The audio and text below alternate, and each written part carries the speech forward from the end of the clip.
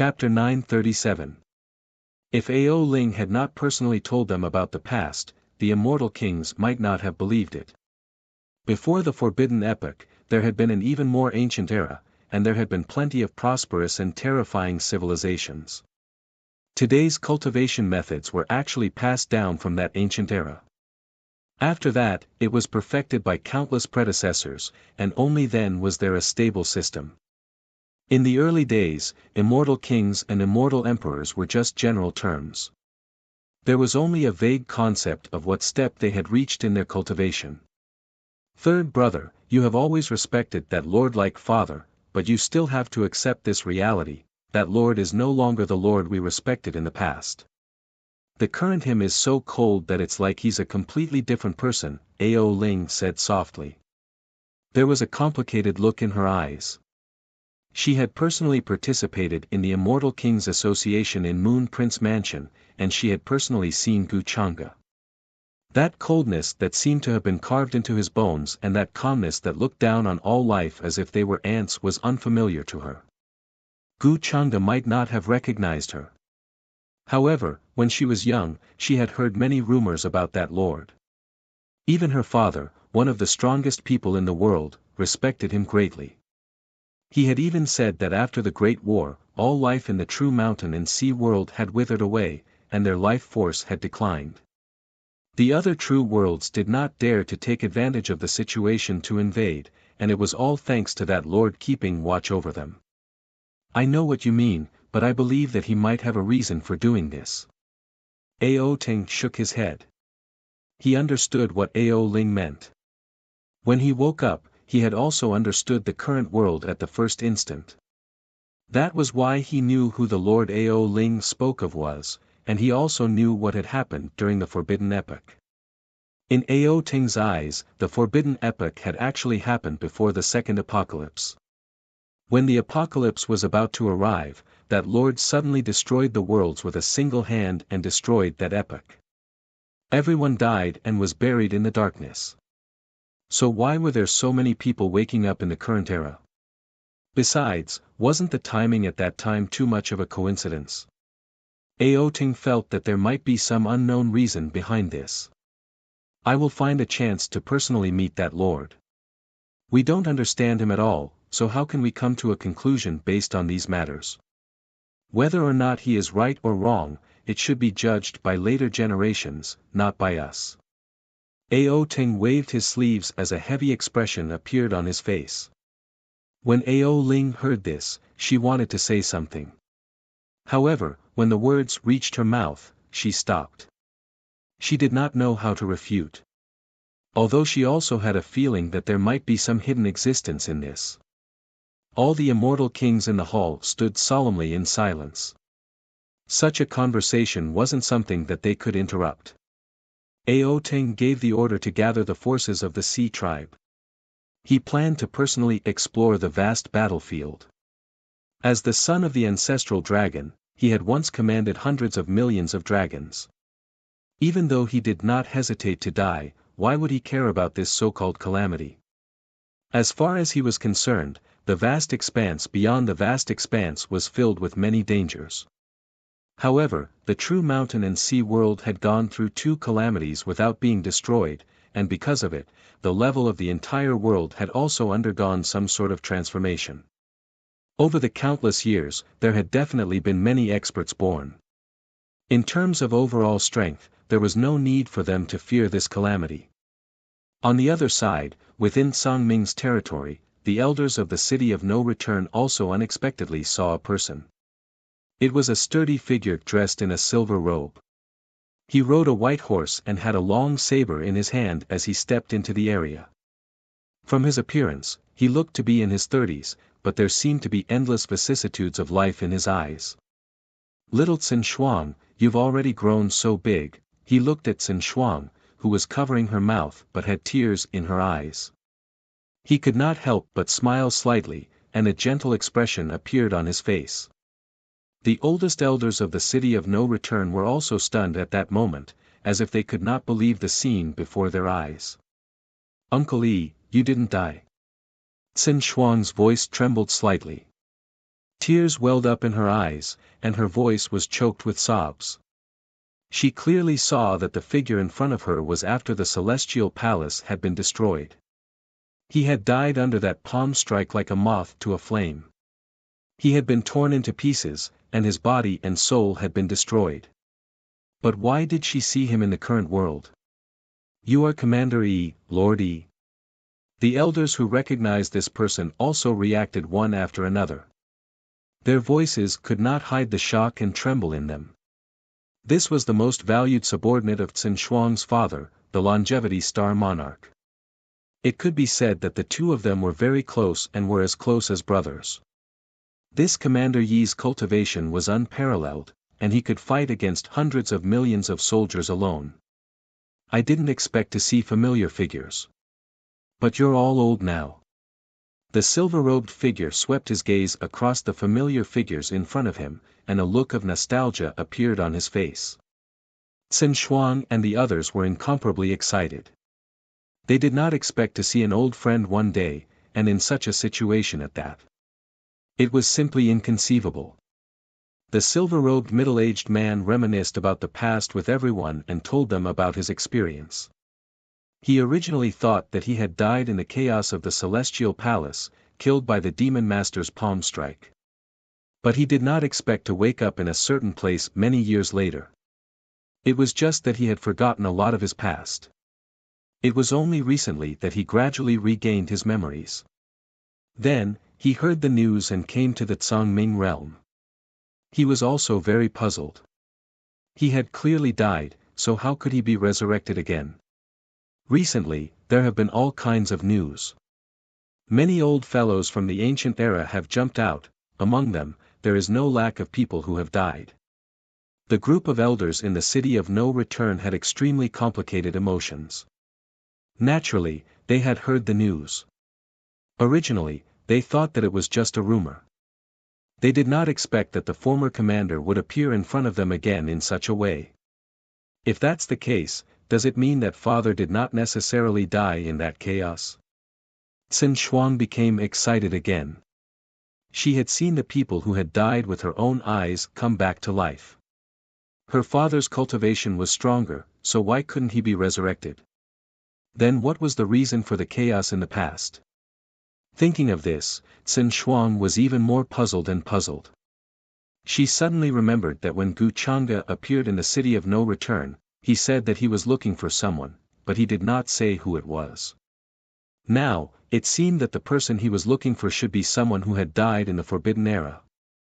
Didn't that mean that he already knew all this and knew that those people were not dead, or that they would not die? Could it be that he did this on purpose?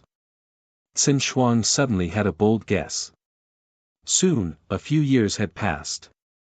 The upper realm and the immortal domain became more and more turbulent.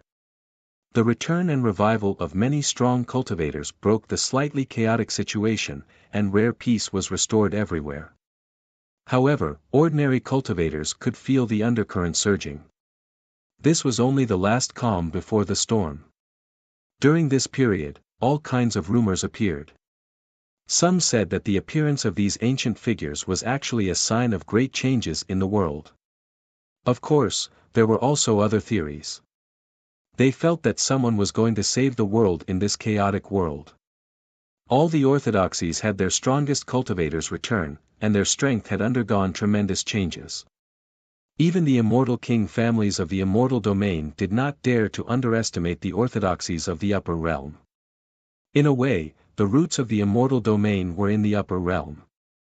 Some of the families in the immortal domain had migrated from the upper realm, and their ancestral grounds were in the upper realm.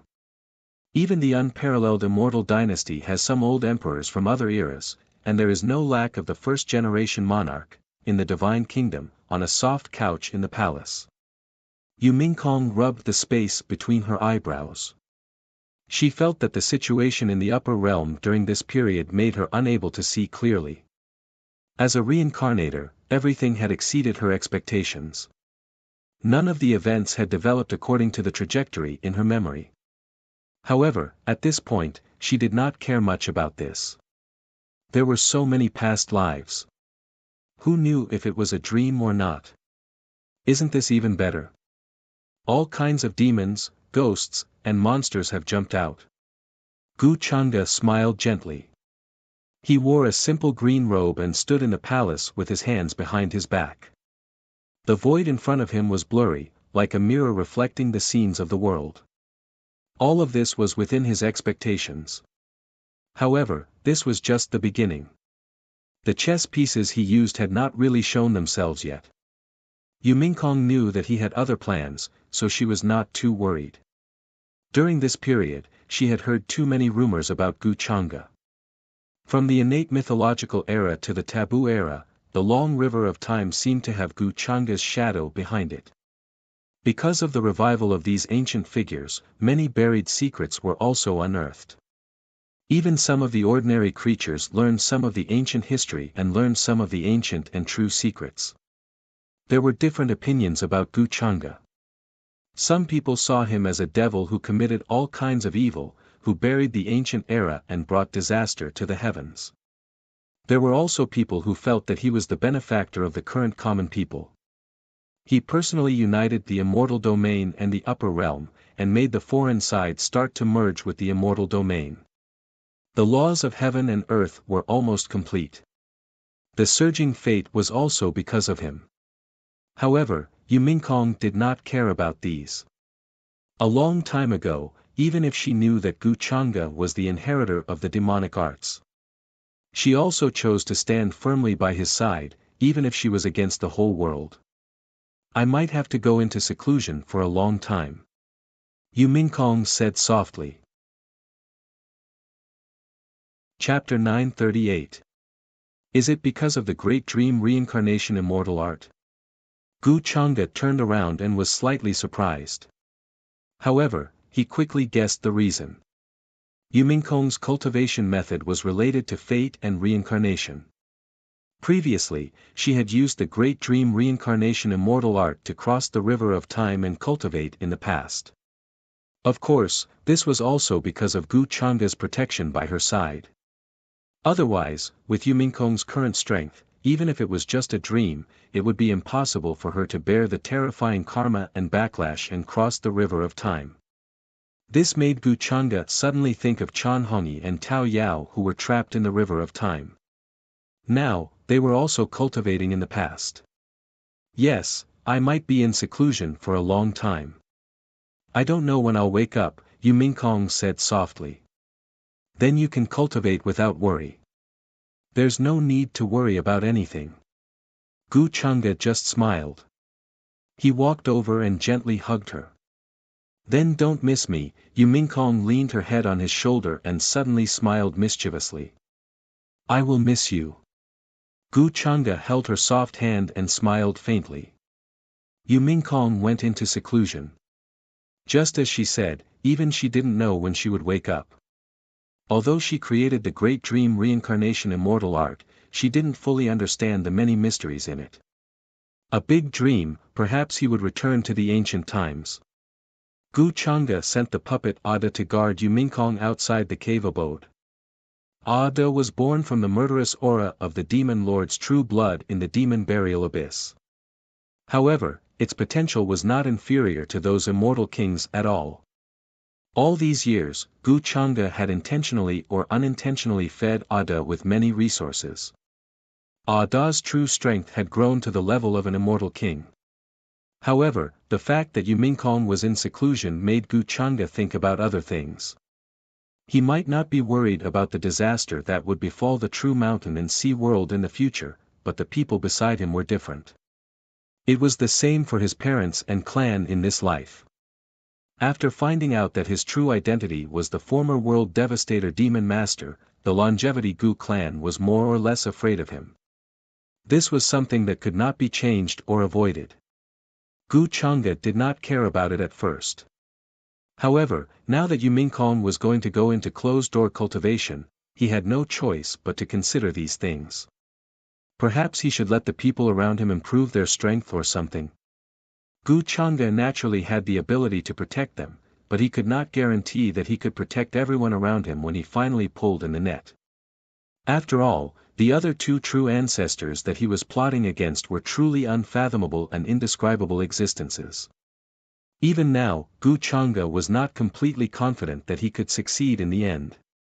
If I were alone in this world, why would I care about these things? In the end, I still included myself in this plan. Gu Chang'e shook his head gently and rubbed the center of his brows. At the same time, in the depths of the longevity Gu clan's territory, there was a pure and holy scene there. Ancient trees towered into the sky, divine mountains were lofty, and immortal qi was thick. It was like an independent universe. Clouds rose, and a silver waterfall fell from the sky. Even in this world that was undergoing shocking changes, it still gave off an air of transcendence. At that moment, many of the Gu clan's progenitors were gathered in the clan's ancestral hall with solemn expressions. This was a simple and ancient courtyard. It did not look like a grand palace or a pavilion, but there were terrifying divine patterns that flickered and intersected with each other everywhere. They were filled with an ancient air. Since the Gu clan was founded, it has actually spanned hundreds of millions of epochs. Even before the era of the taboo era and at the beginning of the era of the innate legends, the Gu clan could still be found. An old man with a face full of vicissitudes, dressed in a wide black robe, was standing in the ancestral hall and speaking to everyone. He was dressed in a black robe embroidered with the pattern of fallen leaves. It covered his body and even his feet. At first glance, people could not see the figure under the robe. All they could see was a wide black robe. However, many of the Gu clan's progenitors here were incomparably respectful to this person. Even the arrogant progenitors like Gu Lang stood quietly and listened to these words. Beside this black-robed old man, there were a few existences with equally ancient auras. They were surrounded by fog and surged with chaotic light, causing people's hearts to tremble. They came from the immortal domain. To be precise, they came from the immortal domain's Gu clan. After the taboo era, the Gu clan was divided into two parts. Some of the progenitors brought their clansmen to the immortal domain.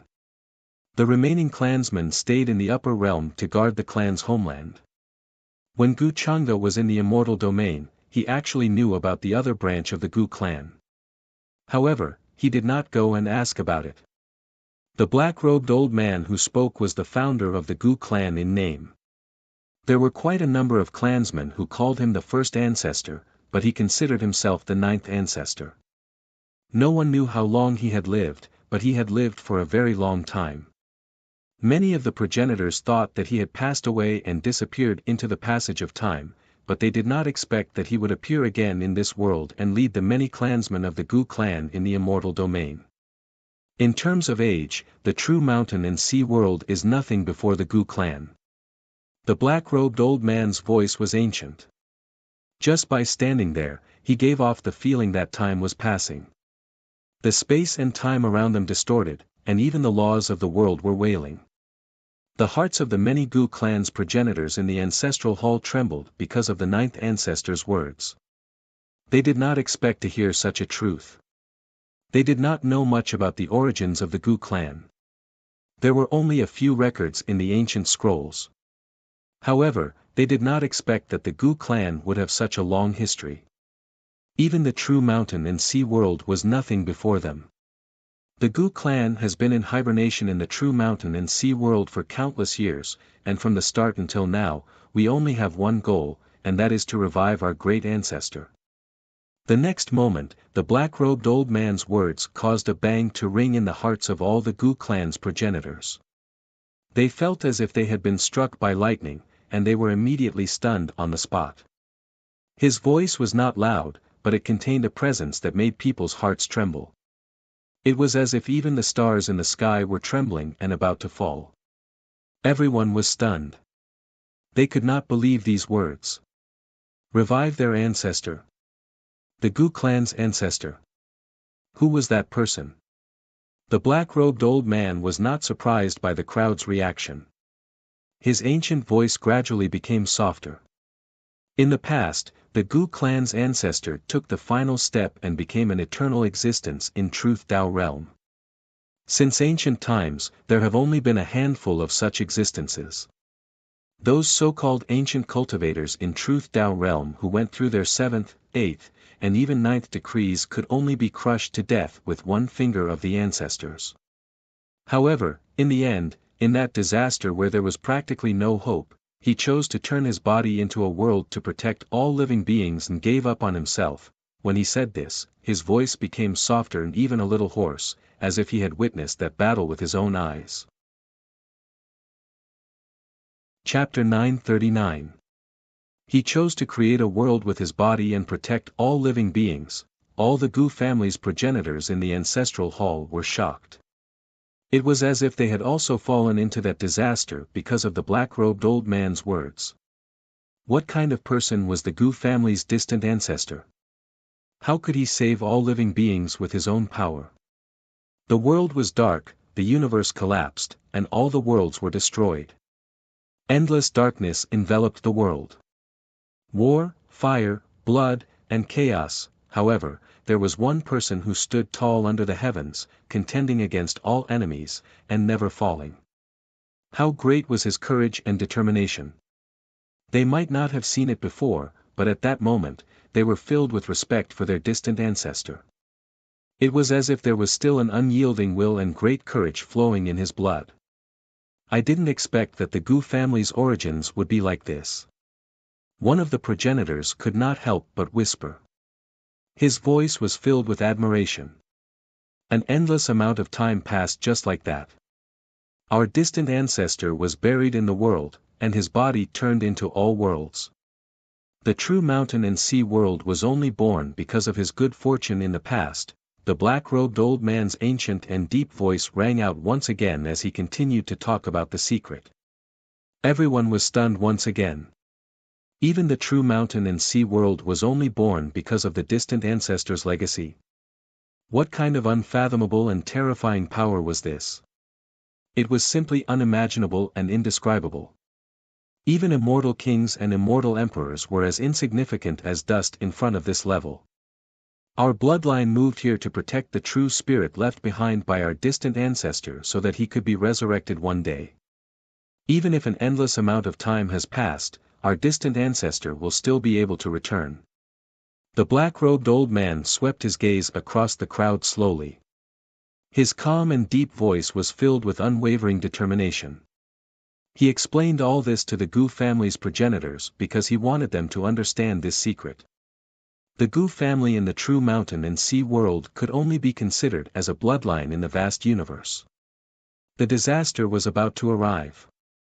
If he did not tell them all this beforehand, he was worried that the Gu family would fall into chaos because of it.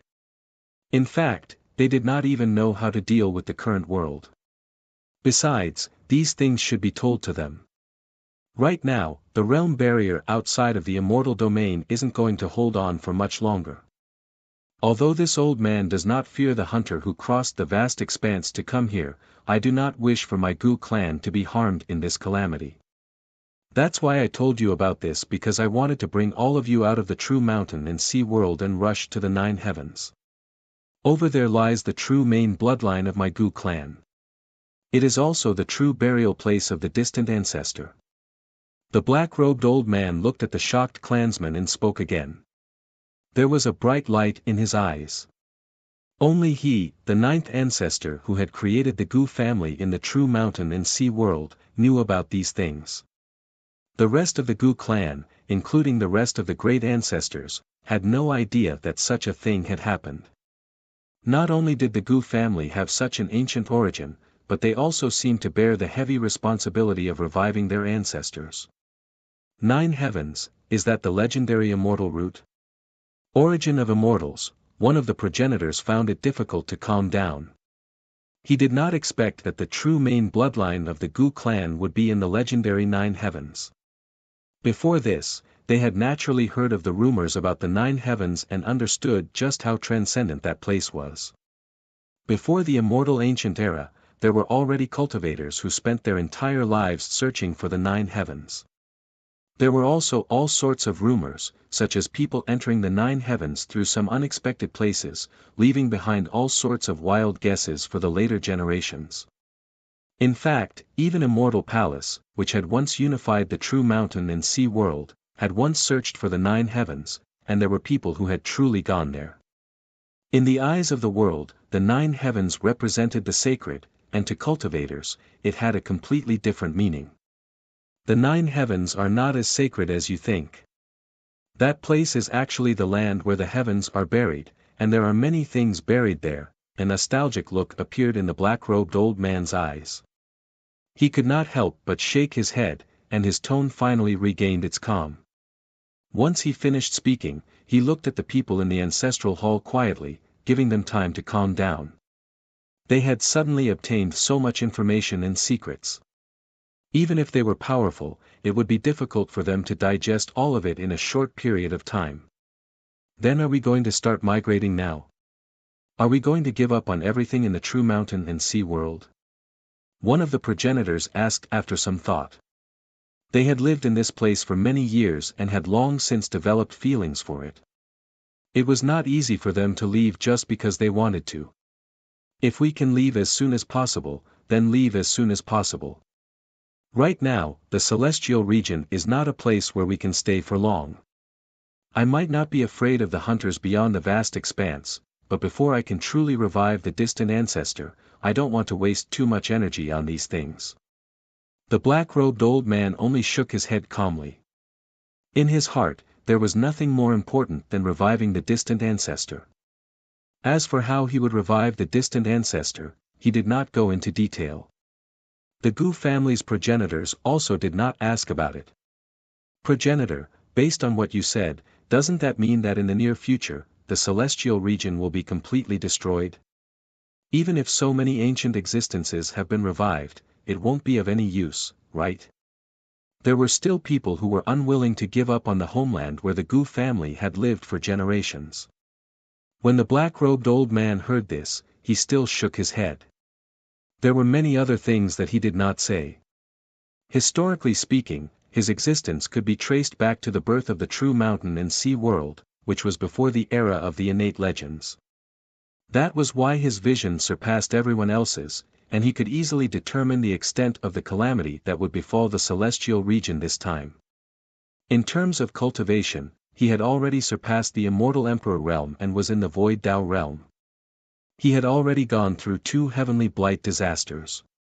In the current true mountain and sea world, he could not find anyone who was stronger than him. Besides Gu Chang'e, who was the reincarnation of the demon master. He believed in his own judgment. If he continued to stay in the true mountain and sea world, it would only cause unnecessary losses. The Gu family's progenitors in the ancestral hall fell silent. Before the old man who had founded the Gu family, any decision they made was completely useless. I'm only doing this to protect the Gu family. His voice was ancient, but he did not explain too much. If you're doing this to protect the Gu family, then why are you giving up on the family's land? However, at that moment, a voice suddenly came from outside the ancestral hall, and Gu Chang'e appeared. He walked over with a natural expression, and his gaze landed on the black-robed old man. He seemed to be sizing him up with interest. Chang'e, the many progenitors in the ancestral hall were shocked. Clearly, they did not expect that Gu Chang'e would appear here at this time. However, in terms of seniority, they were Gu Chang'e's progenitors.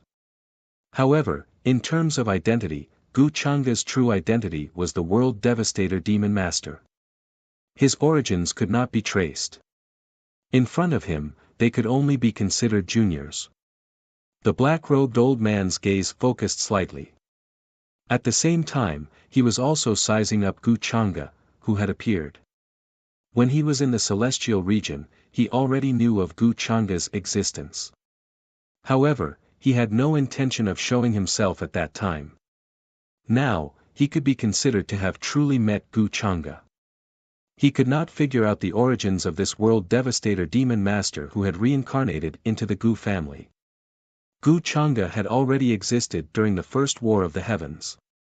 Moreover, he had saved the incarnation of the true spirit of the mountain and sea realm as a former heaven destroyer. He knew all these things and had even seen them with his own eyes. However, with the transcendence of the Gu family, he had never participated in that war.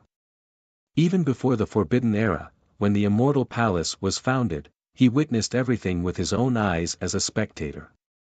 However, why would Guchanga destroy the Immortal Palace? How did he become enemies with the master of the Immortal Palace? He did not know, nor did he understand the reason. How should I address you? The black-robed old man shook his head slightly in his heart. Even if it was the reincarnated Guchanga, he still could not see clearly. He did not even know what realm the current Guchanga was in. His entire person seemed to be shrouded in a layer of fog. Since ancient times, including now, there was no sign of him. This was somewhat inconceivable. If it was in the past, he would not be shocked and puzzled. After all, his cultivation was not as strong as Guchanga's, and he could not see through his origins. However, now, Guchanga obviously had not recovered to his peak state. But why could he still not see Guchanga clearly? 01 had to know that even immortal emperors could reverse time, see the past and future, deduce the secrets of heaven, and see through karma. What's more, he was an existence that surpassed immortal emperors. His true strength had reached a level that no one could guess. The name is not important. You can call me Demon Master, or you can call me Changa like the ancestors. Guchanga had a faint smile at the corner of his mouth. This was the big fish that he had been fishing for. People who had revived in other eras were just small fish and not worth his attention. There was not even a real emperor among them. However, the appearance of the founder of the Gu family in front of him was of great significance to Guchanga now. Even though this involved another chess piece that he had set up. However, it did not matter now. The black-robed old man was silent for a moment. He did not expect Guchanga to be so straightforward. "I'll still call you Demon Master," he said. Guchanga smiled faintly and said, "Progenitor, you can call me whatever you like. I didn't come here to call you that." The black-robed old man's strength surpassed that of immortal emperors. He had even reached the Void Tao realm and passed the second heaven's blight. To put it bluntly, he was definitely one of the strongest people in the history of the true mountain and sea world. Even at his peak, Tsing barely had the qualifications to fight with him. "I can guess your goal, but the true mountain and sea world is hopeless. Otherwise, I wouldn't have made the decision to give up the clan's land so easily." The black-robed old man seemed to know Guchanga's goal and shook his head slightly. Guchanga sighed softly and said, "Progenitor, why do you say that? Don't we still have 100 years? These 100 years are more than enough for the true mountain and sea world." Hearing this, the black-robed old man's eyes focused, and his expression became serious. He knew that with Guchanga's status, he would not say such words so easily. Did that not mean that Guchanga had some sort of plan? However, what could be changed in 100 years? Even if he had another 10,000 years, 1,000,000 years, or even 100 eras, there would not be any changes. If it wasn't because there was no other way, who would be willing to leave their home? After all, this is the foundation I built with my own hands, the family I created with my own hands. Your parents and clansmen are all my descendants. How can I bear to watch them be sacrificed along with this world? I don't know what your plan is, but I can tell you directly. This time, the hunters who crossed over from beyond the vast expanse are very strong. They definitely have an ancient true world supporting them. Besides that, I also sensed a mad and chaotic presence among them. There might be a lunatic among them. At this point, the black-robed old man no longer hid anything. He did not expect the Gu family members to understand what he said and understand how dangerous the situation was. However, he knew that Guchanga definitely understood what he meant. A hunter with an ancient true world supporting him would not be much weaker than him. And those who were called lunatics were all ruthless people who had destroyed a true world with their own hands. They had long since lost their emotions and did not have any misgivings. Besides him and Guchanga, who else in the current true mountain and sea world had the right to fight against those hunters? It was precisely because of this that the black-robed old man decided to bring all the members of the Gu family to migrate to the 9 heavens. He did not want to stay in this place and be sacrificed along with the true mountain and sea world. He was very clear-headed and rational. He understood just how terrifying this disaster was to the true mountain and sea world. The other living beings were not afraid because they were ignorant and could not come into contact with this level of power. They understood too little. However, Gu Chang'e should understand this. The true mountain and sea world is not as weak as you think, progenitor. Those who should return will return. Could this disaster compare to the calamity? Gu Chang'e smiled faintly. His tone did not become solemn because of what the black-robed old man said. Did I underestimate the true mountain and sea world? Or are you saying that you have some sort of plan that I do not know about? When the black-robed old man heard this, he frowned. Under his wide robe, he began making deductions. Chapter 940. At his current level, there were many things that he did not need to deliberately deduce.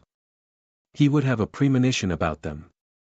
Even the life, past, and future of a cultivator could be clearly understood with just one glance. The reason why he wanted to migrate with the Gu family and leave this world was because he saw the scenes from the past. The true mountain and sea world was covered in a rain of blood. The heavens had collapsed, and the world was hazy. All living beings were plunged into misery and suffering, and the entire world was sacrificed. He could not see the slightest bit of hope in this. He could only see gray and desolation. The world had collapsed, and all worlds were enveloped in endless blood and fire. Yet now, Gu Chang'e suddenly told him that he had underestimated the true mountain and sea world. There was a hint of doubt and confusion in the black-robed old man's heart. He quickly began to deduce, but as he continued to deduce, his frown deepened. Why was the celestial domain still the same as the future he had seen? It was broken, collapsed, and its order was destroyed. He felt that there was something strange about it, so he continued to deduce it again and again. There were billions of possibilities in every instant, but in the eyes of an existence like him, these billions of possibilities were clear lines that could lead him to the set result of the future. Impossible. When he tried to deduce the Gu Chang'e in front of him again, he suddenly realized that he seemed to have disappeared from the past, the future, and even the present. He was clearly standing here, but it also seemed like he was not there. He stood in a dimension unknown to others and looked down on all living beings. The black-robed old man swiftly raised his head and stared at Gu Chang'e. You have clearly not recovered to your former peak, but why is it that even in the present world, you are nowhere to be seen? Who the hell are you? Was the dark calamity many epochs ago deliberately set up by you? He seemed to have understood something at that moment, and he asked with a grave voice. If that was really the case, did it not mean that even he had been deceived by Gu Chang'e in the past? He thought that he was a person who was above the world and looked down on the changes of the people in the epochs, the turmoil of the mountains and rivers, and the movement of the stars from the perspective of a bystander. But in truth, all of this was under Gu Chang'e's control and planning. All of the Gu family clansmen in the ancestral hall felt a kind of pressure, as if their souls were trembling. This was just a strand of aura that the black-robed old man had inadvertently revealed when he spoke just now. He had no intention of targeting them. However, this terrifying suffocating feeling that was as vast as the entire universe was pressing down on them still terrified them. For an existence like this ancestor of the Gu clan, his cultivation could only be described as unfathomable and indescribable. It was completely at a level that they could not guess or imagine. However, Gu Chang'e seemed as if he didn't feel this pressure, and his expression was composed as he smiled faintly. Ancestor, what do you mean? Are you doubting me? Do you really think that I intend to destroy the true mountain and sea world and make all the living beings in the world die with it? His words caused the expressions of all the ancestors in the ancestral hall to change. They suddenly felt that Gu Chang'e and this ancestor seemed to be competing against each other. No matter what, Gu Chang'e was a member of the Gu clan, and he was even familiar with some of them. Naturally, they did not want Gu Chang'e to come into conflict with this ancestor. The black-robed old man also understood that he had lost his composure, and his expression quickly returned to normal. It had been a long time since he had such a huge fluctuation in his emotions like today. Originally, he had an aloof attitude towards the true mountain and sea world, because since ancient times, there were not many people who could truly enter his eyes. The only exception was Gu Chang'e. But why could he not sense the presence of any other space-time or time on Gu Chang'e, or even the ripples of existence? It was as if Gu Chang'e had truly collected all the figures in the timeline, and the endless spacetime had returned to one, and he was the only one. As an ancient cultivator in the Void Tao realm who had walked on the path of transcendence and had even gone through 2 heavenly blight tribulations. He knew what this meant, which was why everyone found it hard to believe. He stood tall in the current world, but he could not find Gu Chang'e's figure in the past. It was as if he did not exist in the past, nor did he exist in the future. In fact, he did not even exist in the current world he was in. It was as if Gu Chang'e had appeared out of thin air. It was such a creepy thing to do. It's not that I doubt you, but I suddenly don't understand your origins. Since ancient times, only those with talent who broke through the shackles and restrictions had the right to jump from the immortal realm to the Tao realm. Could it be that you are an anomaly among anomalies, a so-called anomaly? The black-robed old man's voice was slightly deep. His origins were extremely ancient, and could be traced back to countless eras ago. At that time, cultivation realms were not as detailed as now. Ancient cultivators like them were used to calling themselves the mortal realm, the immortal realm, and the Tao realm. The mortal realm generally covered all the realms before the immortal path. Even those who stood at the peak of the human path, who were also those who had achieved the Tao, were only at the peak of the mortal realm. As for the immortal realm, it was actually a series of realms from the true immortal realm to the immortal emperor realm. After walking on the path of transcendence, it was the Tao realm. The division between the void Tao realm and the true Tao realm also came from this. However, there were too few ancient cultivators who had walked to the Tao realm. Even those ancient true worlds that had been nurtured for countless eras and gone through many calamities had only given birth to a few existences in the Tao realm. Therefore, the black-robed old man was completely qualified to look down on the true mountain and sea world. This was just a newly born ancient world, and there was not even a single ancient cultivator. During the first war of the heavens, if the demon lord had not appeared, there might not have been the second calamity, and the current true mountain and sea world. This series of events made the black-robed old man think in a certain direction. Especially when Gu Chang'e said these words in front of him today. Ancestor, you worry too much. I just want to tell you that the true mountain and sea world will not be destroyed because of this calamity. As for the anomaly, you can understand it that way, but I would rather call it an anomaly. Gu Chang'e still smiled faintly. The black-robed old man's frown deepened. Anomaly? If there was an anomaly in the unseen world, then it was pardonable. He did not dare to directly say that he could determine the past and present, and that he could see through everything. The path of cultivation was long and filled with dangers. There was no end to the Tao. He did not think that he was truly invincible after reaching this realm.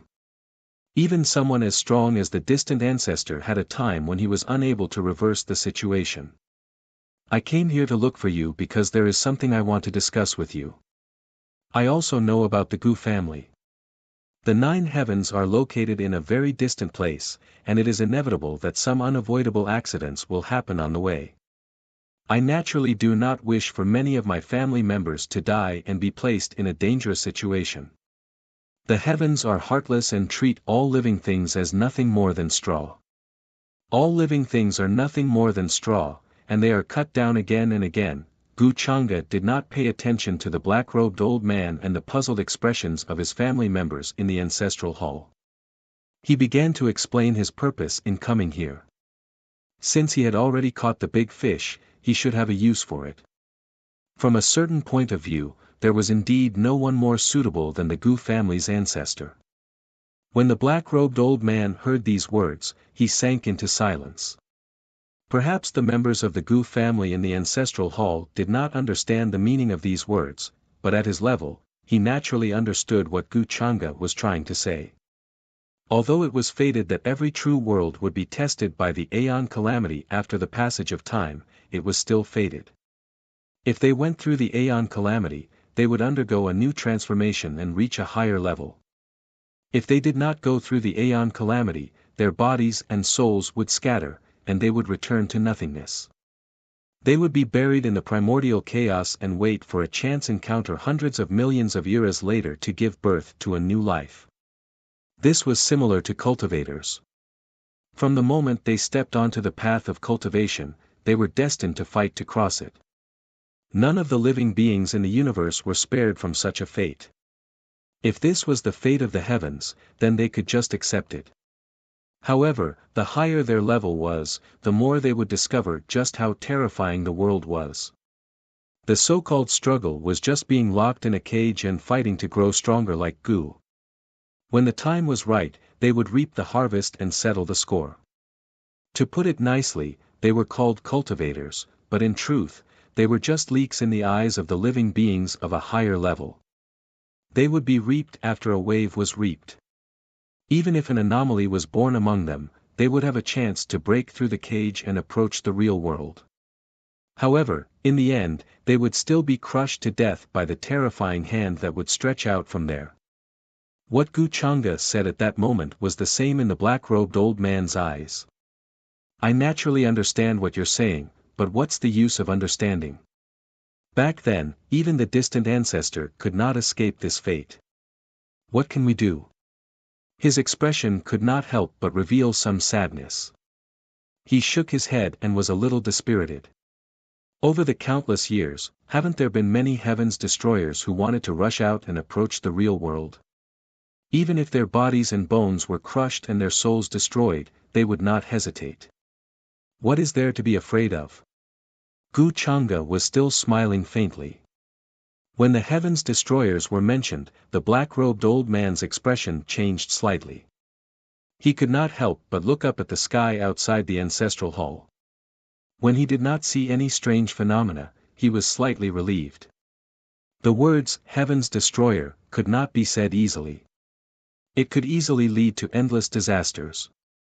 However, Gu Changa said it so calmly in front of so many Gu clan members in the ancestral hall. The black-robed old man could not help but bitterly smile in his heart. He really did not have any scruples. The higher one's level was, the more they could feel that kind of unseen, ever-present gaze. Everything he said and everything he did had to be done with utmost caution. Why don't you just tell me directly what you want to do? The black-robed old man sighed in his heart. It seemed that the longer he lived, the smaller his courage became. Although Gu Changa should be an existence that was more ancient and mysterious than him, he was still young. However, with his current appearance, he was just a young man. He was young and full of vigor, fearless and unconcerned, and he openly said the two words heaven's punishment. I want to reorganize the true world and establish the Heaven's Destroyer Alliance in the name of Heaven's Destroyer. Gu Changa was still smiling faintly, and his tone was also very casual. What? However, as soon as he finished speaking, the black-robed old man's expression changed drastically. He was even shocked, horrified, and in disbelief. Rumble. In the void, there seemed to be hundreds of millions of thunderclaps at this moment. A terrifying aura was about to rush over from beyond the sky.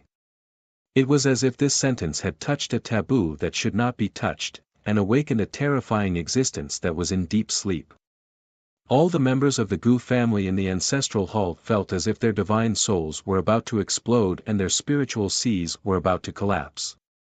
Their bodies trembled all over. Their entire bodies were about to collapse to the ground.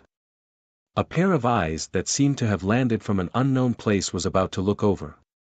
The boundless power that came with it was as if a part of the blue sky was about to crash down, crushing their spines and turning their divine souls into ashes.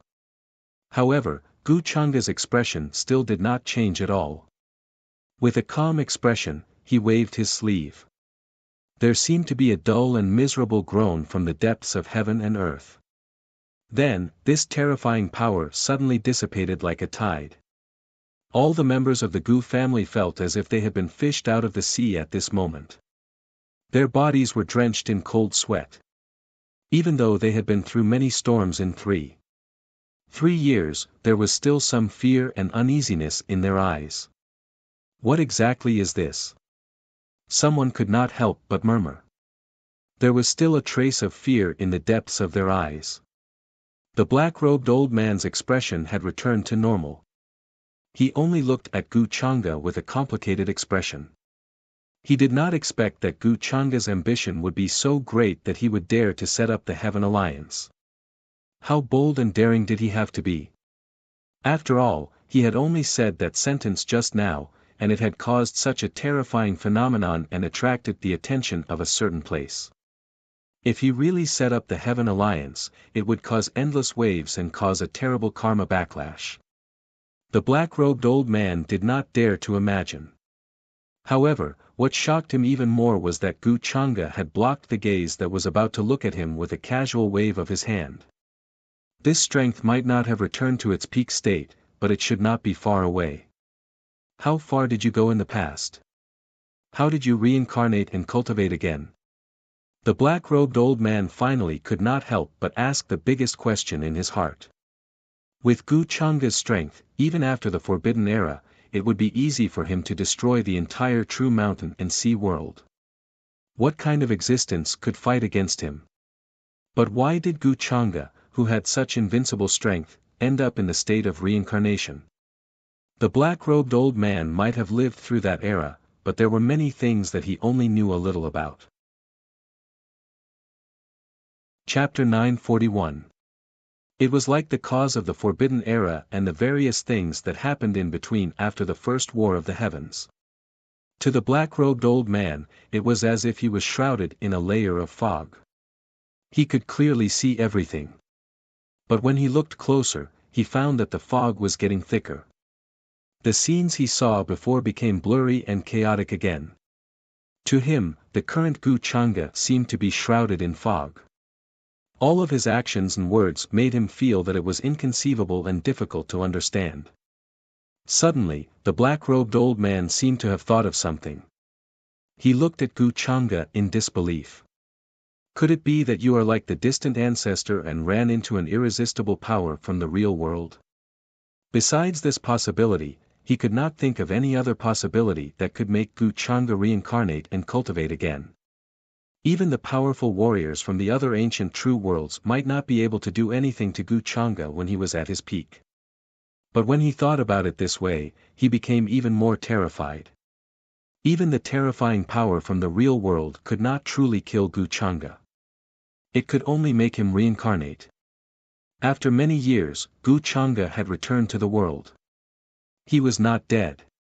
Did that not mean that Gu Changa was stronger than the distant ancestor of the Gu family? After all, even the distant ancestor was wary of that power. He once said that it was not something that any living creature in the world could withstand. Even if it was just a wisp of chi, it could easily destroy all lives and make all cultivators vanish. No wonder you have such boldness and courage to say such words. You are a companion of the distant ancestor. In fact, you might have even gone further than the distant ancestor. At that moment, the black-robed old man finally understood a little. A hint of bitterness appeared at the corners of his lips. Gu Changa did not answer too much. He still had a faint smile on his face. Since the black-robed old man was connecting in that direction, then he would naturally not expose anything. The people of the Gu family in the ancestral hall could only understand half of the words that sounded like a riddle. However, they did not understand what the black-robed old man meant. Gu Changa was on the same level as the Gu clan's ancestor. Could it be that he could go even further? Compared to the transcending distant ancestors, he might be able to go even further. This is definitely one of the most powerful individuals from past to present. Their hearts were filled with shock. Originally, when they found out about the many secrets of the Gu family, they already felt that it was very inconceivable. They needed a period of time to digest these facts. However, he never expected that Gu Changda's true origin was even more powerful than his ancestor. Those words were personally spoken by the ancestor before him. This shock was even more shocking and inconceivable than personally hearing the deeds of the distant ancestor just now. With you guarding the true mountain and sea world, it is indeed more useful than any other defensive measures. The black-robed old man's expression had already returned to normal, but his heart was still not calm. He also understood. Gu Changda had personally said that the true mountain and sea world was not as simple as it seemed. He definitely had his own intentions and plans. The black-robed old man did not intend to ask any more questions about this. With Gu Changda around, there was naturally no need to worry about this so-called hunter disaster. At that time, it would be hard to say who would be the hunter and who would be the hunted. I am not staying in the true mountain and sea world just to guard this place. Gu Changda smiled faintly. His eyes became deep and profound. He said, "The heavens are not benevolent. I want to build the alliance of heaven. I want to use the power of all ages to attack the heavens and purge the world. I came here today to ask for a favor from you, progenitor." The black-robed old man's eyebrows twitched again because of his words. However, when he thought about Gu Changda's origins, there did not seem to be anything wrong with it. He could only force himself to remain calm and not make a fuss because of this. After all, when one reached Gu Changda's level, one's pursuit of Tao and Tao had already reached its limit. There might be no end to the Tao, but there was an end to the road. They were already standing at the end of the road. That was why the people at the same level as Gu Changda and the Gu family's progenitor were no longer thinking about how to survive the calamity or how to get through heaven's blight. Instead, they were thinking about how to attack the heavens and how to break through the end of the road to reach the end. "Tell me, what do you want me to do?" The black-robed old man asked in a low voice. He knew that he had no room to refuse. Even though his identity was that of Gu Changda's ancestor in this life, it was of no use. In this kind of situation, Gu Changda probably wouldn't give him a choice. "I want you to build the Heaven Crusade Alliance with me, progenitor." Gu Changda said these 3 words without hesitation. Just as the black-robed old man's expression was about to change drastically again, he continued, "The Heaven Crusade Alliance will not only have my power alone. Only by using the power of all ages will we have a chance to attack the heavens and prove our Tao. As you can see, I haven't recovered to my peak state. I also lack ancient cultivators who can control the situation. The birth of the Heaven Crusade Alliance can't be completed overnight. I can only play a role in it at most. If we want to break the cage and come into contact with the true power, we have to gather the power of all ages." Many of the Gu family members present did not understand what these words meant. However, judging from the black-robed old man's gradually changing expression, the information contained was absolutely terrifying. Attack the heavens and prove their Tao? They did not dare to imagine these things at all. The black-robed old man's expression became completely heavy. He remained silent. Because of Gu Changda's words, huge waves surged in his heart. He could not calm down at all. Attack the heavens and prove their Tao? This was something that even their progenitor did not dare to say. Who in the billions of universes and the vast heavens would dare to say such a thing? Even the Heaven Crusade sect, which was established in the 9 heavens, dared to name themselves this because of the uniqueness of the 9 heavens. If they walked out of the 9 heavens, they would probably suffer a terrifying backlash in an instant and would be destroyed easily. Of course, I will give you some time to think about it, progenitor. You don't have to decide whether to agree or not now. That's just a suggestion of mine. The profound expression on Gu Changda's face disappeared, and a faint smile appeared on his face once again. The Heaven Crusade Alliance was only the first step of his plan. In Gu Changa's opinion, the many subsequent plans were actually more important. He had spoken to the black-robed old man like this mainly because the current true mountain and sea world did indeed lack suitable ancient cultivators. Even the ancient existences who had survived the calamity might not have reached the immortal emperor realm, let alone the path of transcendence. I understand. The black-robed old man nodded. He did not directly answer Gu Changa. This kind of thing was not something that could be easily said or agreed to. He had to be extremely careful. The gaze from the unseen was not a joke. It was just like how when Gu Changa mentioned the Heaven Crusade sect, thunder had exploded in the void, and a terrifying might had almost enveloped this place. The higher the level, the more they had to pay attention to this. If a normal person said this, it would definitely not affect them. At that moment, the black-robed old man was also considering whether he should think of a way to contact the main family in the Nine Heavens and discuss this matter. Even though their goal had always been to revive their ancestor, it did not mean that they were willing to become leeks and be harvested by others. The reason why their ancestor had died in the past was because he had encountered the great terror of the true land and had no choice but to use his body to create a world. Gu Changa left the Gu family and did not talk to the other progenitors or family members. Their levels were different now. Even if he let go of everything and spoke to them calmly, they would still be afraid and uneasy. As for his parents in this life, he only glanced at them from afar before turning around and leaving. Gu Lintian had already stepped down from the position of family head, the two of them long focusing on cultivation, both of them currently in seclusion. Gu Changa secretly sent over a strand of innate natural luck energy. Even though it couldn't help them reverse the innate heavens, it was still easy for them to be reborn, to break out of their cocoons and become butterflies. In this great world, everyone was striving to cross over. If they remained stagnant, they would soon be submerged by the great era's flood, buried within. Even though the various lands were in chaos, great calamities descending, many cultivators were still unwilling to give up, trying to seize that trace of life. Gu Changa's emotions were actually not that deep. He had seen this type of scene too many times, already too familiar with it to the point where he couldn't be any more familiar with it. In the following few months, the higher realms, immortal domain, and even the foreign side all displayed heaven-shocking irregular scenes. It was to the extent where several emperor clan ancestors appeared in the foreign side.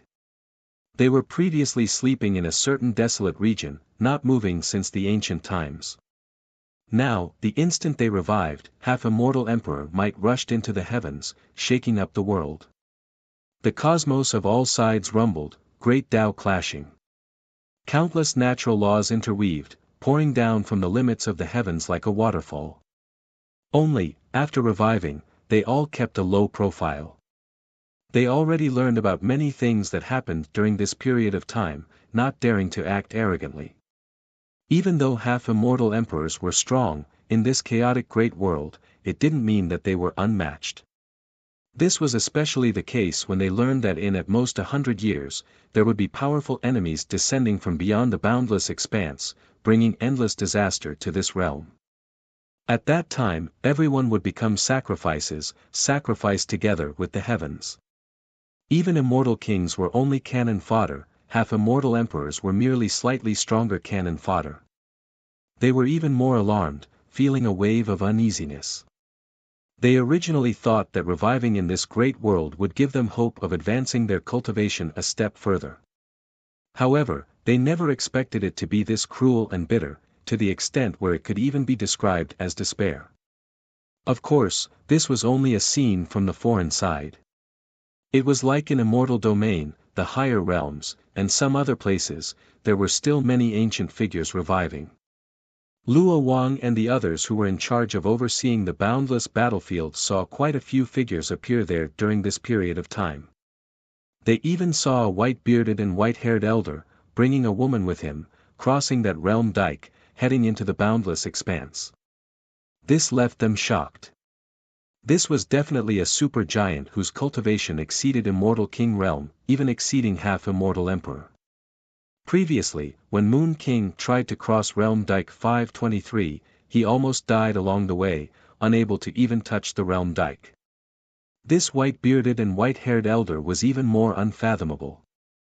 This was especially the case when there was a young woman at his side, an existence suspected to be his disciple. Luo Wang and the others immediately reported this matter to Gu Chang'e.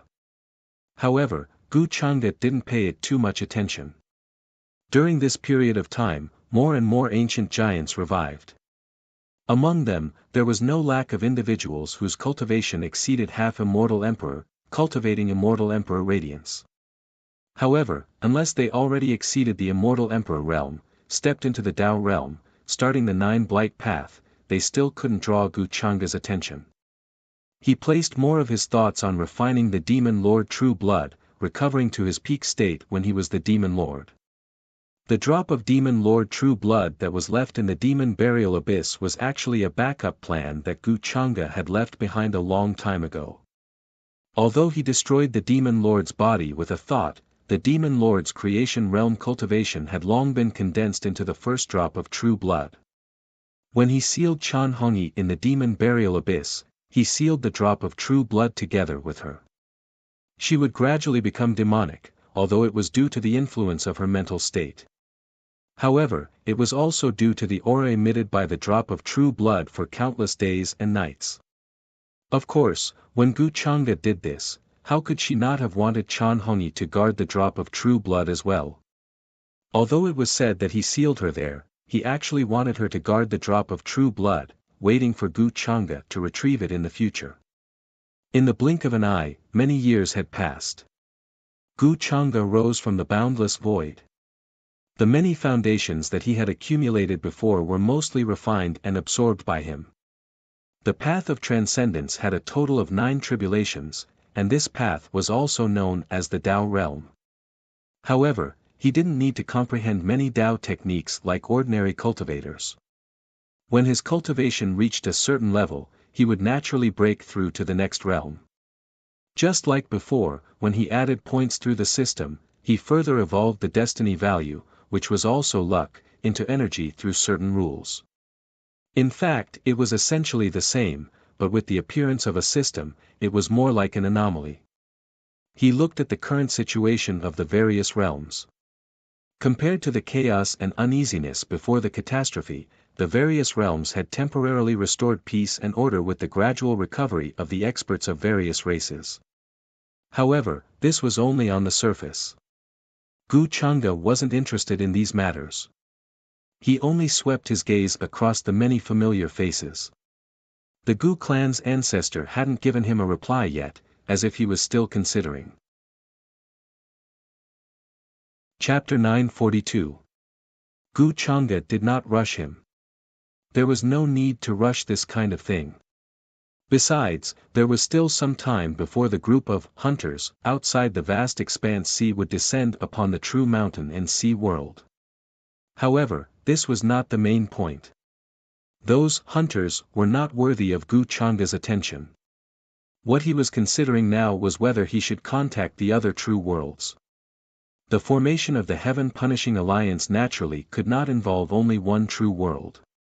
If they wanted to rely on a true world to shake the real world, which was also the origin world, then that was practically a fantasy, a fool's dream. Gu Chang'e swept his gaze across the other true worlds. While the power of nothingness was refining the Demon Lord's true blood, even Jiang Chuchu, Yin Mei, and the others had entered seclusion. They were also trying to break through to a higher realm. Compared to before, there was not much to deal with in the Divine Nation and the Heavenly Court. Usually, there were only a few heavenly soldiers and generals patrolling the area to maintain order. The various races and orthodoxies were not stupid. They would not offend the Divine Nation and the Heavenly Court. Moreover, during this period of time, many old monsters had revived. Some ancient figures had even experienced the dark calamity of the Forbidden Era in the same era as Gu Chang'e. Therefore, they were well aware of how terrifying Gu Chang'e was. None of them dared to act rashly. They all hold up in their own territories. Come to think of it, it's been a long time since I last saw Xian Er. Gu Changa's figure appeared in the heavenly courts for Cardinal Divine Palace. The magnificent palace was exceptionally cold and quiet. There was no sign of human habitation. It had been a long time since anyone had appeared here. After Yumingkong entered seclusion, Gu Changa gave the order. Many of the heavenly court's affairs were handed over to his many officials, including the various immortal king clans in the immortal region. Therefore, there was almost no one in the vast central area of the heavenly court. Even the experts who had followed Gu Changa and were highly regarded by him did not dare to set foot here without permission. He shook his head slightly. In the empty palace, only the hanging curtain was fluttering in the wind. Gu Changa stood there alone for a long time without moving. Ever since the last time he returned from the immortal region with the big red bird and saw Gu Xian Er, the two of them hadn't seen each other for a long time. According to the big red bird, Gu Xianer was the reincarnation of an heir from the true mountain and sea world. He had once died in the true mountain and sea world while resisting the culpa of measure. However, Gu Changa's memories of the true mountain and sea world's heirs were very vague and limited.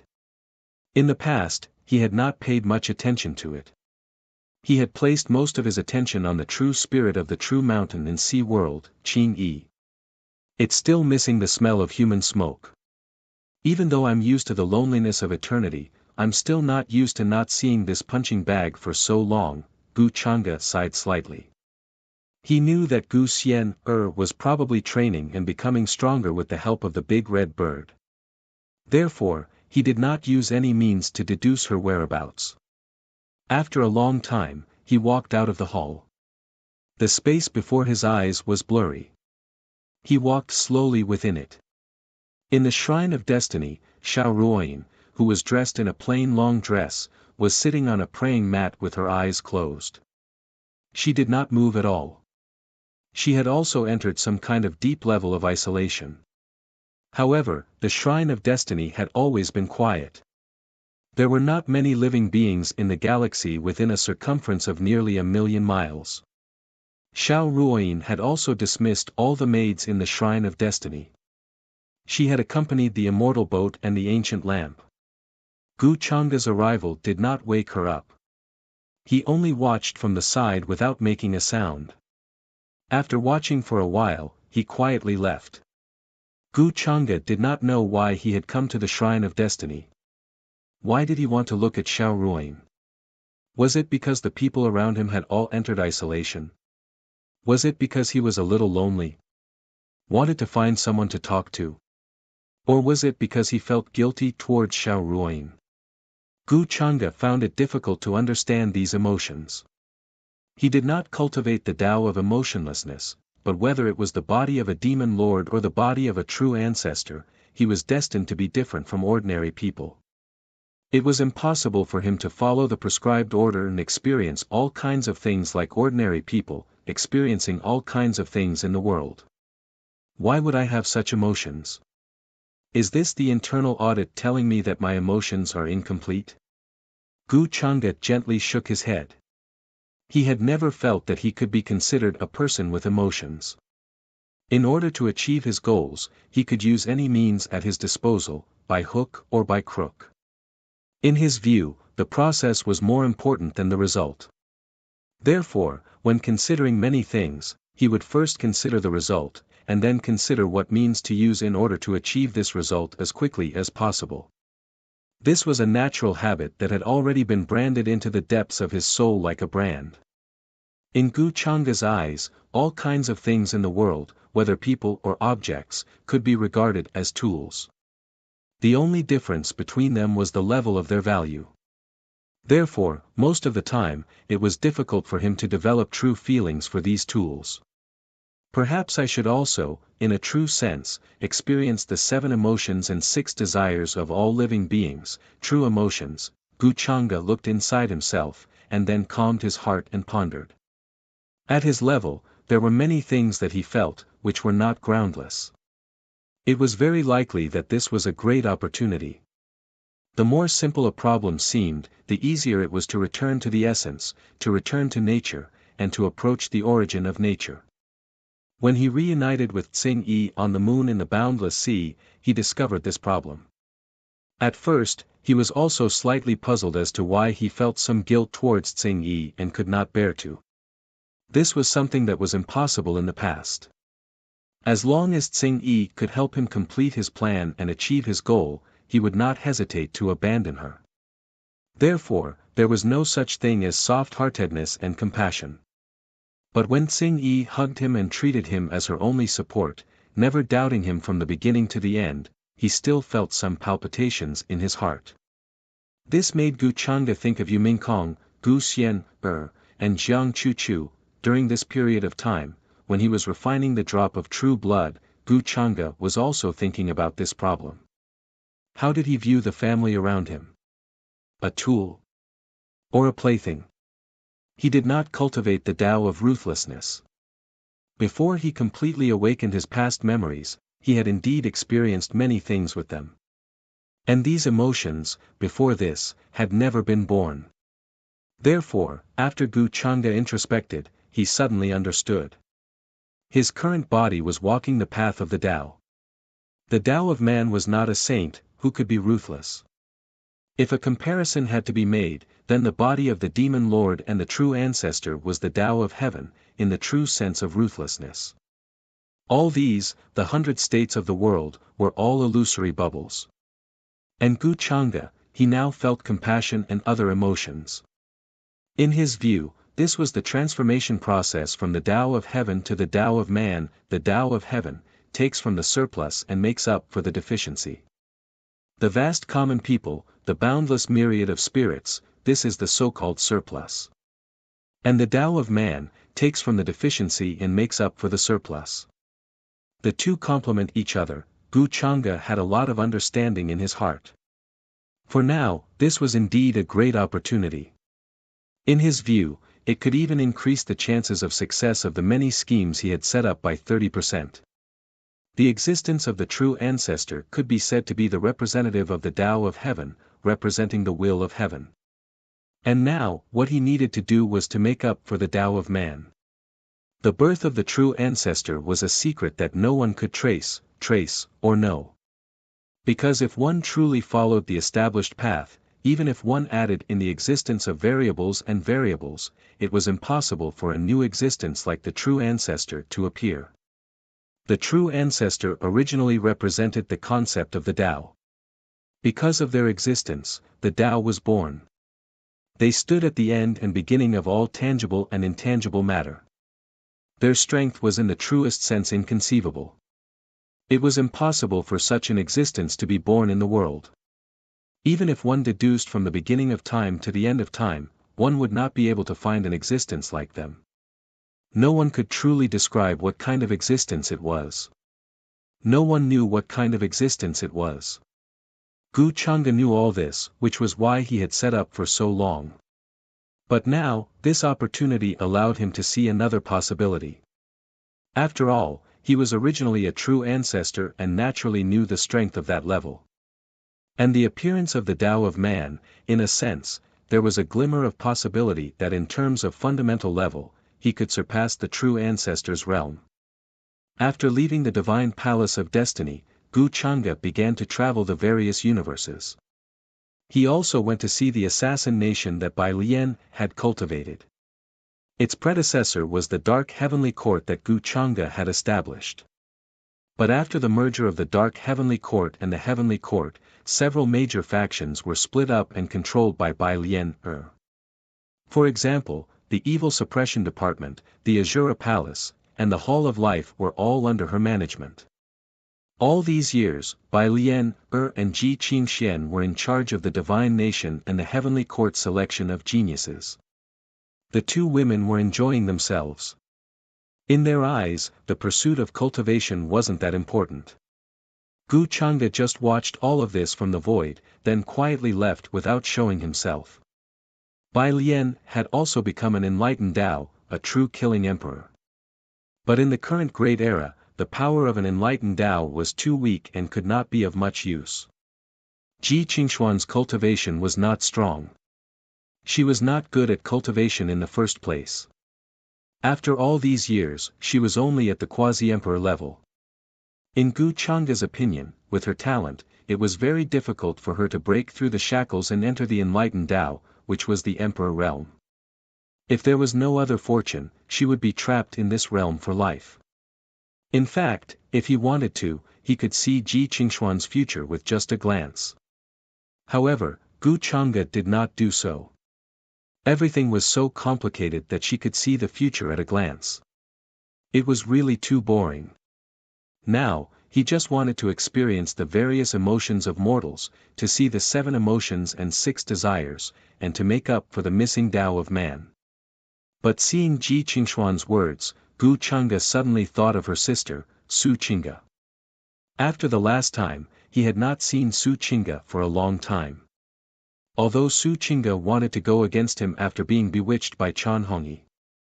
But Gu Chang'e had said a long time ago that he did not want to kill or punish her. He was not a good person. From the beginning, he had been using Su Qing'e to create an almost perfect image for her, making her trust him with all her heart. Finally, after knowing the truth, Su Qing'e was on the verge of collapse, feeling that the world had collapsed. This was normal. Gu Chang'e was not crazy enough to think that Su Qing'e would still trust him after knowing the truth. There was another soul in Su Qing'e's body. That true soul had stayed in the demon burial abyss and was infected by the demonic qi. All of its actions and thoughts were inclined towards the demonic path. Over time, Su Qing'e would more or less be affected. Moreover, later on, she even rushed to the demon mountain to seek protection from Qian Hongyi. She was bewitched by Qian Hongyi's words, so she wanted to go against Gu Chang'e and wanted Gu Chang'e to give her an explanation. Of course, more than that, she wanted to give herself an explanation. She wanted to know what kind of position she had in Gu Chang'e's heart. Was she a worthless chess piece that could be casually thrown away? Or was she not even a chess piece? Was she just a laughable plaything that he played with? From the perspective of a bystander, Su Qing'e was actually a pitiful person. After being brought to the upper realm by Gu Chang'e, because of the 2 souls in one body, she had to become an inheritor of demonic arts. And Gu Chang'e, the original body, openly threw the blame of many disasters on the inheritor of demonic arts. Although these things were not done by Su Qing'e. She had no choice but to escape everywhere, fearing that her true identity would be discovered. In the end, even she firmly believed that she was the inheritor of demonic arts and would bring disaster to the world in the future. She would stand on the opposite side of Gu Chang'e. For her, every day during that period was torture and pain. Gu Chang'e left this area and continued to travel in various universes. He passed through various star regions with life and then landed in the ancient star of life. He walked in the mortal world and truly returned to nature. Like an ordinary creature, he admired the mountains and rivers and went down the river. He did not deduce Su Qing'e's current whereabouts, nor did he want to do so. He just let nature take its course. If there was fate, he would naturally see her. If not, there was no need to force it. In today's great world, she no longer needed to worry about her identity as the inheritor of demonic arts. She could totally choose to live the life she wanted. Gu Chang'e also did not want to disturb her peace. In the end, he traveled through many mountains and rivers. Sometimes he would be with others, and sometimes he would be alone in the mountains and swamps. He stepped on many small mortal countries, experienced wars, witnessed the birth of ancient countries, witnessed the collapse of ancient cities, and witnessed the demise of dynasties. Chapter 943. This was not a very long process. During the decades along the way, Gu Chang'e walked through mountains, swamps, and ancient cities with the identity of a mortal, not revealing the slightest bit of cultivation. Even those who traveled with him treated him as a real mortal. During this period, Gu Chang'e saw with his own eyes the chaos between cultivators, fighting for wealth, companions, techniques, and land, and killing each other.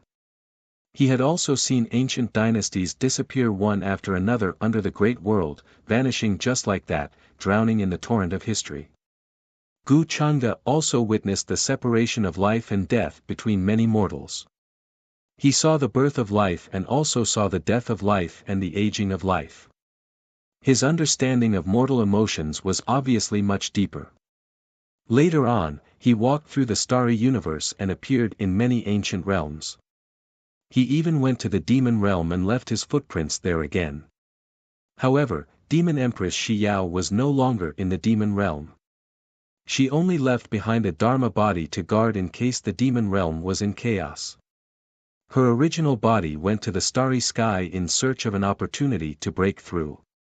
She stepped on the Emperor's road a few years ago and reached the Emperor realm in the depths of another starry sky. However, she did not choose to return to the demon realm. Instead, she continued on her journey in an attempt to break through to a higher realm. For today's world, the cultivation of those who had achieved the Tao could be said to be far from enough. The demon empress Shi Yao knew this very well. As the ruler of the demon realm, although she had an ambiguous relationship with Gu Chang'e, it was difficult to convince the masses without absolute strength. Even immortal kings had to carefully hide, unable to withstand the wind and waves. During this time, there were naturally many ancient great demons in the demon realm. They had a long lifespan and terrifying strength. The demon court, which originally unified the various realms, was also in a state of collapse. The various demon ancestors occupied a region and did not give in to each other. If it were not for the close relationship between the demon empress and Gu Chang'e, they would not dare to attack the demon court. Otherwise, they would have already annexed the demon court.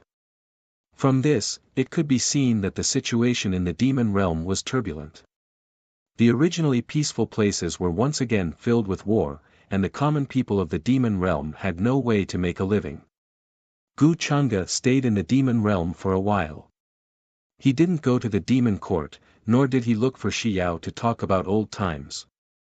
He still chose to view all of this from the perspective of a traveler. He was impartial and would not say which side he was biased towards. Several years later, he left quietly, and no one knew that he had come.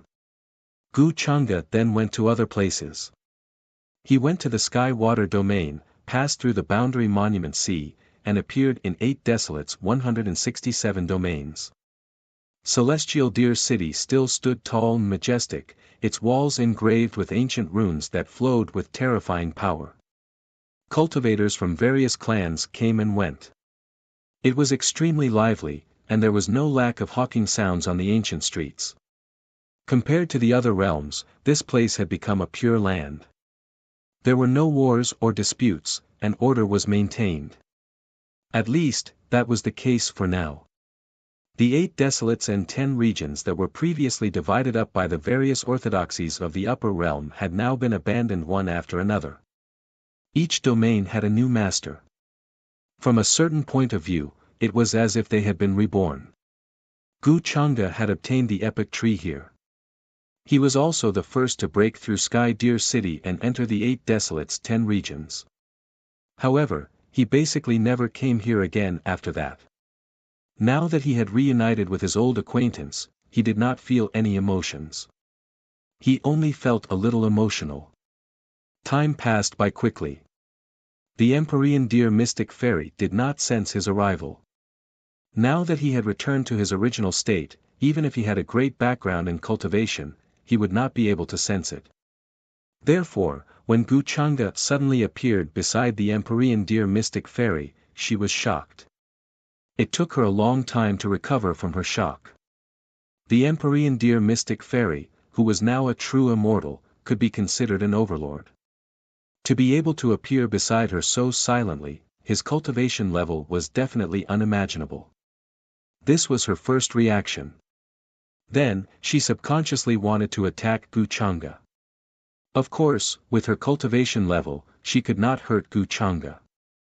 Gu Chang'e suddenly had a bad taste in his mouth.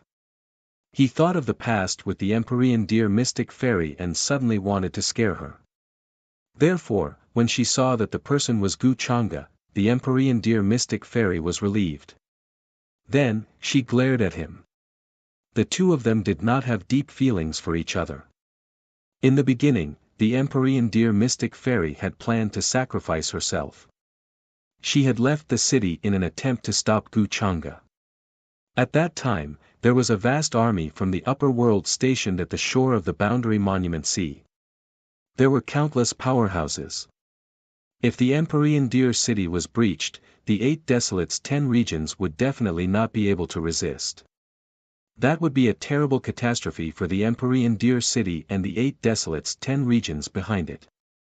The Empyrean Deer Mystic Fairy left alone to protect the Empyrean Deer City that her master had left behind.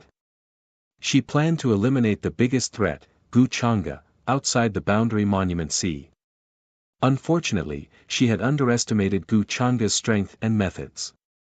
Not only did she not manage to hurt Gu Chang'e, but she was also captured. She was infected by the demonic aura and almost turned into a demon. She, who was originally as pure as a Buddhist lotus, seemed to be somewhat evil and awe-inspiring. After that, many things happened when the two of them went to the 9 mountains. With Gu Chang'e's help, the Empyrean Deer Mystic Fairy got rid of a senior sister who had betrayed her master and had been hiding for many years. Then, she called herself Gu Chang'e's concubine. All the cultivators in the Empyrean Deer City and the 8 Desolates' 10 regions thought that the Empyrean Deer Mystic Fairy had betrayed them. In order to survive, she did not hesitate to submit to Gu Chang'e and was even willing to be his concubine. The Empyrean Deer Mystic Fairy did not care about the insults and ridicule. She continued to do her own thing and did not care about the opinions of others. Gu Chang'e remembered all these clearly. It was also because of the Empyrean Deer Mystic Fairy that the 8 Desolates' 10 regions were safe. The two of them did not have deep feelings for each other. At most, they were dependent on each other and were dependent on each other. Gu Chang'e came to the Empyrean Deer City because he was following the universe's starry sky. It just so happened that it was on the way. Therefore, he wanted to revisit this place and take a look. During this time, the Empyrean Deer Mystic Fairy told him about the changes in the Boundary Monument Sea. A while ago, there were many strange scenes that appeared there. A portion of the originally surging Boundary Monument Sea had already dried up, revealing the cracked seabed. She had sent people to investigate, but they were stopped by an invisible force and could not really get close. Therefore, the Empyrean Deer Mystic Fairy did not know what had happened in the depths of the Boundary Monument Sea. Gu Chang'e did not care about this. He had known for a long time that there was an ancient battlefield under the Boundary Monument Sea. The original heaven-conquering army had fallen there. Later on, for some reason, the ancient battlefield fell there. The Boundary Monument Sea and the vast ocean came from the same source, but there was a clear difference in levels. It could be said that the Boundary Monument Sea was actually the water of the vast ocean that had evolved over countless years. That was why many cultivators were curious about the origins of those tumbling ancient realms. Why was it that even true immortals could not cross and became a natural barrier in the 8 Desolates' 10 regions? These were not secrets to the current Gu Chang'e, so he told the Empyrean Deer Mystic Fairy not to worry about it. Even if some old guys from ancient eras came out from the depths of the Boundary Monument Sea, they would not act rashly. After staying in Empyrean Deer City for a few years, Gu Chang'e also left. Along the way, he had seen all kinds of things in the world: life, death, grief, anger, obsession, and hatred. However, to him, these insights were far from enough. It was like witnessing these as a bystander, but he could not really experience them. It was as if he was just a little bit away. It was like mist in the clouds, separated by mountains and seas. He could not personally touch it, let alone approach it. He sighed in his heart. He still felt that he could not truly experience these things like a mortal. After all, what he was doing was just like observing the lives of mortals from another perspective. His actions were actually not much different from the heavenly Tao. Mortals were fundamentally different from him in terms of life. If I just act like a mortal, I can't make up for imperfect the Tao of man. To begin with, this point is like standing at a high place, like observing ants, looking down on these. Gu Changa frowned. He felt that he should change his mindset and method. Otherwise, if he continued like this, he could only look at flowers through the mist. He could only vaguely see a little bit. Therefore, he might have to abandon his current identity and cultivation and truly become immortal. Of course, it was not really abandoning it. Instead, he had to completely become immortal during this period of time. It was as if he had forgotten his origins and everything. In this case, it was not a bad idea. He could completely cut off his previous problems. Therefore, in the next few years, Gu Changa personally sealed many of his memories, forgetting his past as a cultivator. He even completely hid his cultivation. This time, he was finally like a mortal, able to experience all kinds of normal emotions. He would get sick, he would feel pain, he would feel hatred for the wicked, he would feel pity for the weak, he would feel sympathy for the tragic experiences, he would feel joy for the sunny weather. Gu Changa felt that he could really live like a mortal. No, he was now a mortal in the true sense of the word. He did not use the method of reincarnation to comprehend these things. Instead, it was like starting a new life. Gu Changa could not cross the starry sky like a cultivator, flying in the sky and burrowing through the earth. Even if it was just climbing over a mountain, he would be so tired that he would gasp for breath.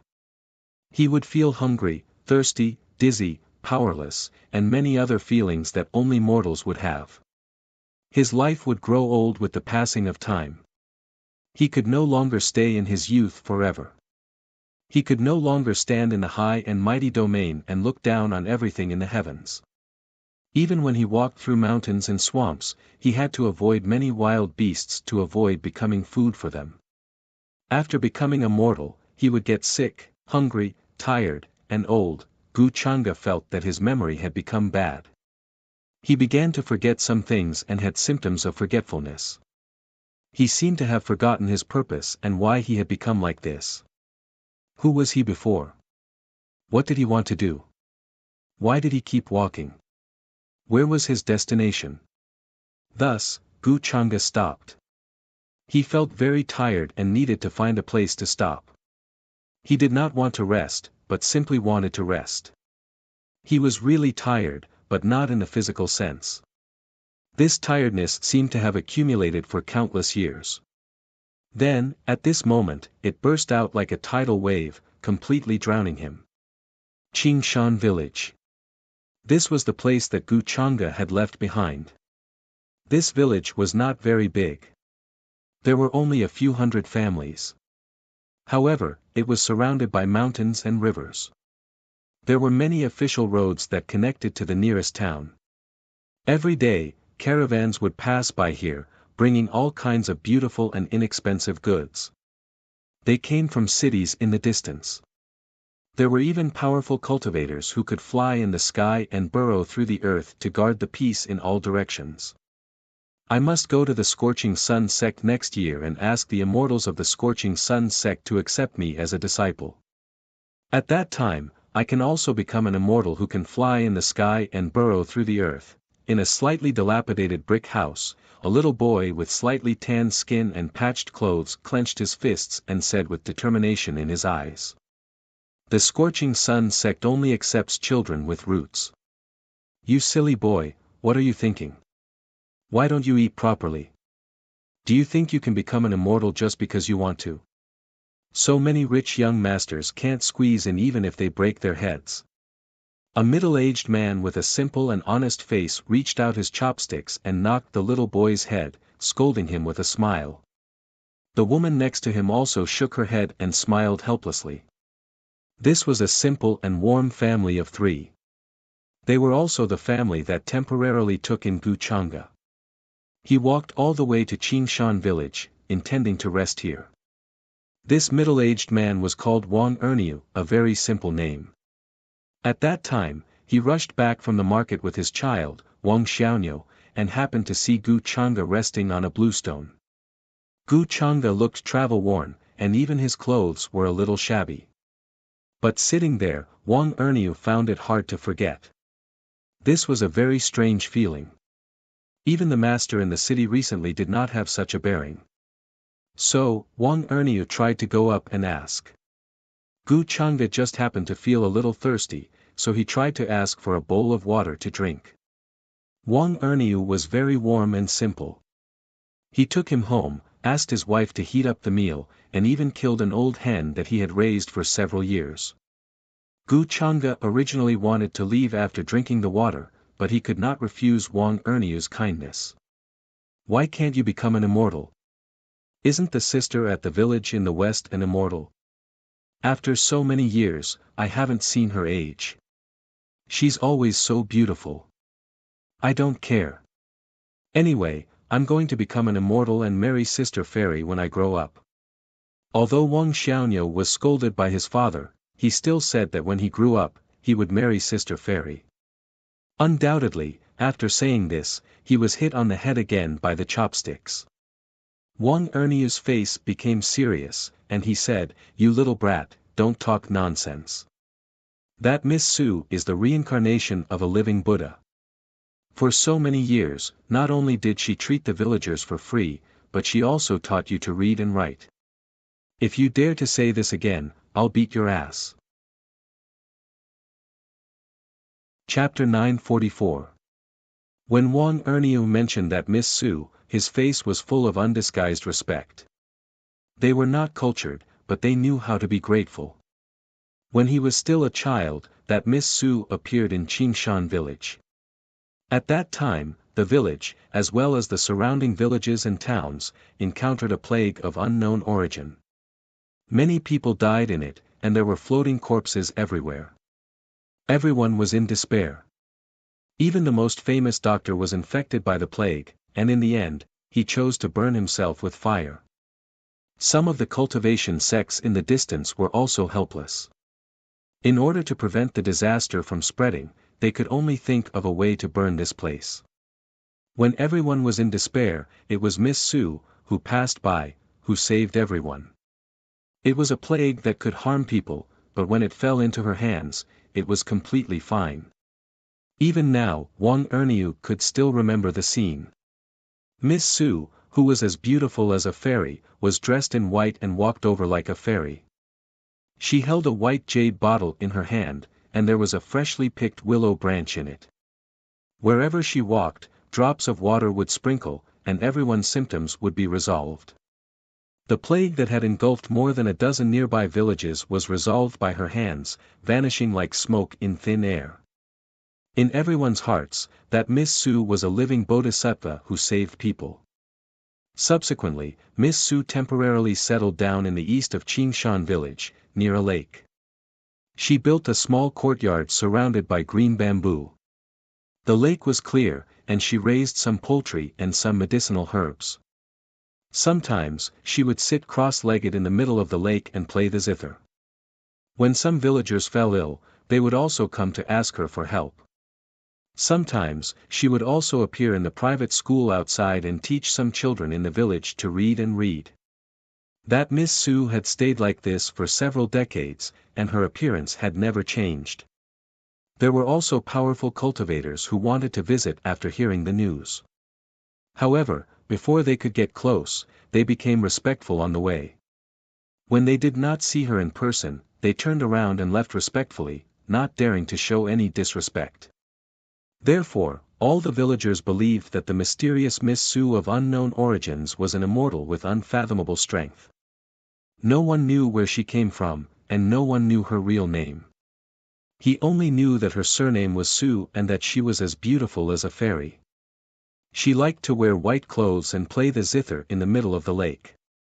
Some villagers guessed that she might have come here to relax, or perhaps she once had a sweetheart and was missing someone.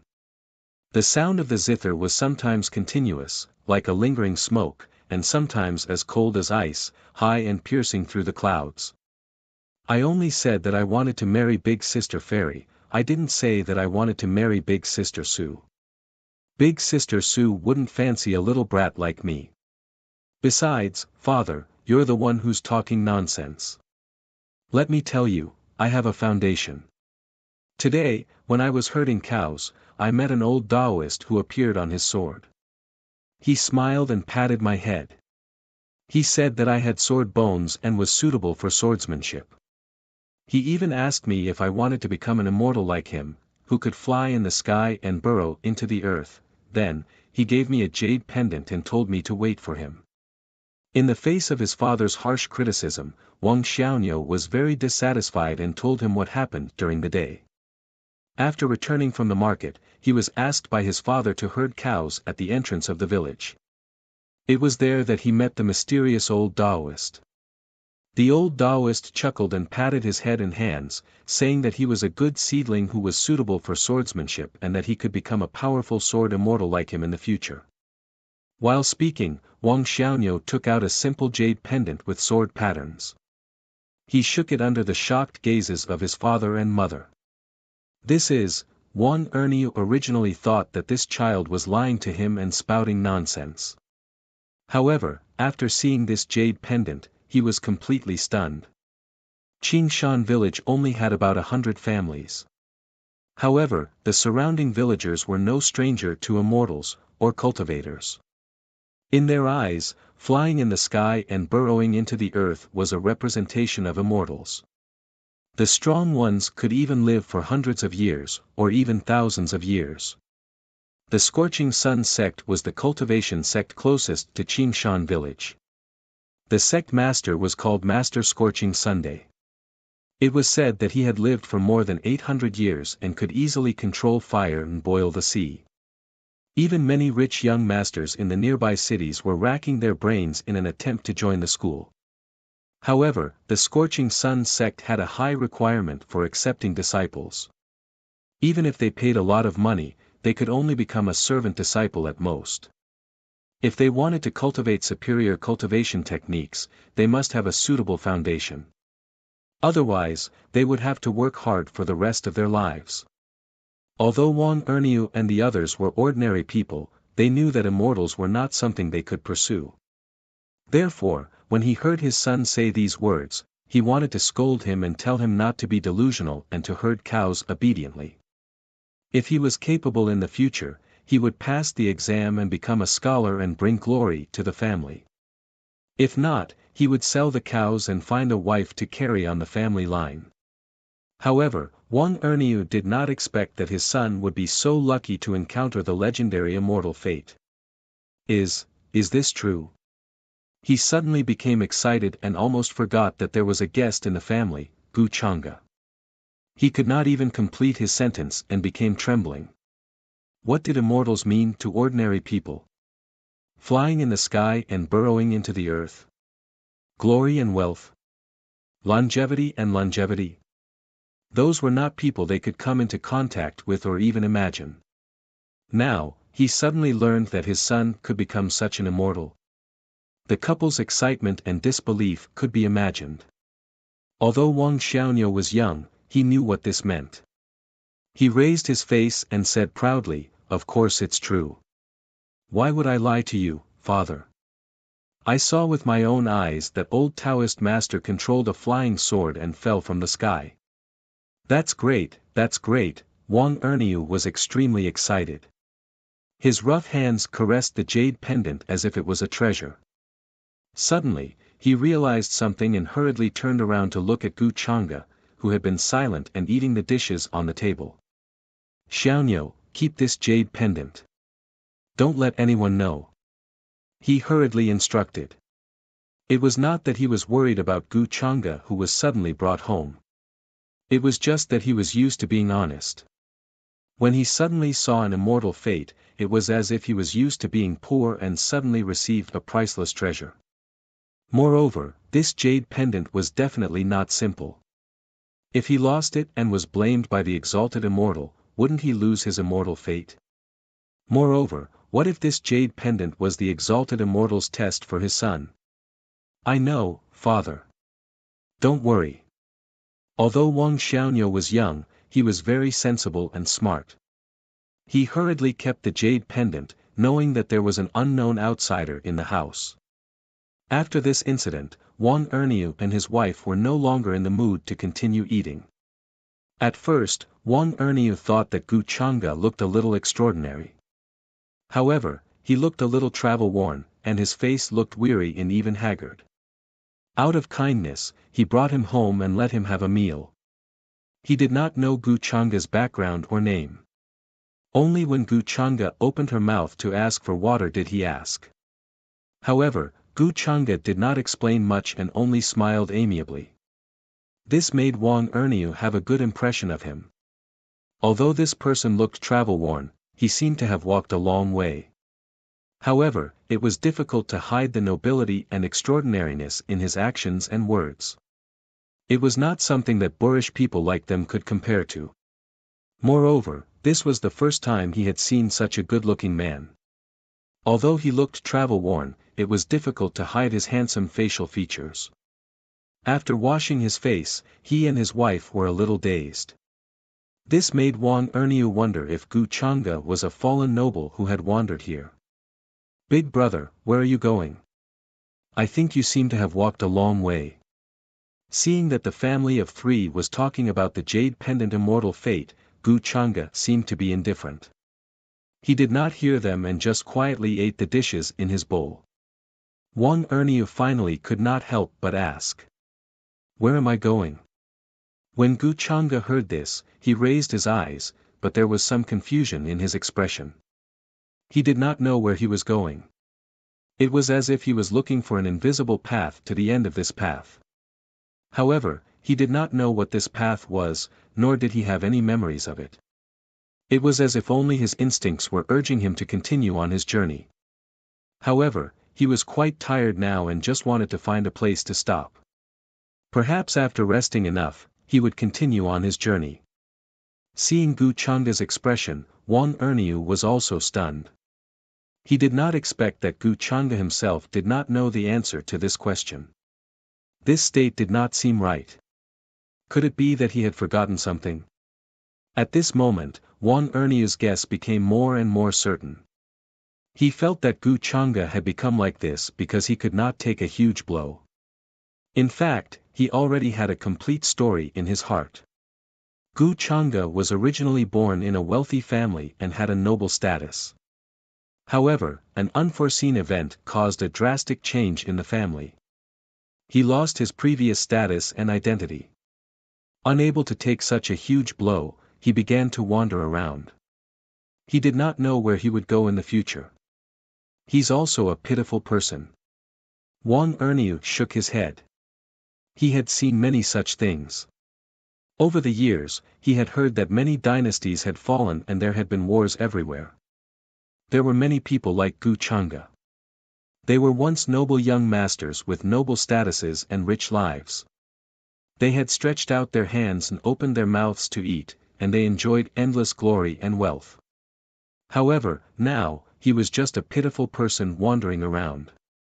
He could not even be compared to a villager like him. At least now, he could eat his fill and wear warm clothes. He did not have to eat his fill or starve. He also had a place to stay and shelter from the rain. He had a hard-working and virtuous wife and a sensible and smart son. Moreover, his son had obtained the legendary immortal fate and would soon become an immortal.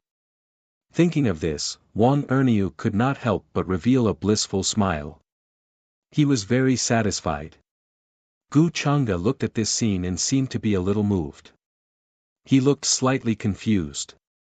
Was he being pitied by a person? Was this what it meant to be satisfied and happy? So simple. But, why had he never felt like this before? What had he always been pursuing?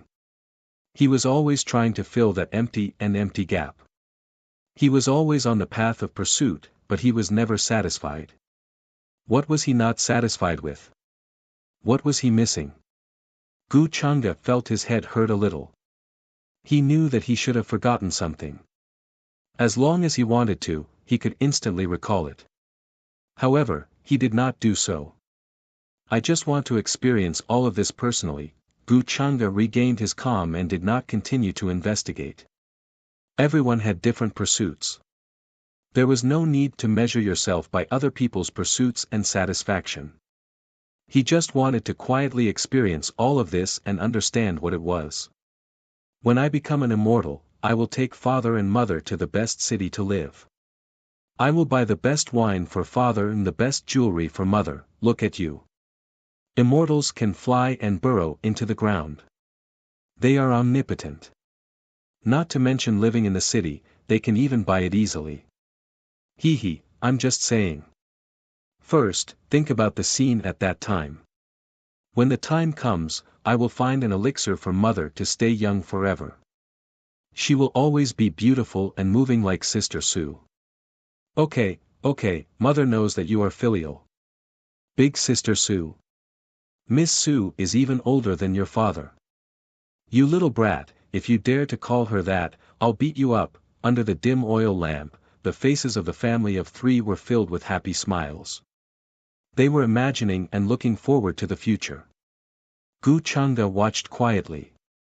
He seemed to have some kind of enlightenment in his heart.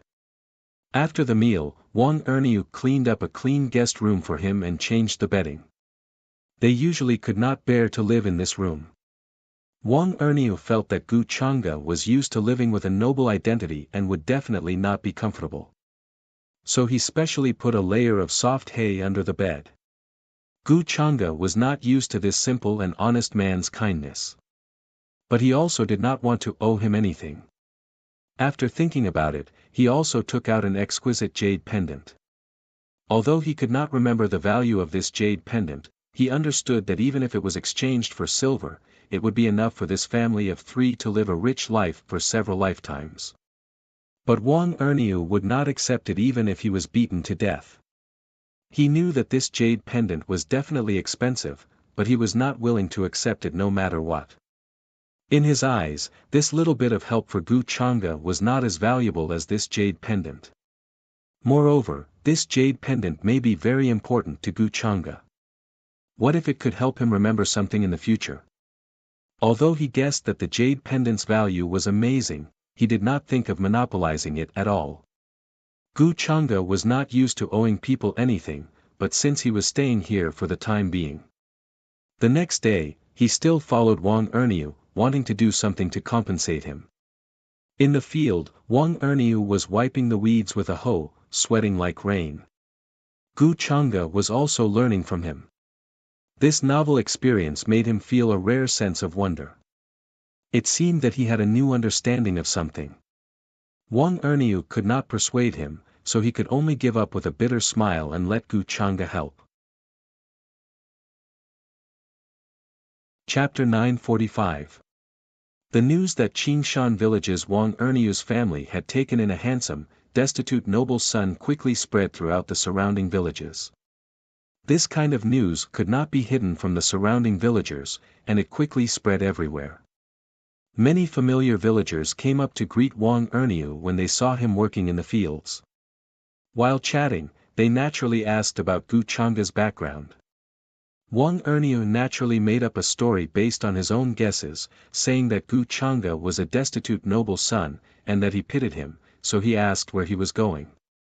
However, Gu Changa himself did not know, so Wang Erniu took him in for the time being. In the end, Gu Changa did not want to owe him, so he came to the fields and worked with him. After hearing this, the villagers were all amazed. In recent years, many places had been in chaos. Many dynasties had been wiped out, and there were indeed many refugees fleeing for their lives. However, this was the first time they had seen such a destitute noble's son come to the fields to help. This was completely different from the image they had of the noble, pampered, and spoiled aristocrats. Moreover, when Gu Changa helped, he did not just do it half-heartedly. Instead, he was very diligent and serious. This level of steadiness was comparable to many of them. This made them click their tongues in amazement and disbelief. If not for the fact that Gu Changa's actions and speech were not like that of an ordinary person, they would have doubted the authenticity of Wang Erniu's words. Wang Erniu was also very troubled and helpless. He did not expect Gu Changa to be different from ordinary nobles and be able to endure hardship. During this process, he found that Gu Changa seemed to be very casual, as if he was enjoying it and was actively adapting to it. Wang Erniu did not know what to say about this, and could only shake his head and bitterly smile. However, with Gu Changa's help, it was indeed much easier for him to do farm work. Originally, he took Gu Changa in because he was pitiful and moved by compassion. However, he now had a much better impression of him. There were more than 100 families in Qingshan village, and the news about Guang Changa naturally spread to every family under the chatter of many villagers. Even the villagers in the nearby villages heard the news and came over out of curiosity.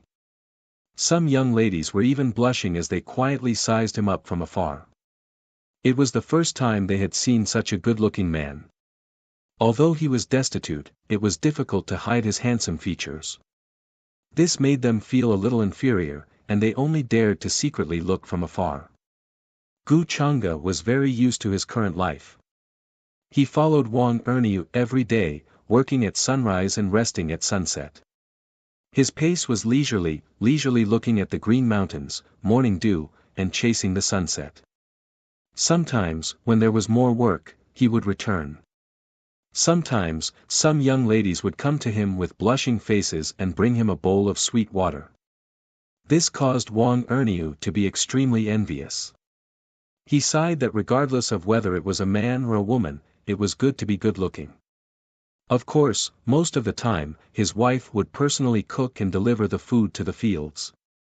Then, when Wang Erniu was eating, she stretched out her sleeve and wiped the sweat off his forehead.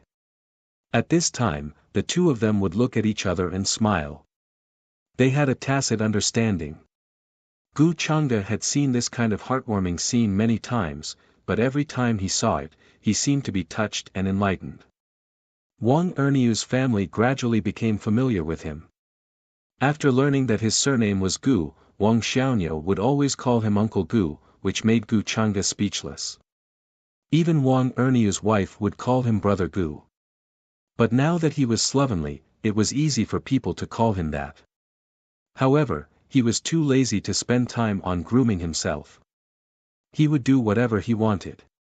Gu Changa had a vague feeling, but when he fully understood this, he remembered everything that had happened in the past. But for some reason, he felt more comfortable, natural, and unrestrained at this time. It didn't seem unacceptable to live like this every day. However, this thought did not continue. He knew that he was a passerby to Wang Erniu's family. He temporarily stayed here because he was tired from the journey and wanted to rest. When he had enough rest, it was time for him to continue on his journey. He didn't know where he was going to go from here. Qingshan village was not big. Even if you added up the surrounding villages, there were only a few hundred families. Therefore, during this period of time, many villagers became familiar with Gu Changa. Some people would try to find out where he came from, wanting to know who he was. Gu Changa would only answer that he was currently just a wanderer with no background. However, these villagers still did not believe him. His behavior and bearing meant that his background could not be simple. His life in the past was definitely not what they could imagine. But since Gu Changa did not say, they could not get to the bottom of it. However, during these days, Gu Changa and Wang Erniu worked in the field seriously and diligently, which fell into the eyes of many observant people. In addition, during this time, many young women would come over, and from time to time, they would send bean paste cakes, desserts, and even scarves and handkerchiefs that they made themselves. The way they expressed their feelings was actually very simple, and they had not really come into contact with Gu Changa. Sometimes, when she was delivering water to him, she would blush and talk to him shyly, asking him his name and where he came from. But just these few words were enough for their imagination to run wild. The magnanimity, calmness, and nobility revealed in his speech and behavior made her blush and her heart beat faster. This was definitely not something that could be seen in the men in the nearby villages. Under the coaxing and pestering of some young women, their parents also came to inquire about Gu Changa, asking if he had plans to stay in Qingshan village and wanted to betroth their daughters to him. They also hinted that Gu Changa did not need to give any betrothal gifts, and that the bride's family would prepare the necessary preparations. However, Gu Chang'e had always politely refused to do so. This made the young men in the nearby villages envious. In order to ask for a marriage, not only did they have to ask a matchmaker to break through the other woman's threshold, but they also had to prepare a lot of betrothal gifts and be prepared to be rejected. But how long had Gu Chang'e been in Qingshan village, and so many young women had taken a fancy to him? Was this the advantage of being good-looking? Moreover, he directly refused and had no plans in this regard. When compared, it was really frustrating. When I grow up, I want to be like Uncle Gu and let so many girls chase after me. Although Wang Xiaonuo was young, he knew a lot and was very envious of this. You're just a kid, what do you know? Wang Erniu and his wife looked at each other and smiled. In fact, they had been approached by many villagers, and their purpose was actually the same, which was to probe Gu Chang'e's intentions. In a small village like Qingshan village, it was indeed rare to see a down-and-out noble young master like Gu Chang'e. He had a good personality and was hard-working, unlike those rumored nobles who were spoiled since childhood. It was inevitable that many young women would have a good impression of him. Of course, there were definitely some who had other motives. They felt that Gu Chang'e's current situation was only temporary. What if he regained his identity in the future? But not all villagers were as kind and simple as Wang Erniu's family. Why hasn't that old Taoist come to me yet? I've been waiting for him for so long. Has he forgotten about me? Or is he just playing with me? Wang Xiaonuo was only a child after all. His attention was quickly placed on another matter, and his face could not hide his thoughts. As he spoke, he took out the sword-patterned jade pendant again. He had lost count of how many times he had said this over the past few days. In the beginning, he looked forward to the old Taoist coming to pick him up every day, but now he was numb. Even Wang Xiaonuo felt that the old Taoist priest might be lying to him and teasing him. Little brat, don't talk nonsense. What if this is the immortal's test for you? Why would an immortal fool a child like you for no reason?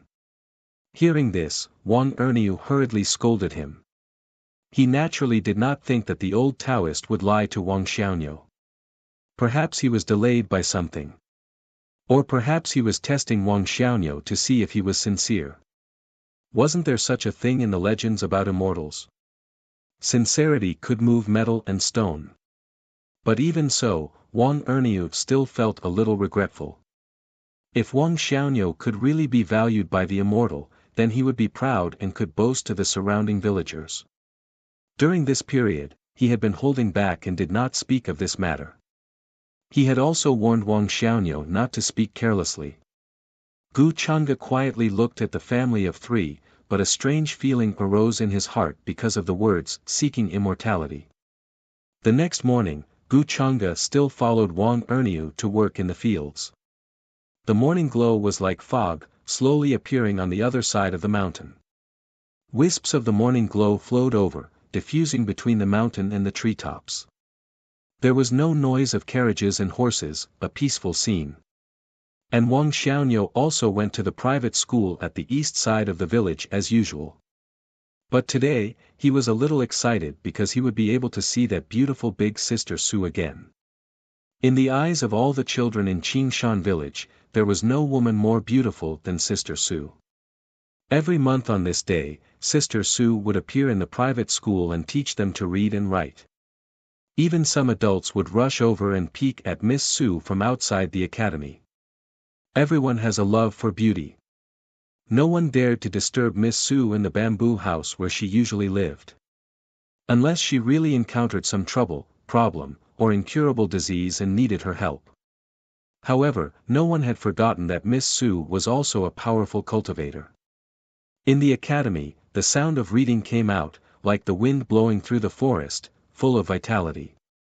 All the children sat honestly and seriously, holding the books and reading aloud. A white-clothed woman wearing a veil that covered her face, only revealing a pair of limpid eyes, slowly walked over. She held the book with one hand and the other hand behind her back, seeming to have a slight smile on her face. From time to time, she would use the book to knock on the heads of some of the less serious children. The woman in white was tall and slender, like a fairy. Her beautiful hair was tied up, revealing part of her slender white neck. But part of her black hair poured down, giving her a cold and dignified temperament, like an untainted fairy. She was the living bodhisattva that all the villagers of Qingshan village called. That Miss Su who had saved everyone and resolved the plague that had swept through many villages and towns. In fact, no one had seen her real face. All along, she was either wearing a bamboo hat or a veil, not revealing her real face. But this didn't reduce people's various guesses about her real face. Beneath the veil was definitely a devastatingly beautiful face that was as beautiful as a fairy. Soon, the morning reading was over. The woman in white also let the children take a break, and she would teach them how to read later. For her, it was also a pleasure to teach these children 5 words. Building a cottage in the human realm without the noise of carriages and horses. Picking chrysanthemums under the eastern fence, leisurely looking at the southern mountain. This was the true portrayal of her current life. Away from the cultivation world, away from her former acquaintances, away from the intrigue and life and death battles, she was truly unrestrained and free. But sometimes, it was inevitable that she would feel lonely and frustrated.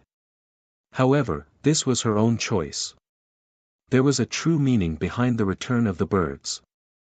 Xiaonyo, remember to put in a good word for my elder sister, this morning, she told me again. If you don't help me, then I won't talk to you in the future. Next to Wang Xiaonyo, a little girl with a twist braid was blinking her big eyes, talking to him and asking for his help. After hearing this, several children on the side surrounded them as if they wanted to join in the fun. I know. Leave it to me, Arya. I will definitely persuade Uncle Gu to agree. Looking at the little girl in front of him, Wang Xiaonyo showed a happy and proud expression, patting his chest and promising. He, Xiaonyo, you are so nice. Hearing Wang Xiaonyo's reply, the little girl immediately showed a satisfied smile. Then, her eyes rolled, and she said with a smile, my elder sister is the famous bean-curd beauty in the village. The men who want her can line up from the beginning of the village to the end of the village. Except for Sister Su, no one is more beautiful than my elder sister. I advise your Uncle Gu not to be ungrateful and quickly agree to my elder sister's marriage. Chapter 946. Let me tell you, the people who want to marry my sister line up from the beginning of the village to the end of the village. Previously, the young master of a big family in the city personally came to propose marriage, but my sister didn't agree. The little girl's name was Chinaria. Although she looked obedient, she was actually very mischievous. When she spoke with her hands on her hips, she spoke in an old-fashioned tone. However, Wang Xiaonyo had long been used to her words. The two of them were very familiar with each other. They grew up together. It was not an exaggeration to say that they were childhood sweethearts. He happily touched the back of his head and said, I also know that Sister Chinya is beautiful, kind, and the tofu she makes is delicious. The people who chase her have lined up in a long line. But my Uncle Gu doesn't have such thoughts, you're stupid. Don't you know to say more good things about my sister in your Uncle Gu's ear? Chinaria's black eyes turned, and she was thinking of a trick. She didn't know what was going on with her sister. She just took a few glances at Uncle Gu of unknown origin in Wang Xiaonyo's family and was fascinated. She even pulled her parents at home, wanting to matchmake for herself. Chinaria was young and didn't understand these things. However, she had seen Uncle Gu's appearance with her own eyes. He was indeed very good-looking, dignified, gentle, and most importantly, reliable and diligent. Otherwise, she wouldn't have urged Wang Xiaonyo to put in a good word for her sister. When the two children talked about these things, they didn't avoid anything at all. When the surrounding children heard this, they all started to talk about it all at once. Xiaonyo, I heard that your mysterious Uncle Gu used to be a prince of a kingdom. However, the kingdom he was in was destroyed, so he ended up here. Is it true or not?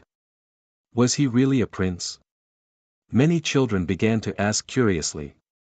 During this period of time, a lot of news about Gu Changa had spread in the nearby villages, becoming the topic of conversation for adults before and after tea. Naturally, they also heard about this matter from the adults. However, there were all kinds of rumors, and naturally, it evolved into all kinds of versions. A down-and-out prince of a kingdom, a noble young master, a wandering young master of a big family. Many of these speculations came from the mouths of those young ladies. When Wang Xiaoniu heard all this, his head started to swell. He didn't know that Gu Changa had such a background. He had never heard of it before.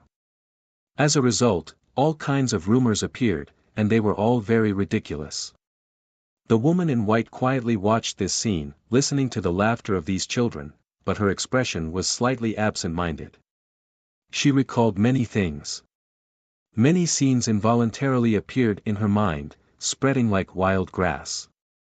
The surname was Gu. This surname was not common. She had been in the upper realm for many years, but she only knew that the surname of that clan was Gu. Other than that, he had never seen or heard of another tribe with the surname Gu. In this remote and peaceful little mountain village, hearing this familiar family name again by chance made her feel absent-minded, and she fell into many memories. Is it a coincidence? Or is it just a random person with the surname Gu who ended up here? The white-clothed woman shook her head, feeling frustrated. She had actually heard the news a few days ago. She knew that the Wang family at the entrance of the village had taken in a fallen aristocrat who had ended up here. That fallen aristocrat was not only dignified, but also humble and courteous. He did not mind the work in the fields, and was diligent and serious. He worked with Wang Erniu from the Wang family, working at sunrise and resting at sunrise. Many villagers were discussing and guessing his identity. They only knew that his surname was Gu, and they knew nothing else. The white-clothed woman was a little surprised at first, and even had some indescribable surprise. Because she had not heard this surname for a long time. So much so that at that moment, it felt like years had passed, as if it was a lifetime ago. She had some unbelievable guesses. However, later on, the white-clothed woman shook her head and rejected all of these guesses. It was unrealistic, like a fantasy story. He was a god high above, overlooking all living things. How could he end up in the mortal world? A fallen aristocrat? What was she thinking? It was purely a coincidence, a person with the same surname Gu. Over the years, the white-clothed woman had also gotten used to life in Qingshan village. She accompanied the breeze and the moon, welcomed the morning glow and watched the sunset. Outside the elegant bamboo house, there were grass and some poultry and spirit beasts. Not far away, there was a green lake with rippling blue waves, and the scenery was pleasant. The green hills were always accompanied by the green water. How elegant and peaceful it was. Compared to the killing and fighting in the cultivation world, where there was mutual deception and intrigue. This kind of life seemed to be more suitable for her. When she came to the upper realm, she also thought about becoming a powerful cultivator, standing at the top of the power and looking down on everyone. However, the later on, such thoughts became fainter and fainter. To her, being able to live seemed to be an extravagant hope. She once thought that if she worked hard to cultivate, she would not hesitate even if she became the inheritor of the demonic technique. That way, she might be able to be valued by him and truly enter his eyes. All along, she hadn't desired much. She just wanted to have a small corner in his heart, and that was enough. Therefore, after 743 found out about her identity as the inheritor of the demonic technique, she thought about a lot of things, and also thought about ending it so as not to cause trouble for him. After all, he was a young existence who stood at the top of the upper realm with a bright halo and a boundless future. He was the leader of his generation, the invincible legend of the younger generation, and the focus of the world. However, she, the inheritor of the demonic technique, was his maid. In the future, she would bring disaster to the heavens and was destined to stand on the opposite side of him. Once this identity was exposed, it would definitely become a stain in his life that would be difficult to erase. For this reason, she hid everywhere, hid her identity, and carefully lived on. This identity of the inheritor of the demonic technique that the world feared, to her, was a shackle, a curse that could easily kill her. She still remembered that her identity was almost exposed when she was in the Immortal Academy. At that time, she asked him what if she was really the inheritor of the demonic technique. He smiled and answered that he would kill her with his own hands and then accompany her in the afterlife. Because of this sentence, at that moment, she felt that she could do anything for him. No matter what the outcome of this life was, it was already worth it. Many memories came to her mind, but the white-clothed woman's expression became more and more absent-minded. If this was a dream that he made for her, if she never woke up, how good would that be? Chapter 947. I don't care.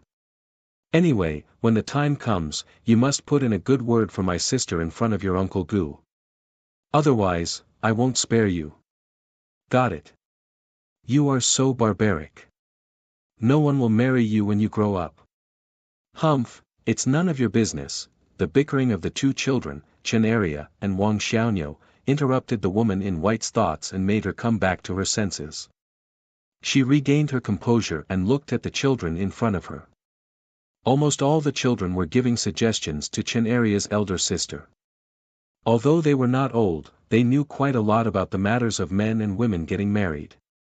Each of them acted like an old man and seemed to know it very well. This made the woman in white smile and shake her head with a smile. However, this scene also caused her to withdraw her many thoughts. No matter what, the past was gone, and the past could not be recalled. Even if she was immersed in these past memories every day, it was impossible to change anything. Instead of such endless fantasies and expectations, it was better to face all this and regain her sobriety. That beautiful dreamland had long been shattered, and even the edges were badly mangled. What else did she not dare to face? Wang Ernia's house was located at the entrance of the village, which was not far from the private school. It was only a few miles away. After the woman in white finished teaching all the children, she left the small academy. She hid in the void and followed behind Wang Xiaoniu, Chen Area, and the other children, intending to take a look at the man surnamed Gu. These children were innocent. On the way home, they did not forget to tease Chen Area about what happened in the morning. Area, when you grow up, will you also find a good-looking man and marry him like your sister? Several girls of the same age said with a smile. Of course.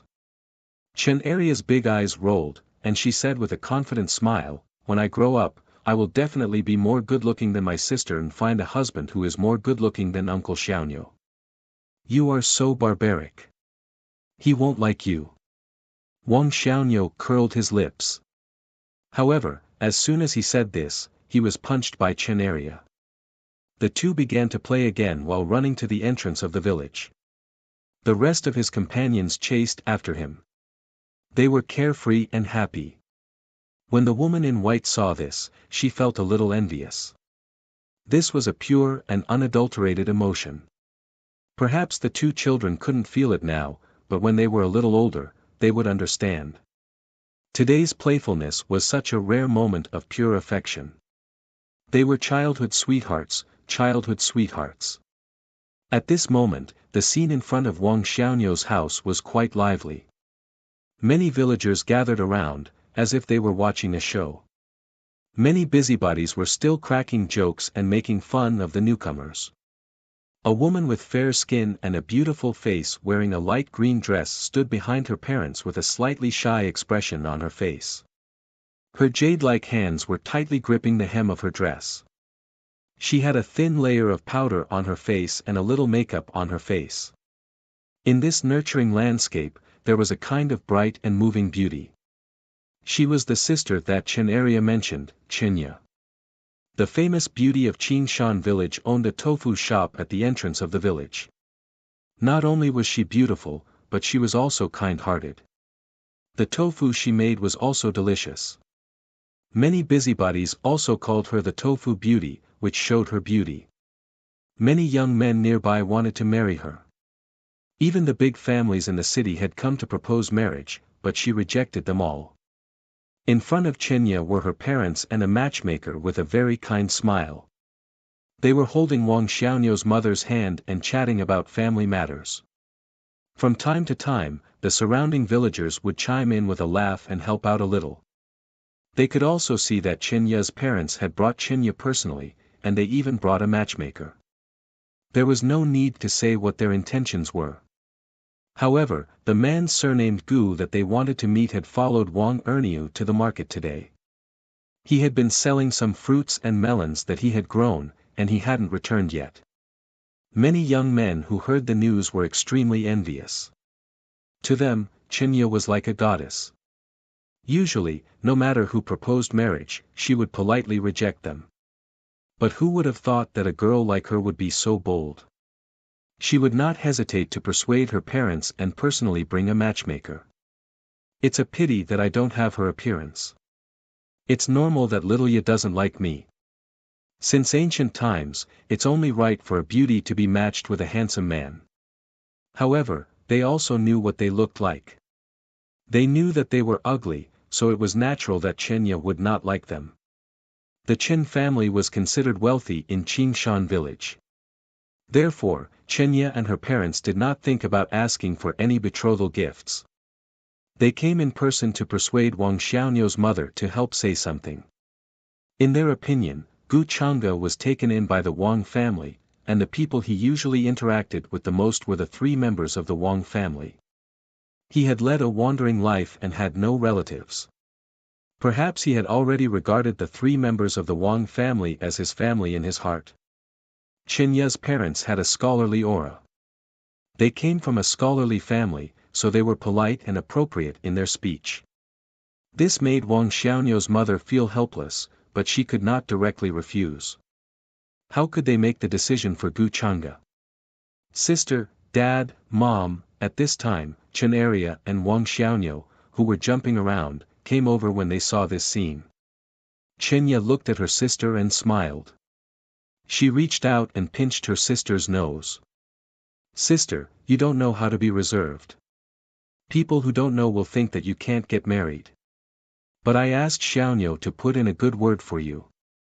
How are you going to thank me? As soon as she arrived, Chen Area began to ask for credit with a smile on her little face. Chenya reached out and poked her eyebrows. She pretended to be angry and said, "Don't talk so much. No one will think that you are mute." Mom, Wang Xiaonyo also went to greet her. "Xiaonyo, it's good that you are back. The old Taoist you mentioned before is now waiting for you at home." Seeing that he came back, Wang Xiaonyo's mother could not help but smile. She hurriedly pulled him and said, "Just this morning, an old Taoist dressed in rags suddenly appeared in their house with a middle-aged man who looked extraordinary. He asked if this was Wang Xiaonyo's house. Wang Xiaonyo's mother was just an ordinary peasant woman. She had never seen such a scene. She was very shocked. But when she thought of the immortal opportunity that Wang Xiaonyo mentioned before, she calmed down and answered honestly. Although the old Taoist looked kind, the middle-aged man beside him made Wang Xiaonyo's mother feel uneasy and afraid. She originally wanted to go to the private school to find Wang Xiaonyo and ask him to go home. But the old Taoist hinted that there was no need to do that. He just needed to wait here. And this wait lasted the whole morning. What? Hearing this, Wang Xiaonyo's eyes widened. When he came to his senses, the surprised expression on his face could not be concealed at all. He almost felt that the old Taoist was lying to him or had forgotten about him. But he did not expect that the old Taoist would really come and appear in his house. At this moment, everything was thrown to the back of his mind. How could it be more important than his own cultivation? That's great. Wang Xiaonyo's face was full of joy and pride. He was very excited and could not help but show off to Chen Area. "Area, from today on, your brother Erniu will become an immortal. In the future, if anyone dares to bully you, just tell me. I'll protect you. Wang Xiaonu's mother did not mention this at all before, nor did she mention it to Qinya's parents and the others. She just casually chatted with them at the door. At this moment, all the villagers were shocked and they heard this. They wondered if they had heard wrongly. Wang Xiaonu was going to become an immortal. Qinya's family was also shocked by these words. They almost forgot the purpose of their trip. Xiaonu, you're not lying to me, right? Chen was also shocked. Her small mouth was wide open in disbelief. Since they were young, they knew that immortals existed in this world. Immortals could fly in the sky and burrow into the ground. They were omnipotent. They had also once revered and yearned to become such immortals one day. However, cultivation required opportunities and talent. They did not have the talent and opportunity, so naturally, they had no chance to cultivate. But now, Wang Xiaonu suddenly told her that he could become an immortal. How could this not make Chen shocked and envious? That day when I was herding cows, I met a kind old Taoist. He came here on his sword, Wang Xiaonu said proudly. Many of the villagers around him were even more shocked because of his words. His luck was simply unparalleled. At this moment, in Wang Xiaonu's house, an old Taoist with a genial face, wearing a somewhat tattered feather robe, was sitting on a stool, looking calm and composed. It seems that this kid is back. He listened to the movements outside and revealed a faint smile. He took off the gourd hanging on his waist, raised his head, and drank wine. Beside the old Taoist stood a middle-aged man. However, this middle-aged man's clothes and expression were extremely inconsistent with the sloppy old Taoist. He was wearing a golden robe made of the yin-yang divine fire silk. He wore a golden crown on his head. The robe was wide, and there were patterns of order hanging down in some places. When his eyes opened and closed, there were wisps of golden light flashing past. His aura was majestic, and he was not angry but dignified. Clearly, this middle-aged man was a cultivator with a powerful cultivation base. Even if his aura was restrained, he still looked extremely terrifying. Ancestor, are you sure that the guy outside is really a good seedling? But in my opinion, he is really useless. He is even worse than those disciples in the sect. The middle-aged man was very respectful to this old Taoist in front of him. At this moment, he also showed some confusion and could not help but ask. In such a remote small mountain village, there was a seedling that even the ancestor praised. He felt a little unbelievable. Just now, he had actually used all kinds of methods to size up the guy named Wang Xiaonu. However, not to mention the root bone, he probably could not even sense the aura. As for Sword Bone's talent in the way of the sword, he had to be able to cultivate first. In his opinion, this child named Wang Xiaonu was just lucky to have a sword bone.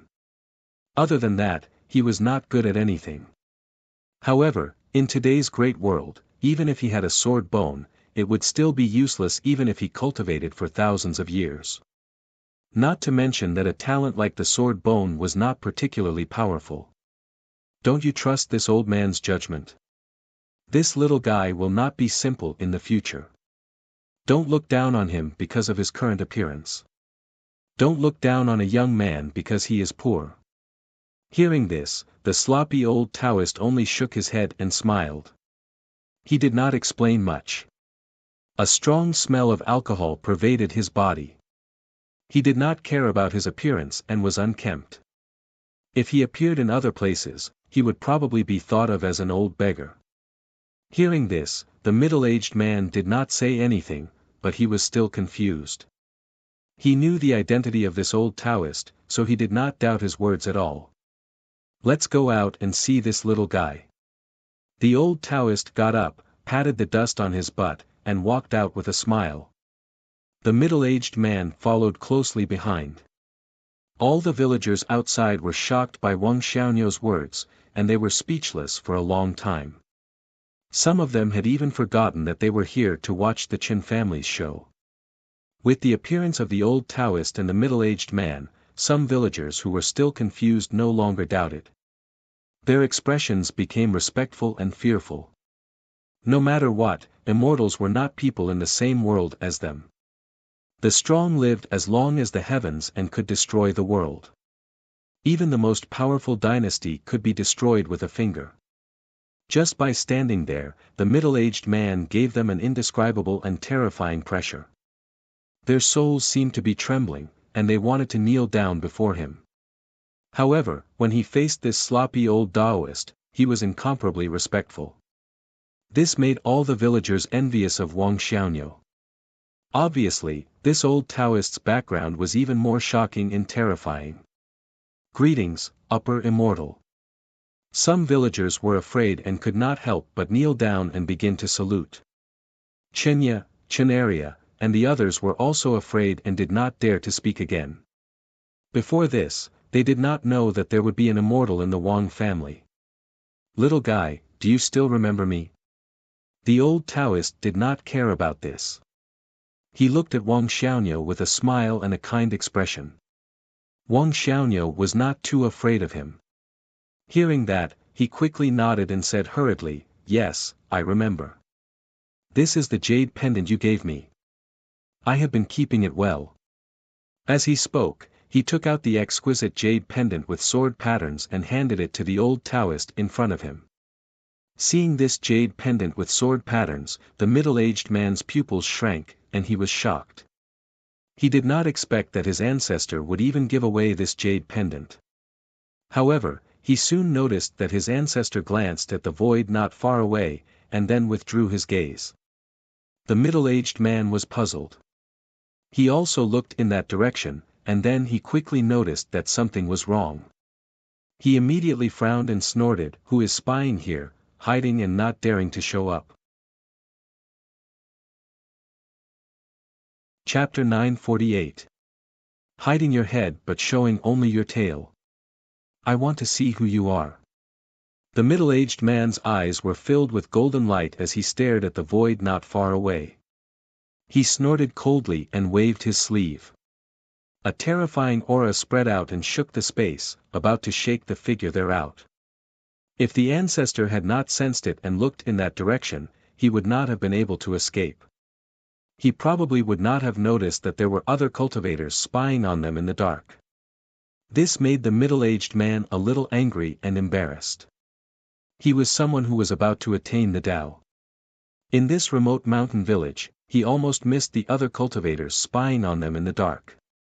Moreover, this was in front of the ancestor, which made him feel ashamed. All the villagers were frightened by the middle-aged man's actions. Their faces were pale, and the villagers who were kneeling on the ground were trembling. They did not know what the middle-aged man meant, but they could feel the fear. "Why are you acting like this in front of mortals?" The old Taoist priest was a little dissatisfied with the middle-aged man's actions. He frowned and scolded him softly. Wang Xiaonyo was also shocked, and his face turned pale.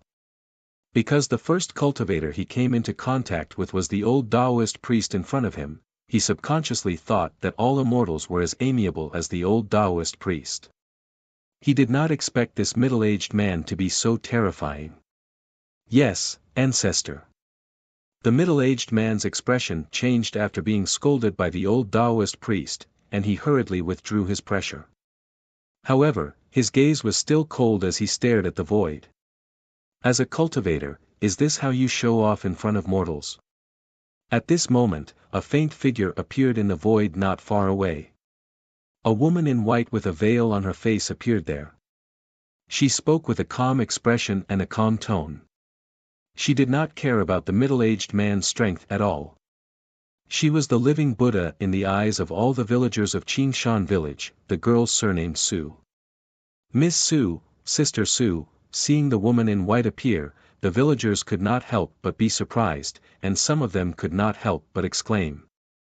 Chen Area shouted excitedly. In their eyes, Miss Su was also a powerful cultivator. She was gentle and kind, and no matter who she was very kind and treated everyone equally. All these years, Miss Su had helped them a lot. As for the middle-aged man in front of him, he was also a powerful cultivator, but he made others feel fearful and uneasy. The two of them could not be compared at all. Sister Sue. Wang Xiaoniu couldn't help but shout. He was a little excited because he didn't expect that the woman in white would appear here. In the past, she would leave the private school after class and return to her own residence. It was very difficult for others to see her. But today, she actually appeared here, which was too surprising. I didn't expect such a beauty to be hidden in this small mountain village. What a surprise. When the middle-aged man saw the woman in white appear, he was stunned at first, then a trace of amazement flashed through his eyes. What surprised him the most was the cultivation of this woman in white. From the looks of it, his bone age was not considered old, but he was already at the level of a quasi-emperor. Although the current era was suitable for cultivators to cultivate, it was rare throughout the ages. However, quasi-emperors were not cabbages that could be found on the streets. They were strong enough to occupy a territory and establish an ancient sect. But now, it gave him the feeling that he could grab a handful of them anywhere. The old Taoist priest didn't seem to be surprised by the existence of the woman in white. He just glanced at her and then looked away. If it was in other eras, a quasi-emperor might be able to stir up trouble and have extraordinary significance. But in today's chaotic era, not to mention quasi-emperors. Even those who had attained the Tao or perfected immortals were just cannon fodder. This woman in white was not worth his attention at all. I also didn't expect that a quasi-emperor would appear in this remote mountain village. It is indeed surprising. Hearing this, the woman in white just responded calmly. She put more attention on this old Taoist priest that she couldn't see through. As for this middle-aged man, although he was in the same realm as her, she didn't take him seriously. Because she basically couldn't find an opponent in the same realm, she was very confident in her own strength. It was really surprising that these two people appeared in Qingshan village, especially when they mentioned that they wanted to see Wang Xiaoniu. This confused the woman in white. She had been in Qingshan village for decades, and no one knew the situation of these villagers better than she did. Wang Xiaoniu was not suitable for cultivation and didn't have the corresponding wisdom. Unless they were willing to pay a huge price to rebuild his foundation. But instead of paying a huge price, it was better to find a new seedling. Therefore, this made the woman in white wonder if these two people had other motives. What's so surprising about a Qilin hiding in the mountains? Don't you also live in seclusion in this small mountain village? Seeing that the woman in white's cultivation was similar to his, the middle-aged man put away his initial contempt. He habitually put his hands behind his back, showing a faint majesty, and asked. I'm from the Kongtong Hidden Immortal Sect. How should I address you? Kongtong Hidden Immortal Sect. The woman in white raised her eyebrows slightly. She didn't have any impression of this sect in her mind. She had never heard of such a sect in the upper realm before.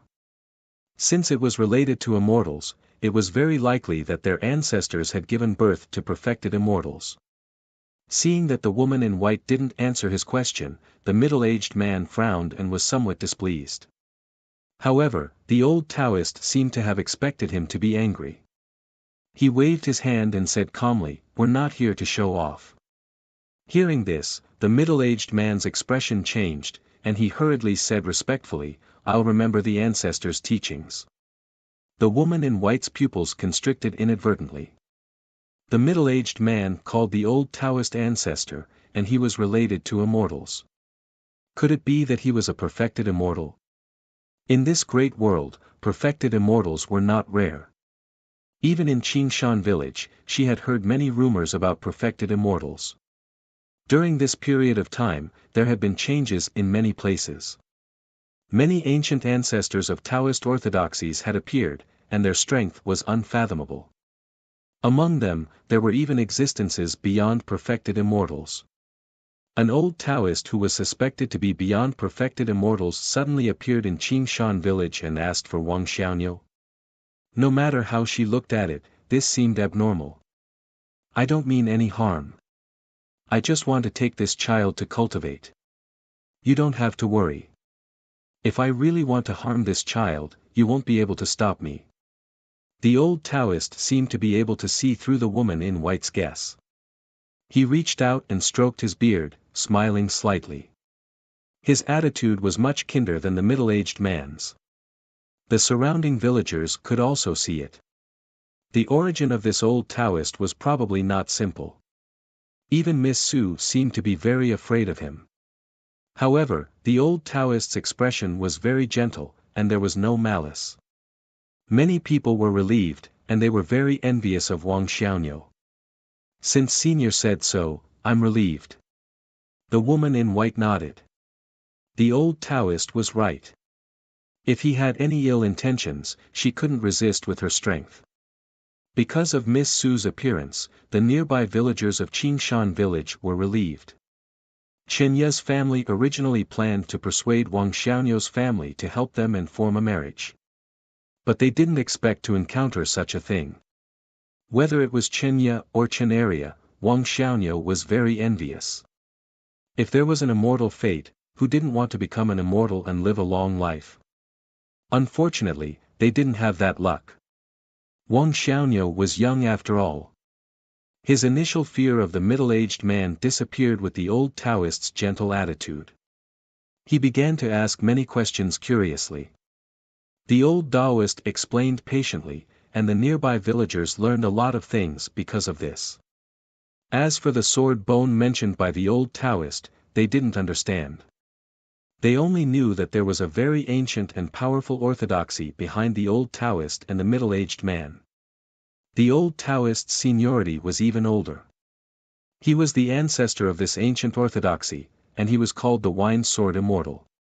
The middle-aged man was just a junior of the old Taoist, and he was also an elder with real power in the sect. Kongtong Hidden Immortal Sect, the woman in white didn't leave. She had a lot of guesses about this ancient orthodoxy. It was probably a orthodoxy that had just appeared in the world. Before, it had been in seclusion and didn't know about the world. The old Taoist patiently answered Wang Xiaono's questions.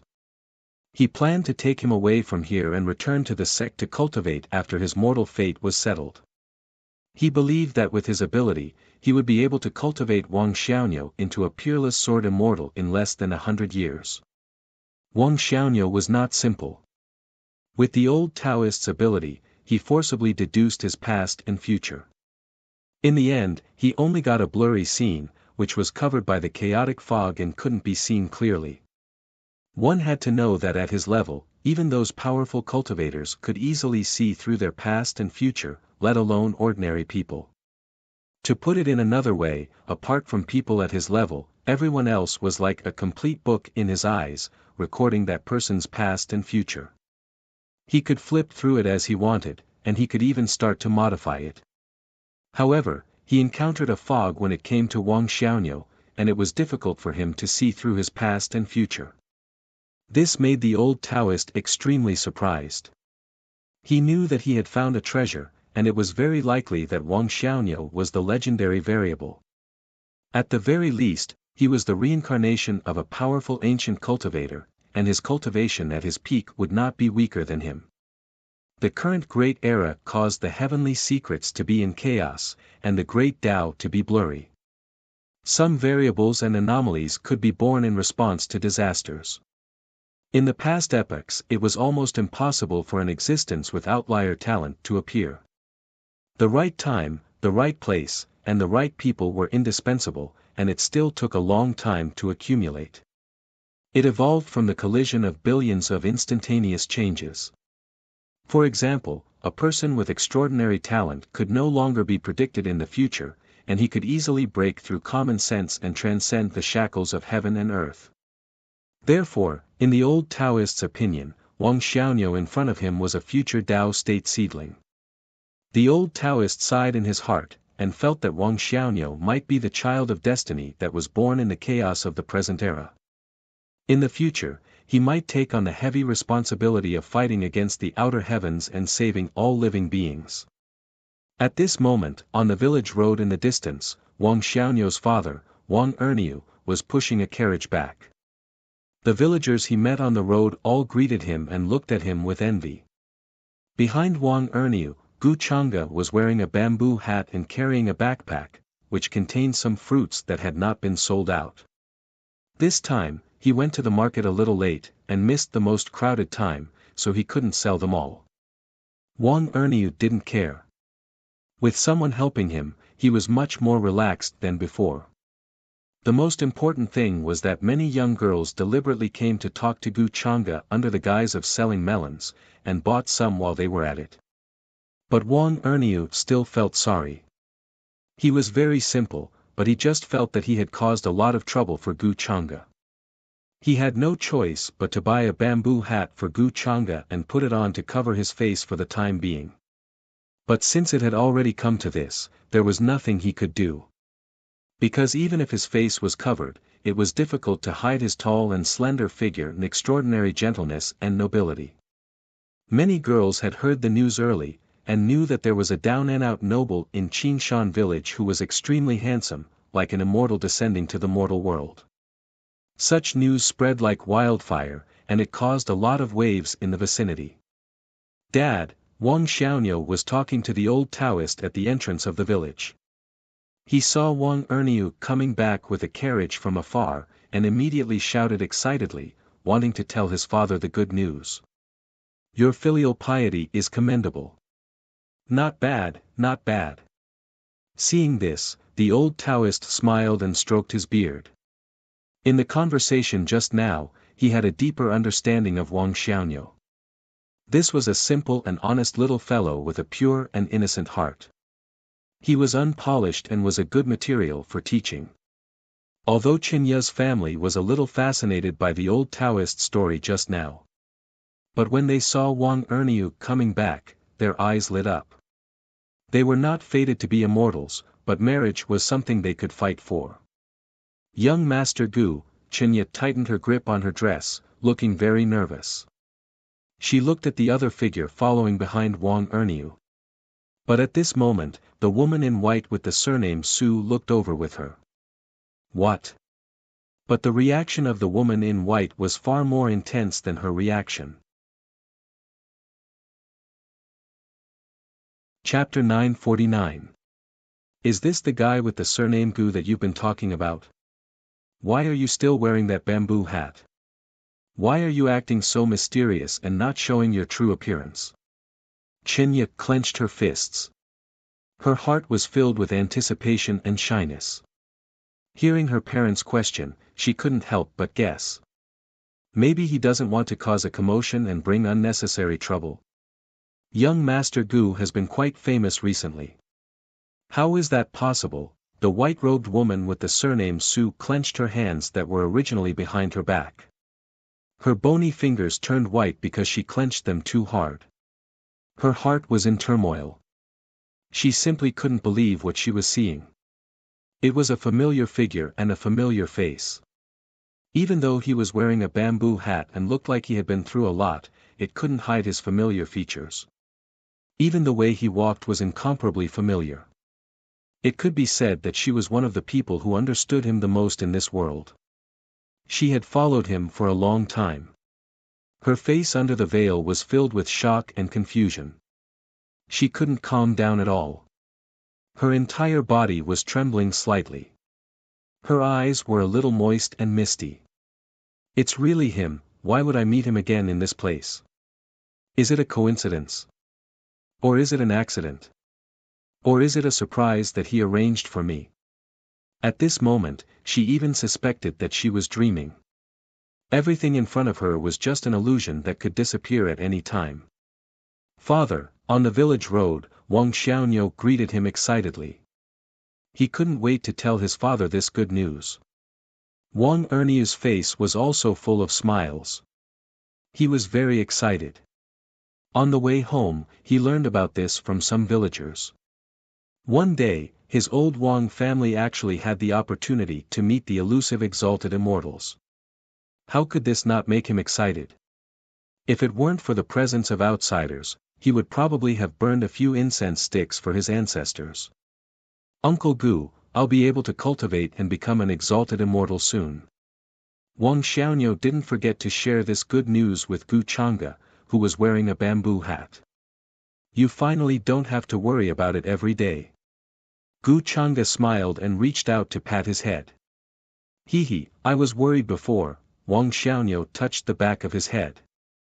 He didn't know why, but he didn't dare to be naughty in front of Gu Chang'e. He tried his best to appear steady and mature in his speech and actions. Although Gu Chang'e was kind and gentle, sometimes she gave him a kind of heart-palpitating and very scary feeling. Wang Xiaoniu felt that this should be the prestige accumulated by being in a high position for a long time. He didn't even feel it from those old masters in the city, so he didn't dare to joke in front of Gu Chang'e most of the time. Today, he was too excited and happy, so he was a little carried away. Oh right, Uncle Gu, big sister Qinya is here again. She even brought the matchmaker. Wang Xiaoniu jumped up and down in front. Rolling his eyes, he couldn't help but whisper in Gu Chang'e's ear. I think big sister Qinya really likes you. What do children know? Shut up. Wang Erniu's face darkened when he heard this. He reached out and patted Wang Xiaoniu's head to tell him not to talk nonsense. After all, Gu Chang'e's origin was mysterious.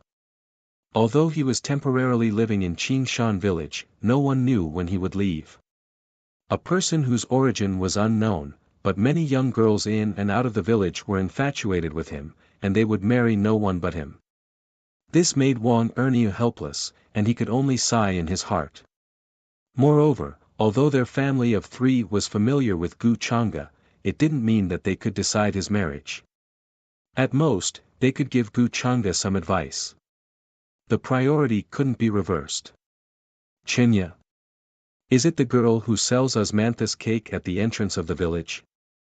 She is a good person, thoughtful and kind. Gu Chang'e heard this, showed a surprised expression, and then couldn't help but agree. No, not that. Wang Xiaoniu and Wang Erniu, father and son, heard this. The expression on their faces was a little awkward and stiff. The sister who sells osmanthus cake is called Huang Xiaoyu, not Sister Qinya. Wang Xiaoniu quickly explained. He didn't expect that Gu Chang'e would even make a mistake. Moreover, the nearby villagers were all listening. How embarrassing would that be? Oh.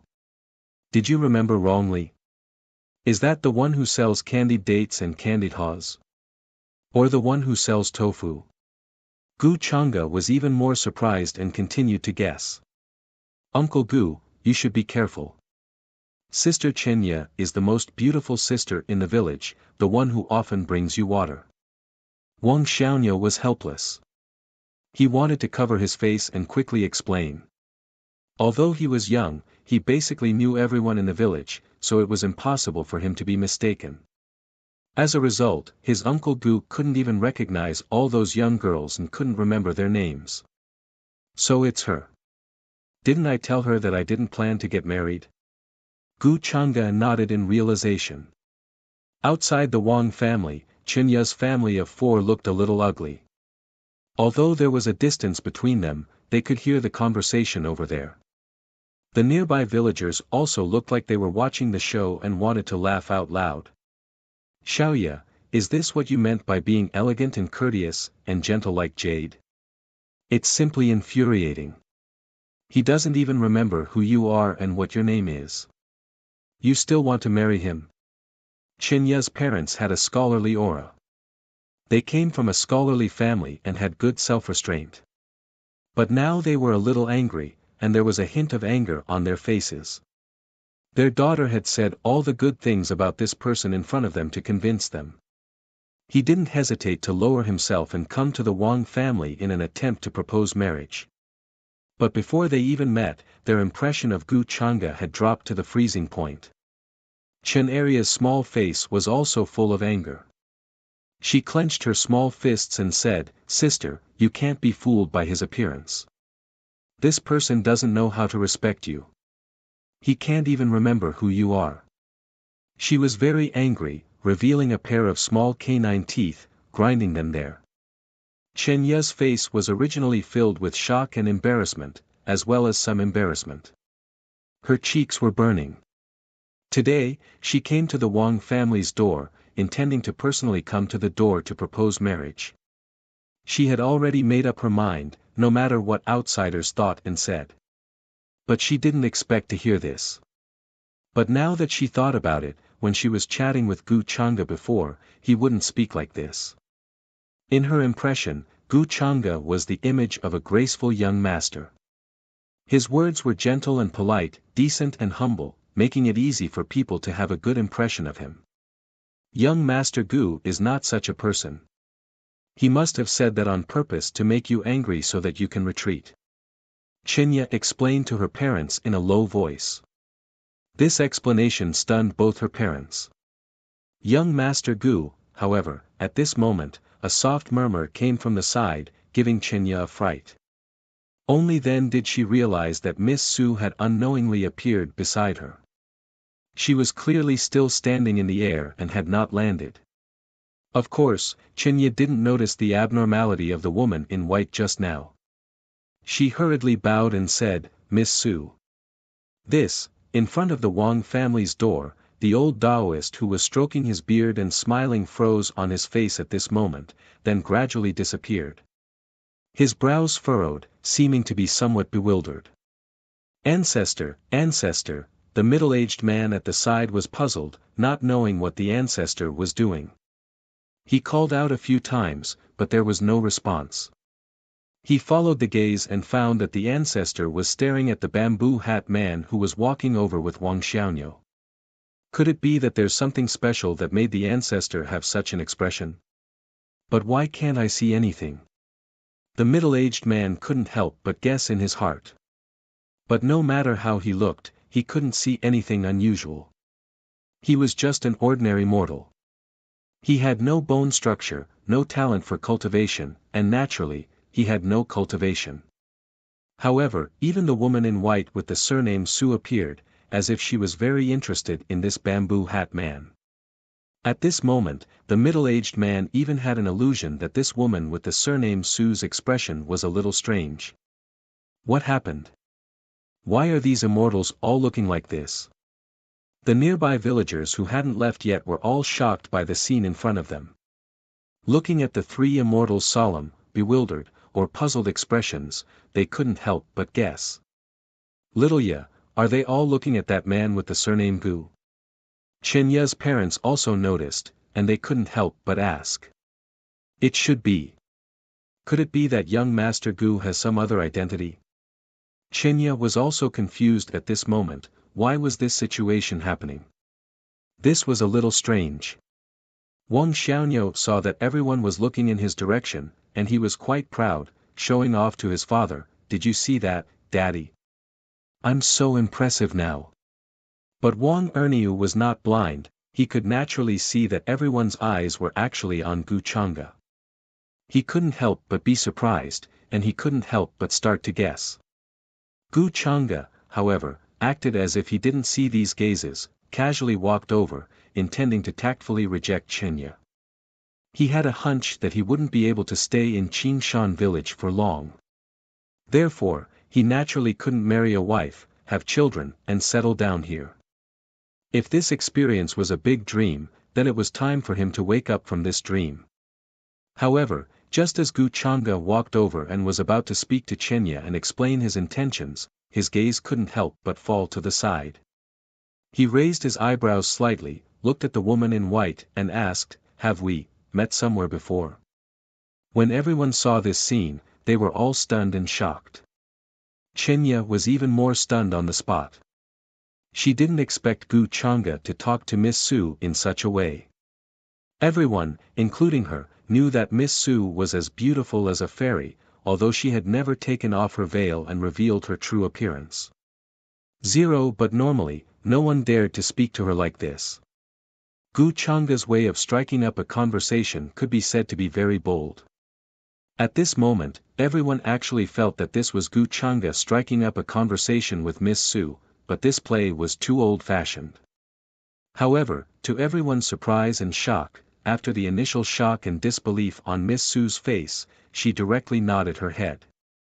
Yes. Yes. She lowered her eyes and resisted the urge to cry, trying to make her voice calm as she answered. However, her tone was slightly trembling, and her eyes were slightly red. She didn't expect that Gu Changa would actually become like this. Could it be that he had forgotten the past?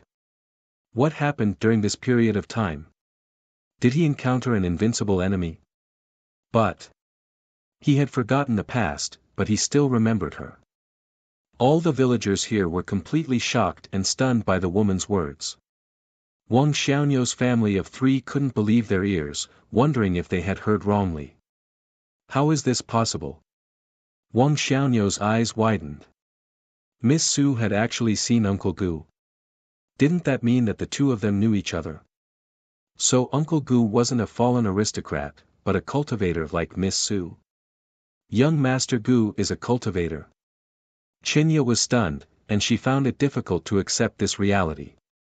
Only the old Taoist, who had been bewildered since the beginning and hadn't spoken, wasn't surprised at all. Not only was he a cultivator, this was simply a great horror in the world. Cold sweat broke out on his back, and his hands and feet were a little cold. He couldn't believe it. Logically speaking, at his level, it was impossible to have such a feeling. In this world, what existence could truly threaten him? However, the Gu Changa in front of him gave him a great fear. His whole body trembled, and his scalp went numb. The old Taoist couldn't help but recall countless years ago when he had just stepped into the cultivation world. He was afraid of the road ahead, as if he was facing an abyss, and he was cautious. What kind of small mountain village is this? The old Taoist didn't dare to make any moves. He wasn't sure what Gu Changa was experiencing now. However, he could understand that if the other party wanted to kill him, he only needed to stretch out a finger and gently press. Ancestor, the middle-aged man on the side also swallowed his saliva. Since he could reach this step, he was naturally not stupid. What did he see on his ancestor's face just now? Was that fear? Have you seen it before? I said that I felt that you were a little familiar. Gu Changa ignored the surprised and shocked expressions of the crowd. He looked at the woman in white in front of him and smiled. We haven't just seen each other. The woman with the surname Su smiled gently. She wanted to reach out and touch his face, but she stopped. My name is Su Chinga. Young master, long time no see. Chapter 950. No one had expected that the lady in white would call Gu Changa that way.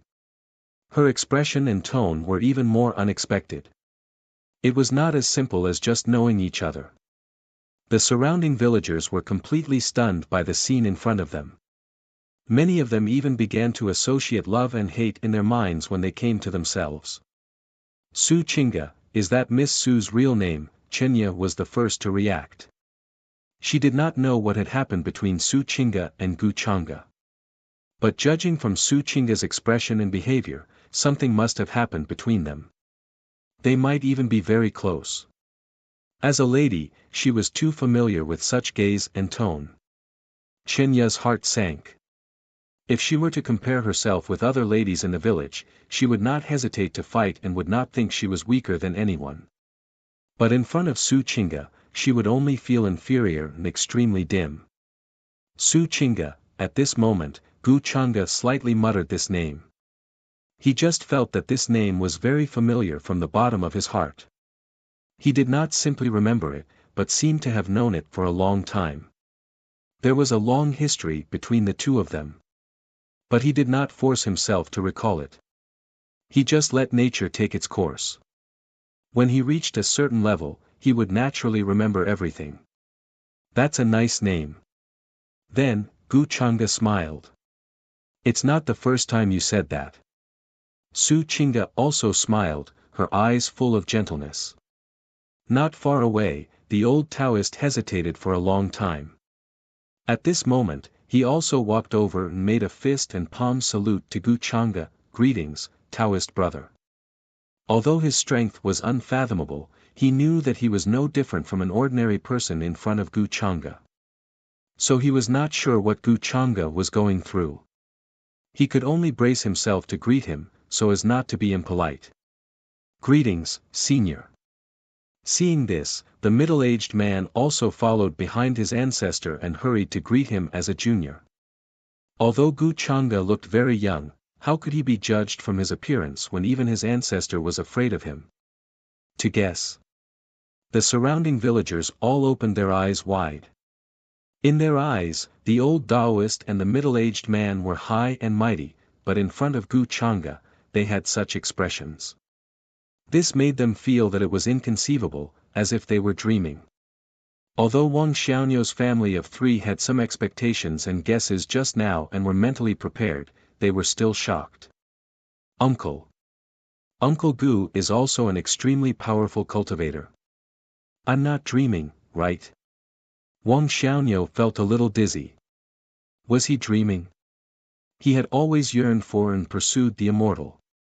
He had always been by his side, and he kept calling him Uncle Gu.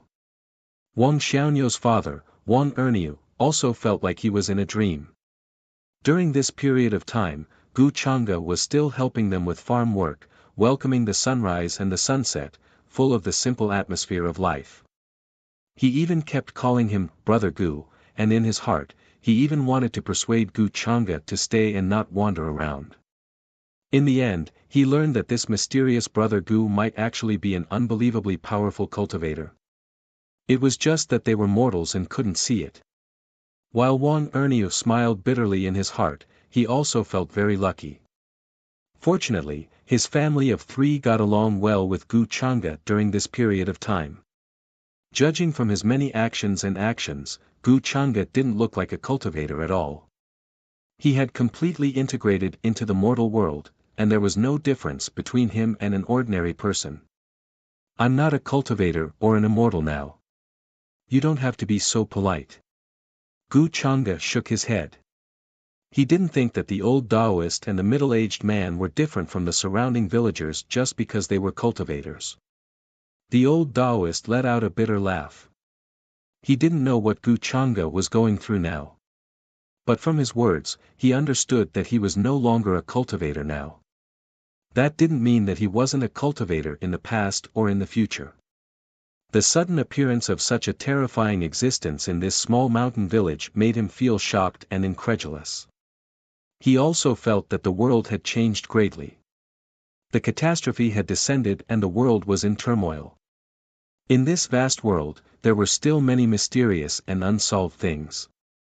Originally, he thought that he was already standing at a certain peak, but now he suddenly realized that wasn't he looking at the sky from the bottom of a well. Gu Chang'e's appearance made the old Taoist understand this in a real sense. You can only know the sky from beyond the sky, and you can only know people from beyond the people. Everything that happened in Qingshan village spread to the nearby areas at a very fast speed. Many villagers were shocked and in disbelief when they heard the news. If someone didn't see it with their own eyes, who would dare to believe that an immortal was actually by their side? During this period of time, those who had come into contact with Gu Chang'e were all shocked and felt like they were dreaming. Some people even thought that they had bought the melons that he sold. At that time, they even joked that if they looked like him, why would they sell melons? Who knew how many young ladies were waiting for him to marry? Now that they thought about it, they were shocked and bitterly smiled. For a time, Qingshan village was covered with a layer of mystery. With so many mysterious people appearing one after another, it made people wonder if this was because the scenery was good, or if there was some secret hidden here. Some of the nearby cultivation sects had also tried to inquire about the Kongtong immortal sect, but the results shocked them. This was actually a supergiant force that spanned across the immortal realms and the upper realms. Even if it had only appeared in recent years, it was impossible to measure how long it had been in existence. This was no longer a level that they could imagine and come into contact with. In the following period of time, Qingshan village gradually returned to its former tranquility after the initial shock and bustle. Although many villagers knew that Gu Chang'e's identity was extraordinary, they found that he was no different from before. He did what he had to do. His daily life was very regular. He worked at sunrise and rested at sunset. However, the people who delivered water and food to him changed from many of the young ladies in the village to Miss Su. After learning of Gu Changa's identity, basically all the young ladies gave up on him, including Miss Chinya who sold tofu at the entrance of the village. In their eyes, the huge gap in identity was almost an insurmountable gap. However, there were still some people who would secretly peek. Young people did not worry, but who did not yearn for love? Time passed quickly, and Wang Xiaonyo was finally taken away by the old Taoist. Although his parents were reluctant, they also understood that from now on, their child would become a real cultivator, which was much more honorable than being the top scorer in the exam. Therefore, they did not let Wang Xiaonyo feel too much of a burden. With smiles and expectations, they watched him go away. Before leaving, the old Taoist left a lot of good things for the couple. Not to say that it would make them immortal, but it would be easy to extend their lives by decades or centuries. Whether it was for Gu Changa's sake or for Wang Xiaonyo's sake, he had to do so. As soon as Wang Xiaonyo left, Wang Erniu and his wife were more or less reluctant to part with him, because they did not know how many years Wang Xiaonyo would cultivate after this departure, and when would be the next time they saw him. Of course, in addition to Wang Erniu and his wife, there was another person who was very reluctant to part with Wang Xiaonyo. The youngest daughter of the Qin family, Qinaria, was just her nickname. Her real name was Qin Xiaoya. Before leaving, Wang Xiaonyo secretly came to see her and gave her the jade pendant with sword patterns that the old Taoist gave him. He said that he would come back to see her after his cultivation was successful, and he would bring her delicious food and fun things to play with. The two of them were not old. Although they were not at the age where they first fell in love, they already had a vague good impression of each other. Moreover, Qin Xiaoya did not accept his jade pendant. She just wiped her tears and asked him to cultivate well. In the end, the two children directly hugged each other and cried. Gu Chang'e knew about this matter because Qin Xiaoya took the initiative to tell him. Because she thought that Gu Chang'e was also a cultivator, and he was respected by the old Taoist, she wanted to know if she had the fate to become an immortal. Gu Chang'e did not answer this question. But Su Qing'e told Qin Xiaoya that she and Wang Xiaonyo would definitely meet again in the future.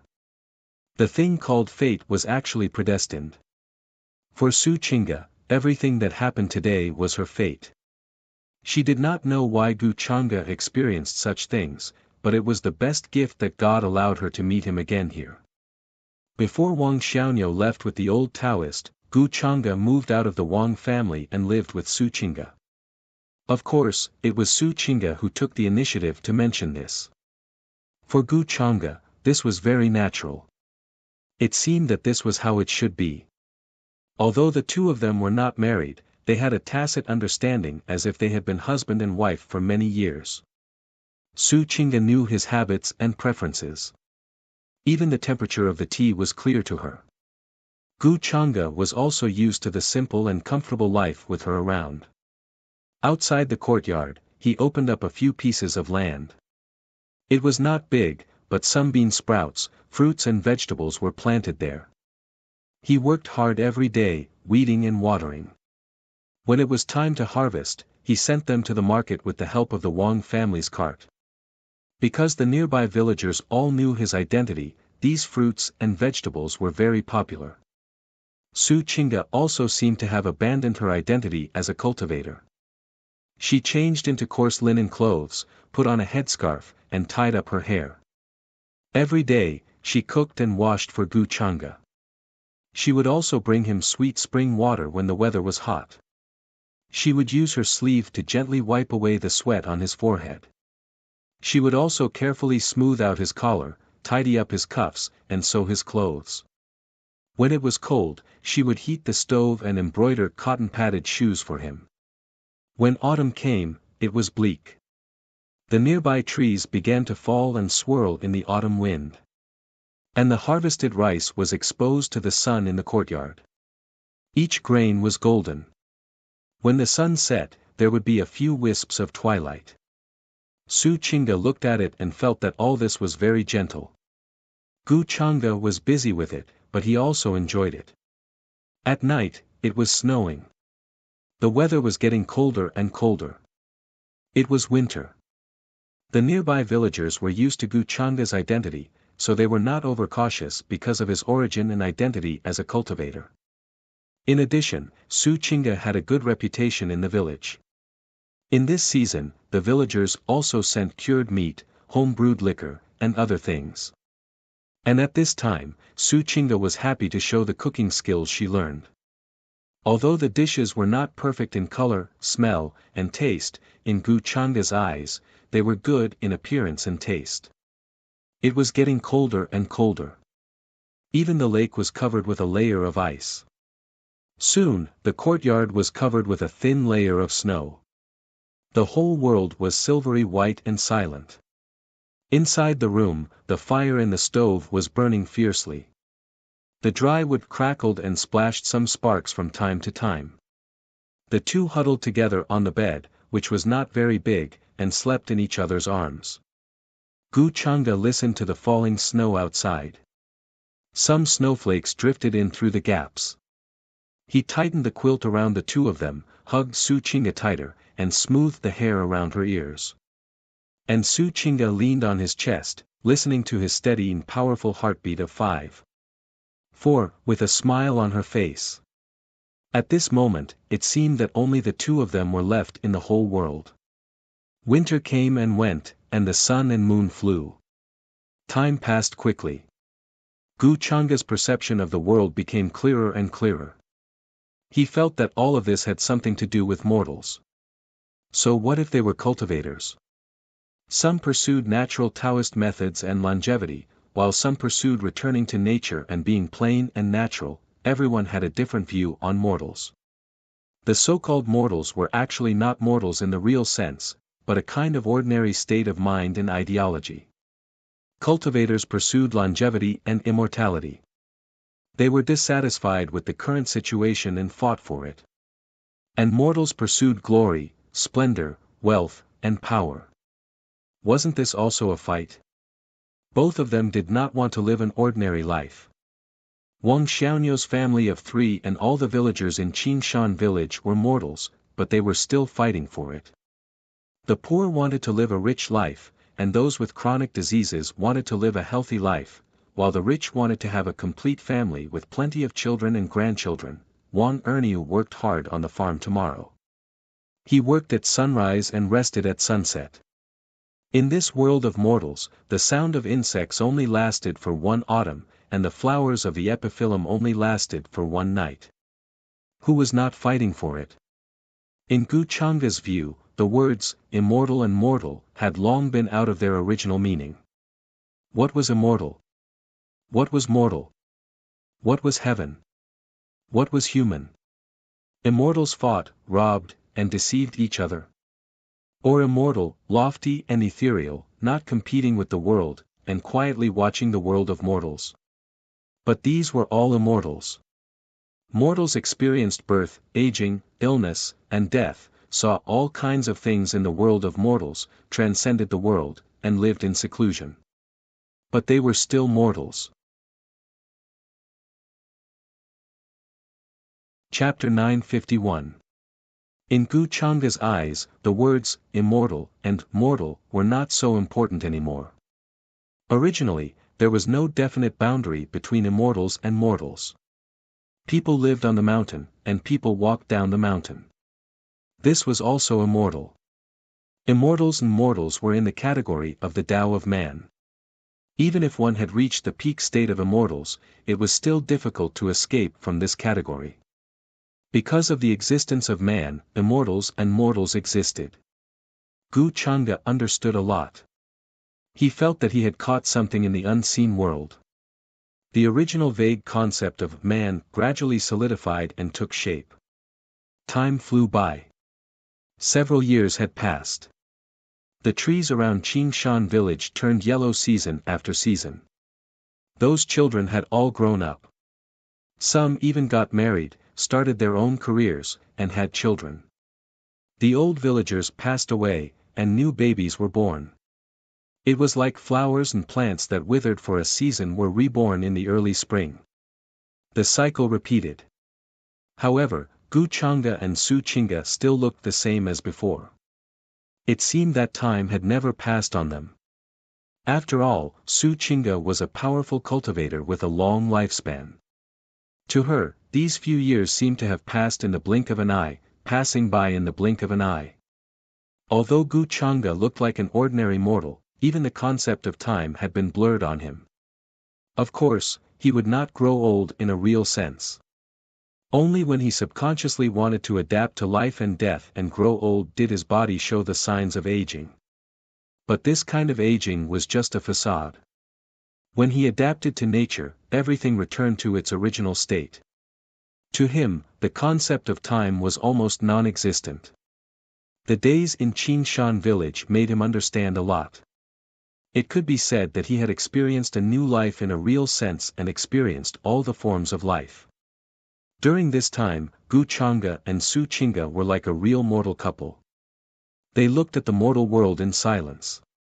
Spring went and winter came. Time passed quickly. All the forms of life seemed to be condensed in this moment. For Gu Chang'e, he seemed to have made up for the missing Tao. He also seemed to have transcended his original humanity and looked at another self from another angle. This was a new life, and also a different kind of reincarnation. However, there were too many experiences in the world, and Gu Chang'e could not truly experience every single one of them. It could be said that he had personally experienced all of this. If it could be said that he had originally stood at the end and end of the Tao of heaven, overlooking all living things, then he would have been able to do so. Today, it was as if he had transformed from a mortal into a human and personally walked the path of a human. Of course, he had only walked the Tao that he had never walked before. Naturally, he had not walked to the end of the Tao of man. There was no distinction between immortals and mortals. In fact, they all belonged to the Tao of man. There was no sense of time in the mountains. During the years that Gu Chang'e had disappeared, the situation in the upper realm had also undergone great changes. The ancient existences of the various orthodoxies appeared one after another, wielding great power. This was equivalent to truly raising the ceiling of the upper realm's battle prowess. Even those celestial kings of the celestial realm were in awe. As for the powerful warriors of the other realm, they began to communicate with the celestial realm to discuss how they should deal with the chaotic situation. Some of the celestial kings guarding the borders of the vast expanse battlefield discovered some ancient warships closing in on the celestial realm. Their momentum was shocking, and the waves shook all directions. Many of the ancient universes were shaken because of this.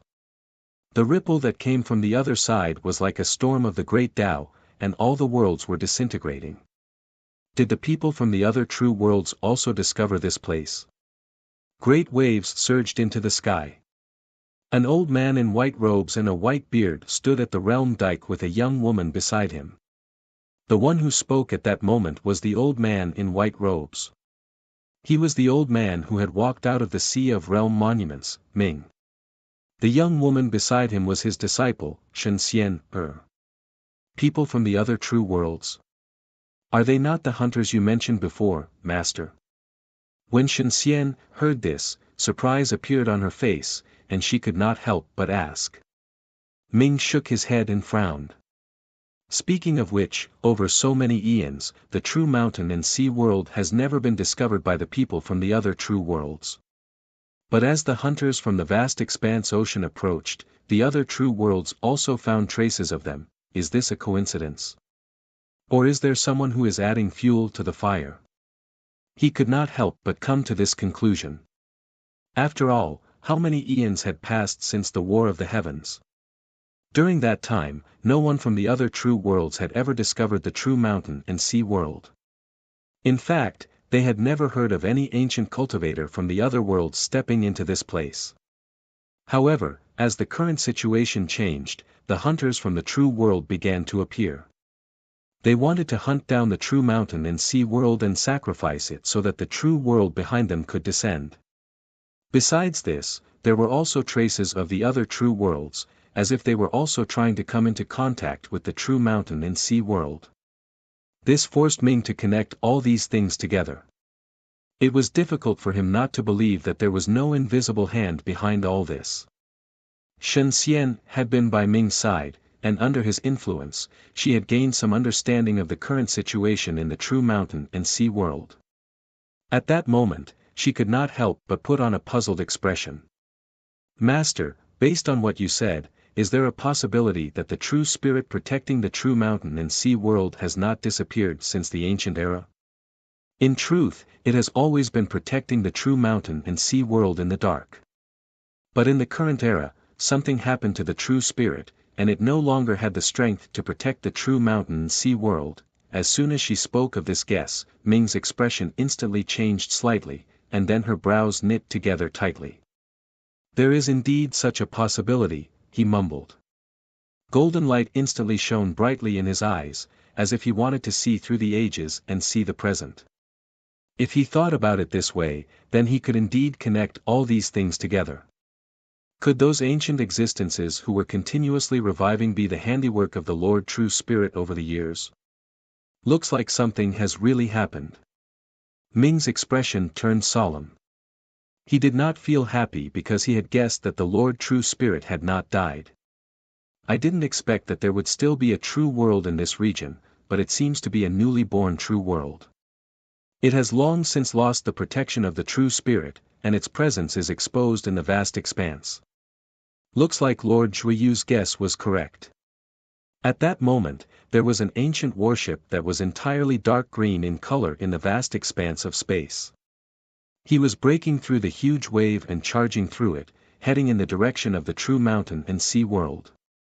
The ancient warship was incredibly huge, as if it was carrying all the stars in the universe on its back. The dark green hull of the ship was filled with an ancient air. It was made of a rarely seen mother of all gold, and it was covered in a terrifying divine light of order.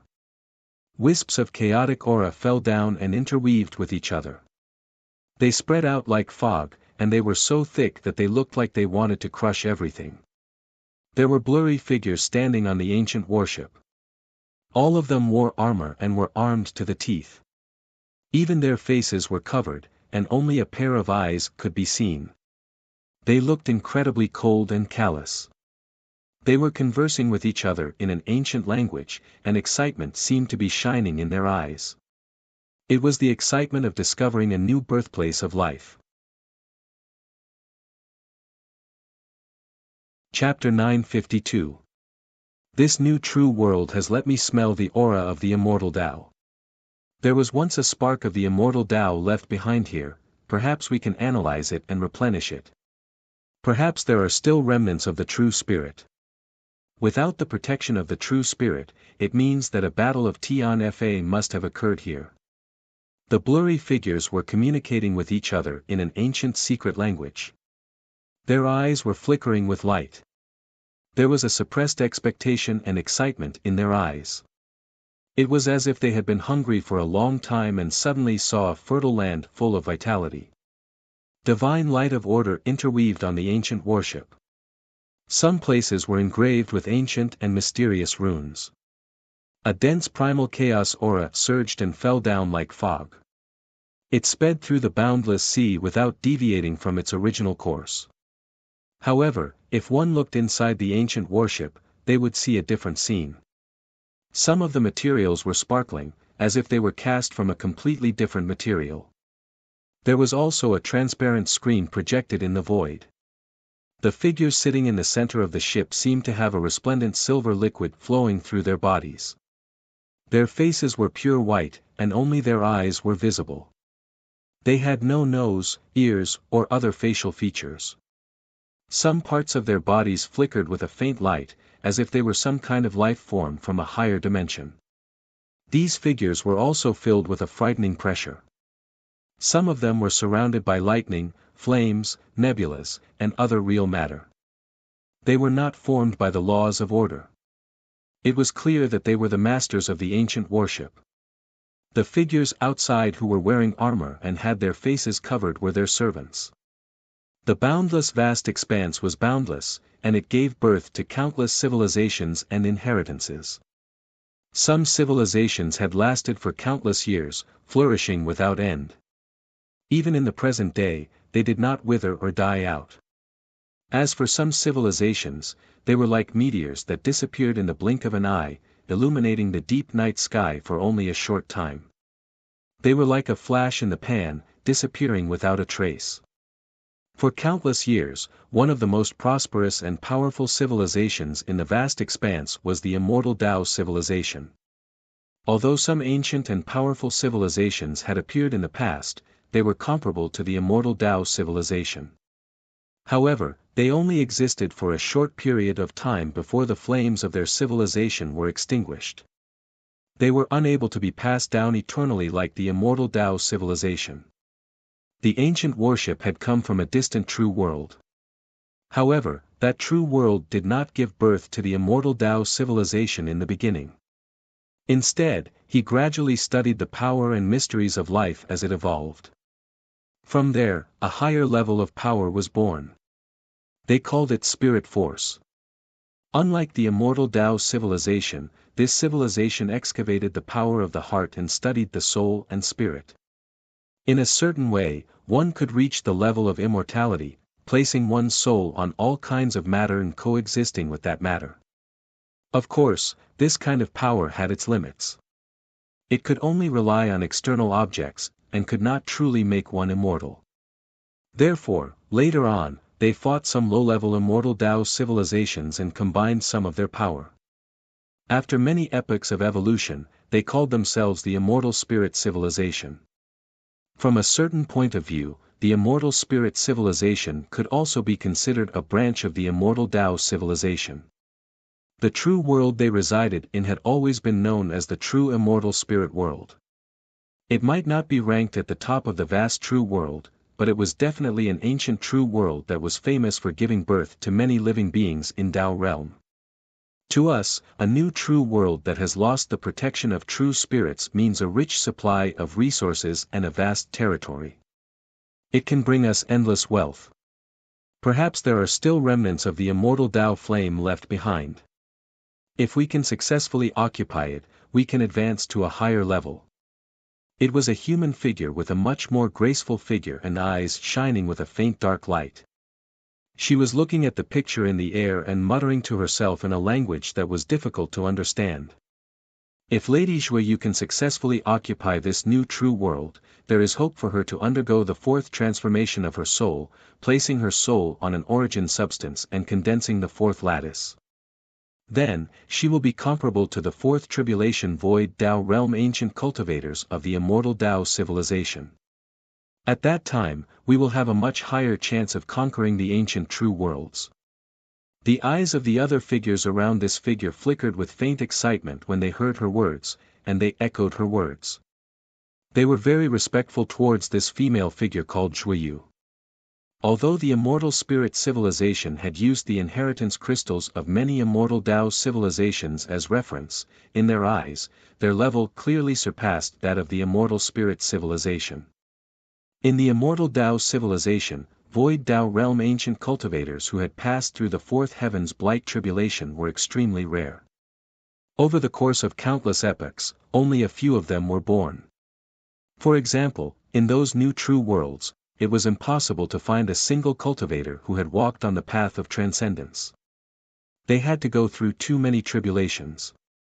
Moreover, there was a large amount of luck involved, and it couldn't be done by accumulating innate talent. But in the immortal spirit civilization, they could use all kinds of methods to make the origin crystal of their soul be passed down generation after generation, achieving some sort of immortality. When the soul power of the ancestors was exhausted, they would condense the origin crystal of their descendants. As long as they placed their soul power on the origin crystal of their soul, they would be able to completely receive the power of their ancestors. From father to son, from son to grandson, and from grandson to grandson, there was no end to the number of descendants. Through this method, although the immortal spirit civilization was born later, it possessed a terrifying power that couldn't be ignored. The figure called Zhuyu before them had a huge ancient race supporting her. They analyzed the immortal Tao civilization, condensing origin substances and laws, and placing their sole power on these origin substances to achieve a true transformation. They also traveled through various true worlds and experienced the remnants of the Blight Tribulation in the battlefields of various true worlds, condensing the remnants of the true substance and carrying out a higher level of transformation. Some of the true worlds of the immortal Tao civilization had immortal Tao fire seeds. In those immortal Tao fire seeds, there were remnants of substances that were close to corporeal. They called them origin substances, which meant that they were the origin of all things. The origin substances of all things were incomparably mysterious and could evolve into all things in the world.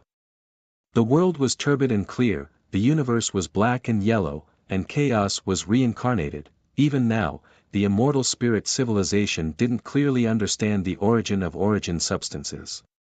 They only knew that they were highly likely to appear in some of the true worlds that had given birth to the immortal Tao civilization. The ancient worship rumbled as it moved forward. It was like a huge mountain range that crushed through the vast expanse, heading straight for the true mountain and sea world. In another direction, there was also an ancient worship speeding forward.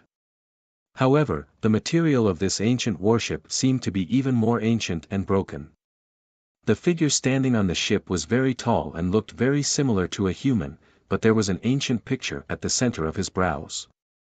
It was the group of hunters from the true spirit ruins world. The terrifying existence called Ancestor White-Bone King sat quietly on the ship, as if he was motionless.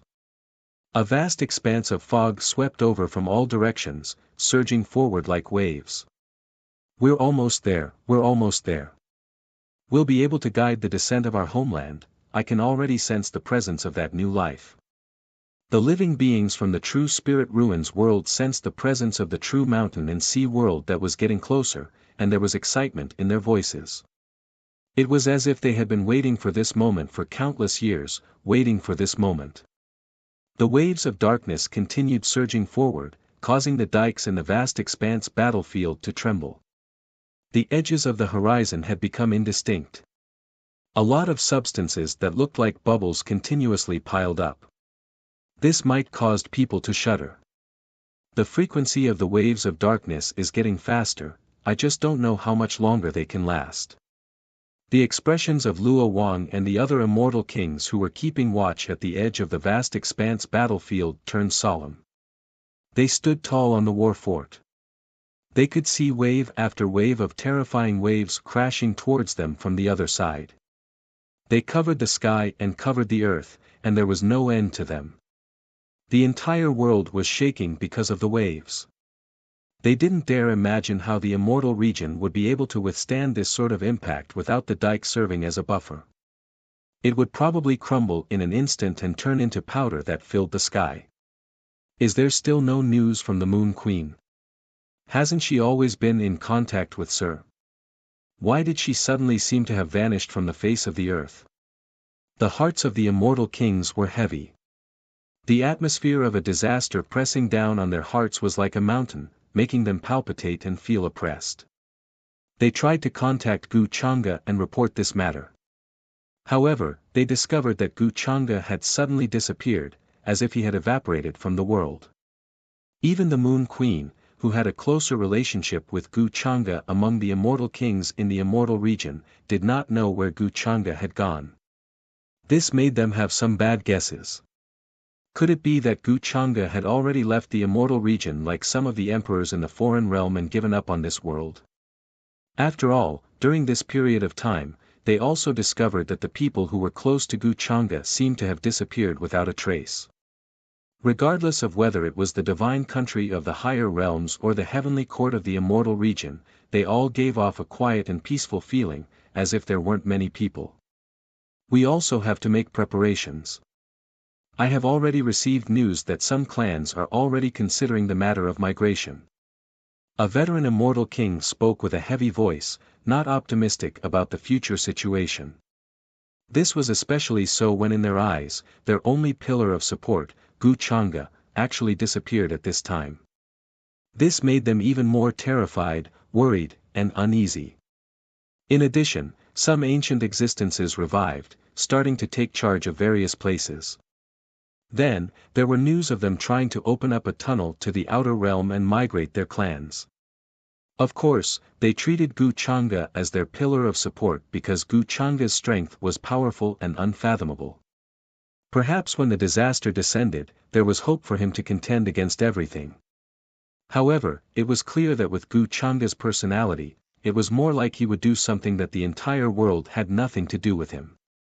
However, because of this, they had no choice but to place their hopes on Gu Changa. However, while the hearts of the immortal kings were heavy, two figures suddenly appeared on the other side of the realm embankment. A white-robed old man was walking towards them with a young woman in tow. It's the senior who crossed the realm embankment back then. Noticing this scene, Luo Wang's expression froze. His figure disappeared from the war fort, and he got up to welcome them. When the other immortal kings saw this, they also appeared one after another. Apart from Gu Changa, this white-robed old man was the second one they had seen so far who could bring people across the realm embankment. His cultivation was at least that of a half-immortal emperor, or even higher. They had no choice but to respect him. Chapter 953. The white-robed old man, Ming, walked over with Shenxian. He had long known that there were many immortal kings guarding this place, constantly paying attention to the situation outside the vast expanse. Luo Wang and the other immortal kings came over and bowed respectfully, calling him senior. Ming did not waste time introducing himself. Instead, he went straight to the point and asked about the current situation in the immortal region and how to deal with it. During the time he had been outside the vast expanse with his disciple, Shenxian, he had been sensing the fluctuations outside the vast expanse. He wanted to determine the level of the group of hunters who had descended here. However, Ming did not expect that there would be traces of other true worlds. Besides the group of hunters, there were also living beings from other true worlds descending. If both sides came with ill intentions, it would indeed be a terrible disaster for the mountain and sea world. However, when faced with this question, Luo Wang and the others showed some embarrassment. Some of them also showed bitterness, shaking their heads and sighing. What could the immortal region do to deal with it? Besides having them guard this place and constantly pay attention to the situation outside the vast expanse battlefield, there was nothing else. During this period of time, even Gu Changa had vanished without a trace, and no one knew of his whereabouts. This caused them to be unable to help but wonder if Gu Changa had already given up on the immortal region and left them to fend for themselves. After hearing this, Ming had a complicated look in his eyes. He did not expect the immortal region's current situation to be so terrible. However, from what Luo Wang and the others said, besides the immortal kings guarding this place, there were actually many ancient existences that had revived in the immortal region. These ancient existences controlled various universes and orthodoxies. Their strength was also unfathomable. They suspected that these ancient existences' cultivation had surpassed the immortal kings, and they might even be quasi-immortal emperors. However, in Ming's eyes, this was still far from enough. Perhaps in the eyes of the immortal kings, quasi-immortal emperors were invincible existences who could look down on all living beings and easily decide their lives. However, Ming, who had experienced the War of the Heavens, knew very well. 370 quasi-immortal emperors had not reached the peak of the immortal realm and were not far from the immortal emperor realm. How could they be a match for those ancient Tao realm cultivators? Even those ancient cultivators who had just touched the threshold of the Tao realm could kill quasi-immortal emperors with just a thought or a glance. There were definitely Tao realm existences among the hunters who had descended to the true mountain and sea world. For example, Ming himself had only barely touched the first threshold of the Tao realm after countless years of accumulation, and he hadn't completely overcome the first heavenly blight tribulation. He had no idea if he could contend against those hunters when the time came. Therefore, he needed to find a companion who could fight alongside him during this period of time. The situation is very bad. Lord True Spirit is also in trouble, and the Demon Master seems to be unreliable. I don't know what happened in between, Ming sighed in his heart. He was someone from the same generation as the true spirit of the true mountain and sea world. He had experienced the first war of the heavens and knew just how devastating and terrifying that battle was. Naturally, he also knew of the existence of true spirit Qing robes from the true mountain and sea world. However, he had died in the great war of the heavens. He had fallen in the heaven-seeking battlefield. As for what happened in the future, he actually didn't know. Ming could only make vague guesses based on some of the records in the future and the rumors passed down by cultivators. He had never seen the Demon Master's true appearance, but he knew that it was because of his existence that the true mountain and sea world had survived the first Aeon tribulation. In Ming's opinion, there was definitely a hidden story behind everything that happened during the Forbidden Era. It was impossible for it to be as dark as what all living beings saw. During this period of time, some of the ancient existences who had revived had been confirmed to be dead during that era. Even Ming himself was the same. But they had come back to life. Had they been reflected in the current era from another era and revived in the current era? Even if it was in Ming's opinion, it was practically impossible to accomplish. It was such a long period of time, spanning countless eras. How could it be reflected in the current era? There were too many powerful beings and living beings during this period of time, so it was impossible to achieve. Reviving the entire history with one's own power. In Ming's opinion, the people who had died back then might have entered the cycle of reincarnation in a different way and returned from it. Why did he think so? Because during this period of time, the true mountain and sea world had not been discovered by other ancient cultivators, nor had it been invaded by other true worlds. This meant that during this period of time, the true mountain and sea world had been protected by its true spirit. Only during this period of time did something happen to its true spirit, causing the true mountain and sea world to be noticed by other true worlds outside the vast expanse. It was highly possible that this was a grand scheme that had been planned for a long time. After that, Ming took Luo Wang and the others and left the vast expanse battlefield, telling them that they did not need to continue guarding the place.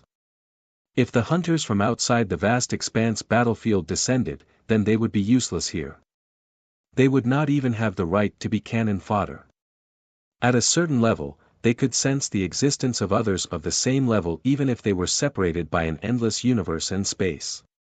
Once the living beings from outside the vast expanse descended, all worlds could sense them. Their presence was enough to make all living beings go mad and fall into chaos. After returning to the immortal region, Ming did not go to the other orthodoxies. Instead, he brought Shenxian to the Gu family. He knew about the relationship between Shenxian and the Gu family. He also knew that Shenxian could be considered as Gu Changa's cousin. Of course, the main reason was that Ming wanted to find his companions to discuss the grand scheme of things. The longevity Gu family's foundation was unfathomable. It was hard to imagine that they had existed before the first calamity of the true mountain and sea world. The ancestor who had founded the Gu family was a terrifying figure whose cultivation base was difficult to fathom. In Ming's opinion, finding the Gu family to discuss countermeasures was the only way now. Luo Wang and the other immortal kings were at a loss. They did not know what to do next. After thinking for a while, they decided to follow Ming. They did not know why Ming would go to the longevity Gu family. They did not even know Ming's origins. Some people guessed that Ming was an ancestor of the longevity Gu family. After all, the longevity Gu family had always been mysterious and did not care about the affairs of the world. Even when the immortal region collapsed and the immortal kings from the other regions invaded, the longevity Gu family did not care much. Moreover, even Gu Changa was a member of the Gu family. He was once the young master of the Gu family. Ming's action caused the immortal kings to make many guesses and make many connections. In the current immortal region, every action of the immortal kings involved countless living beings and cultivators. The moment Luo Wang and the others left the vast expanse battlefield, the various orthodoxies also noticed them. They were very curious as to why Luo Wang and the others would go to the Longevity Gu family. While the orthodoxies were puzzled, they also sent people to follow them and find out what was going on. Some ancient existences who had been revived even formed avatars to follow after them. Divine light shone brightly in the universe. Various majestic avatars crossed the galaxy and rushed to the Gu family's territory. In the immortal region, in the oceanic tribe's territory, the third prince of the dragon tribe, Ao Teng, who had received the news, also followed with Ao Ling. He had always wanted to meet Gu Changde personally and ask him some questions. After all, he was a supreme figure whom even his father greatly admired. He had left a deep impression on Ao Teng. Ao Teng was even more unwilling to believe that Gu Changde was a demon who would harm the heavens. Of course, another big reason was that Ao Teng felt that the changes in the mountain and sea realm were related to Gu Changde. Gu Changde should know some of the truth. The commotion caused by the immortal kings of the sea tribe also alarmed the other forces, causing waves to rise in various parts of the immortal region. In the immortal region's Wang family, Ni Chen, who had completely possessed many true immortals of the Wang family, sat cross-legged in his cave abode. A vast galaxy appeared behind him. Stars filled the sky, rising and falling like a waterfall. 9 ancient bronze lamps floated above his head. They intersected with each other like inextinguishable divine light, stabilizing Ni Chen's drifting true soul. His eyes burned brightly. He did not ask about what was happening in the outside world. He focused on cultivating his innate ancestral art and planned to possess the mountain and sea realm. The current mountain and sea realm was like a floating duckweed. It was the best time for him to possess it. Before this, Ni Chen had planned for a long time and finally found a suitable opportunity. The process was very dangerous, which was why Ni Chen had to make other arrangements before he possessed the mountain and sea realm. After all, there were many powerful cultivators in the mountain and sea realm now. In that case, all of his previous plans would be for naught, and all of them would turn into bubbles. With the innate ancestral art of the Abyss Defiance, I can easily possess anything. Now that I am the young master of the Wang family, I can use the identity of the true spirit's successor to travel the world. Ni Chen's eyes sparkled. He had a plan in his heart. He knew that there was definitely a problem with the true spirit of the mountain and sea realm. Otherwise, it would be impossible for the true spirit of the mountain and sea realm's aura to spread through the universe and attract many hunters. And his appearance just so happened to be able to resolve this matter. He had successfully possessed a galaxy before. Even though it was far from the true mountain and sea realm, he had already been tainted with some of the true spirit of the mountain and sea realm's essence. Based on this alone, he could completely pass himself off as the real thing. At that time, as the successor of the true spirit of the mountain and sea realm, he only needed to take over everything and become the new true spirit. Then, he would be able to save the true mountain and sea realm in time. Even if someone suspected the authenticity of his identity, it was not important. In a life and death situation, who would care about such things? Before I pretend to be the successor of the true spirit of the mountain and sea realm, I must quickly reach quasi-immortal king or even higher.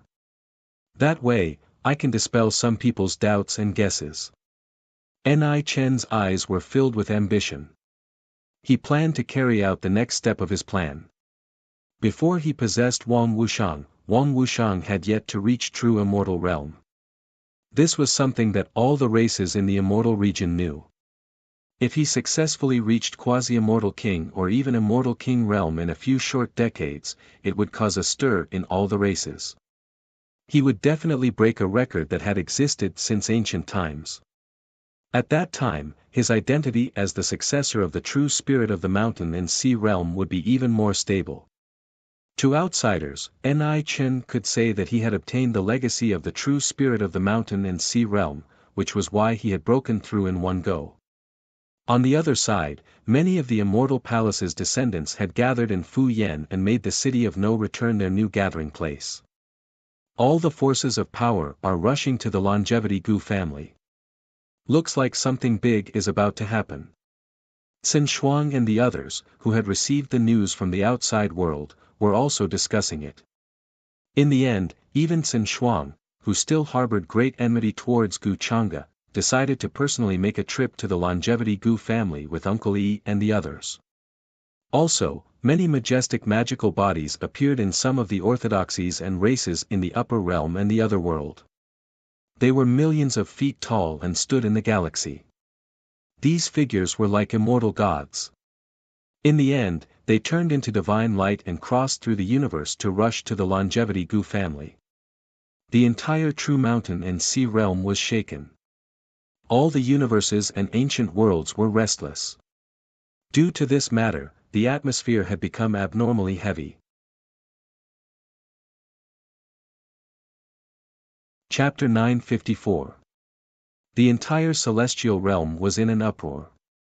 No matter what cultivation level one was at, they all saw this shocking scene.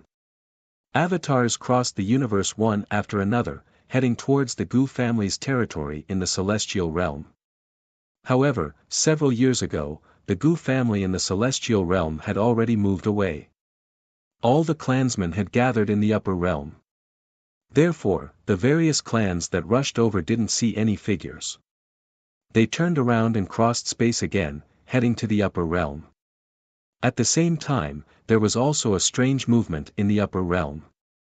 Many Gu family clansmen sensed powerful auras descending from the outer realm. The phenomenon was shocking. What happened? Why are so many powerhouses descending on our clan's territory? The clansmen guarding the mountain gate were all shocked. They hurriedly went to report. Ming brought Shen Xian and appeared outside the mountain gate. He didn't force his way in. He came with a purpose, so he naturally couldn't offend the Gu family. Is this the family that sister is from? Shen Xian was a little shocked. She was stunned by this magnificent and majestic foundation. As expected of the clan that even her master valued and feared. Their inheritance was incomparably long, and their strength was unfathomable. Speaking of which, she was the same as Gu Xian. The bloodline of the Gu family flowed in her veins. However, she was born in the Tianlan realm by her parents. This was also Shen Xian's first time coming to the Gu family's territory. Seeing it with her own eyes was shocking. Is this the Gu family's territory? Now that I look at it, there are mysteries everywhere. Luo Wang and the other celestial kings were also shocked. At first, they didn't understand. Why would Ming come to the Gu family? But now that they looked at it, they realized that these small details were shocking. Even if they were celestial kings, they couldn't act presumptuously in front of the Gu family. The rising providence was like a surging river, gathering above their heads and illuminating the sky. This was more like a small world, detached from the world and not affected by the outside world. Perhaps there was still some peerless figure hidden in the current Gu family. This senior is, in the sky, beams of divine light descended. Some ancient existences revealed their true bodies and asked about Ming's identity. However, Luo Wang and the others only shook their heads and didn't say anything. They didn't know Ming's background. Many figures gathered here, some of their bodies still surrounded by primal chaos mist, hazy and indistinct. Their strength exceeded immortal kings. These were figures who had just revived in this world. Along with the brilliance of the Great Path, the people of the Ocean Clan also arrived. The one in the lead was the third prince of the Dragon Clan, Ao Teng. Great Commander Ming. At first glance, he noticed Ming standing at the Gu clan's mountain gate. His entire body shook, and he was in slight disbelief. Commander Ming, Ao Ling, who was following behind Ao Teng, widened her eyes and cried out involuntarily. As characters from the pre-heaven mythological era, they could be said to be separated from the people of the current era by countless epochs. Even the remnants of the immortal palace in the Dark Era might not know of their existence. Seeing this, many ancient existences in the area looked over. However, there were also quite a number of experts from the sea race. There were even a few existences that had surpassed the immortal king realm. They are characters from the innate mythological era. Those two are the descendants of the ancestral dragon. An old man who had transformed into a human explained to the existences around him with a slightly shocked voice. He was transformed from a carp that came from a dry well. He had once transformed into a true dragon and was extremely powerful. He had some inherited memories and knew part of the origins of Ao Tang and Ao Ling. As soon as these words were spoken, many ancient figures in the surroundings were immediately speechless. The pre-heaven mythological era was such a distant epoch. It could be traced back to the beginning of the world and before the chaos was divided. How could the characters of that era not be shocked by the fact that they were still in the world today? Hearing the exclamation behind him, Ming also turned around. His gaze swept over and landed on Ao Tang and Ao Ling, the third prince of the dragon clan. A hint of surprise appeared on his face. He did not expect to meet an old friend here, and one that he had met many times. That was the time before the first calamity. How long had it been since then? He could not remember clearly, but he could still see an old friend of his. Ao Tang greets Commander Ming. I didn't expect Commander Ming to still be alive in this world. This is great. Although Ao Tang was the third prince of the dragon clan, he was not arrogant. He was very respectful to Ming, who had once led the army of the heavens. Ao Ling also greeted him. Her eyes blinked and landed on Shen Xian. Then, she was stunned. Why did she look a little like that lord? But there was only a slight resemblance, and the expression was different. Could she be the reincarnation of that lord? Ao Ling did not know Shen Xian's background, so she could only guess. Ao Tang's arrival made Ming smile. In terms of seniority, he was older than Ao Tang and could be said to be the oldest group of people. Back then, he had also led the army of the heavens to resist the calamity and the great liquidation. After such a long time, they could still meet again. It was more or less a surprise and joy. Ao Tang was even more surprised. He had originally thought that this commander had died in the War of the Heavens. But he did not expect that he was still alive and well, and his cultivation was even more unfathomable.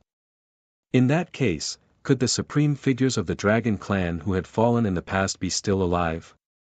It was just like what his father had said. While Ao Tang was catching up with Ming and the others, several streams of light descended from the sky.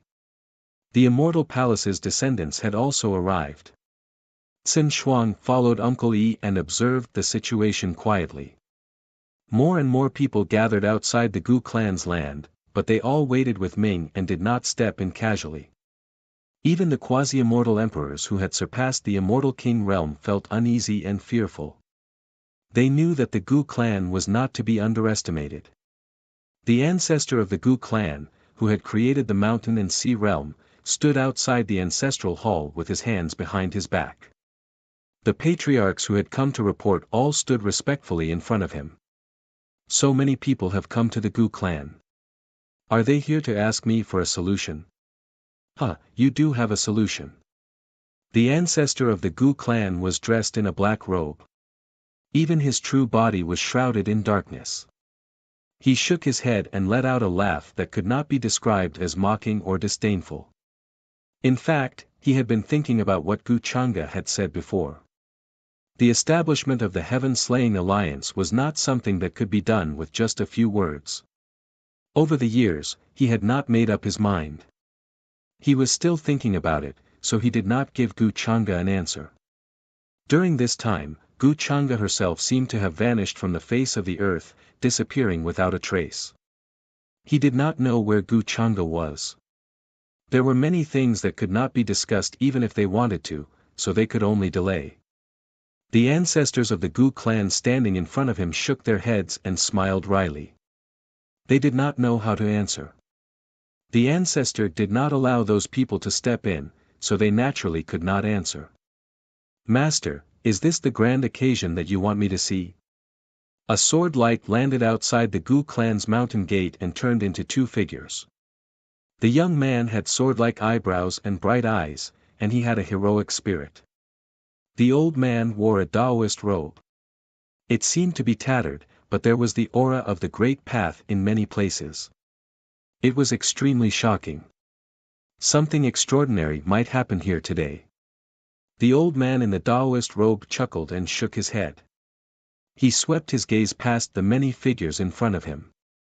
However, besides Ming, no one else caught his attention. Half a step into Tao realm. At that moment, Ming also noticed the old man in the Taoist robe, and his eyes were filled with surprise. He did not expect that there would be such a powerful warrior hiding his strength.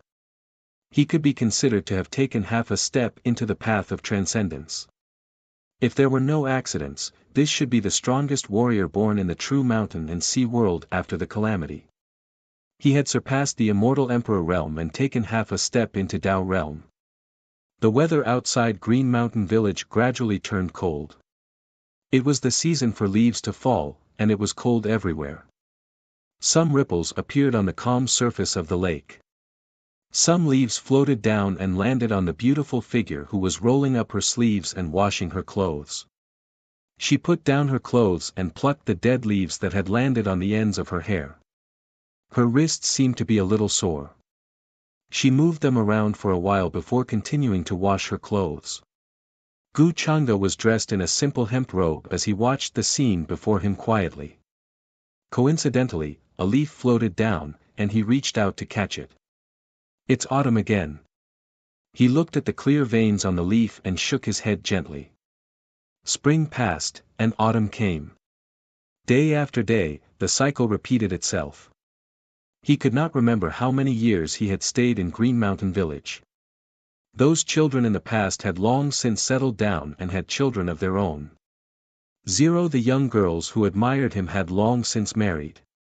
Their families were harmonious, and their lives were happy. The girl who had been waiting for Wang Xiaoniu at the entrance of the village had long since grown up. She was slender and elegant, and she refused the marriage arranged by her parents. But the person she was waiting for never came back.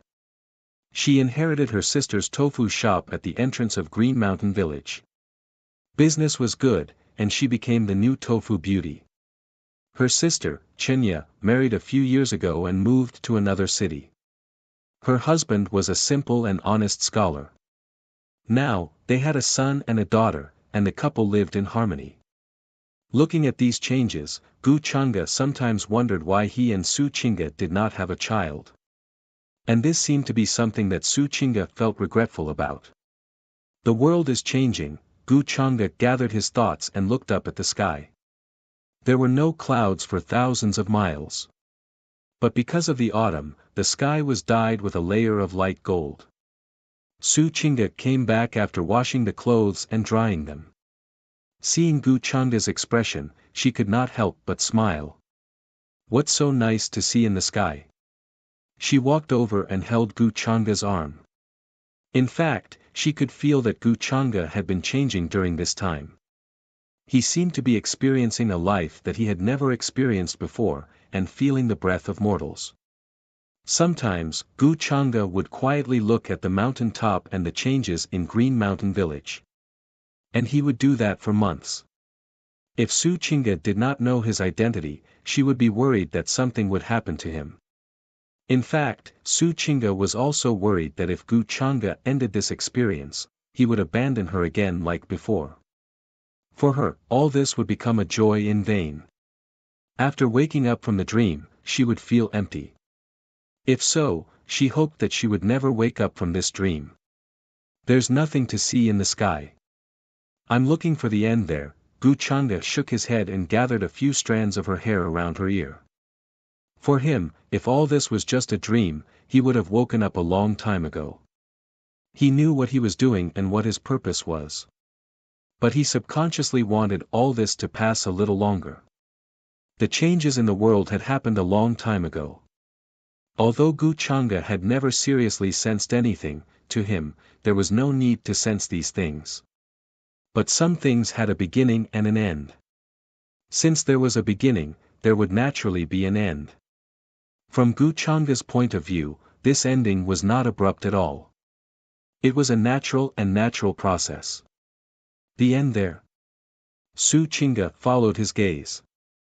However, with her cultivation, she could only see a small part of the star area. How could it be easy to see the end of it? Tao is boundless. How can there be an end?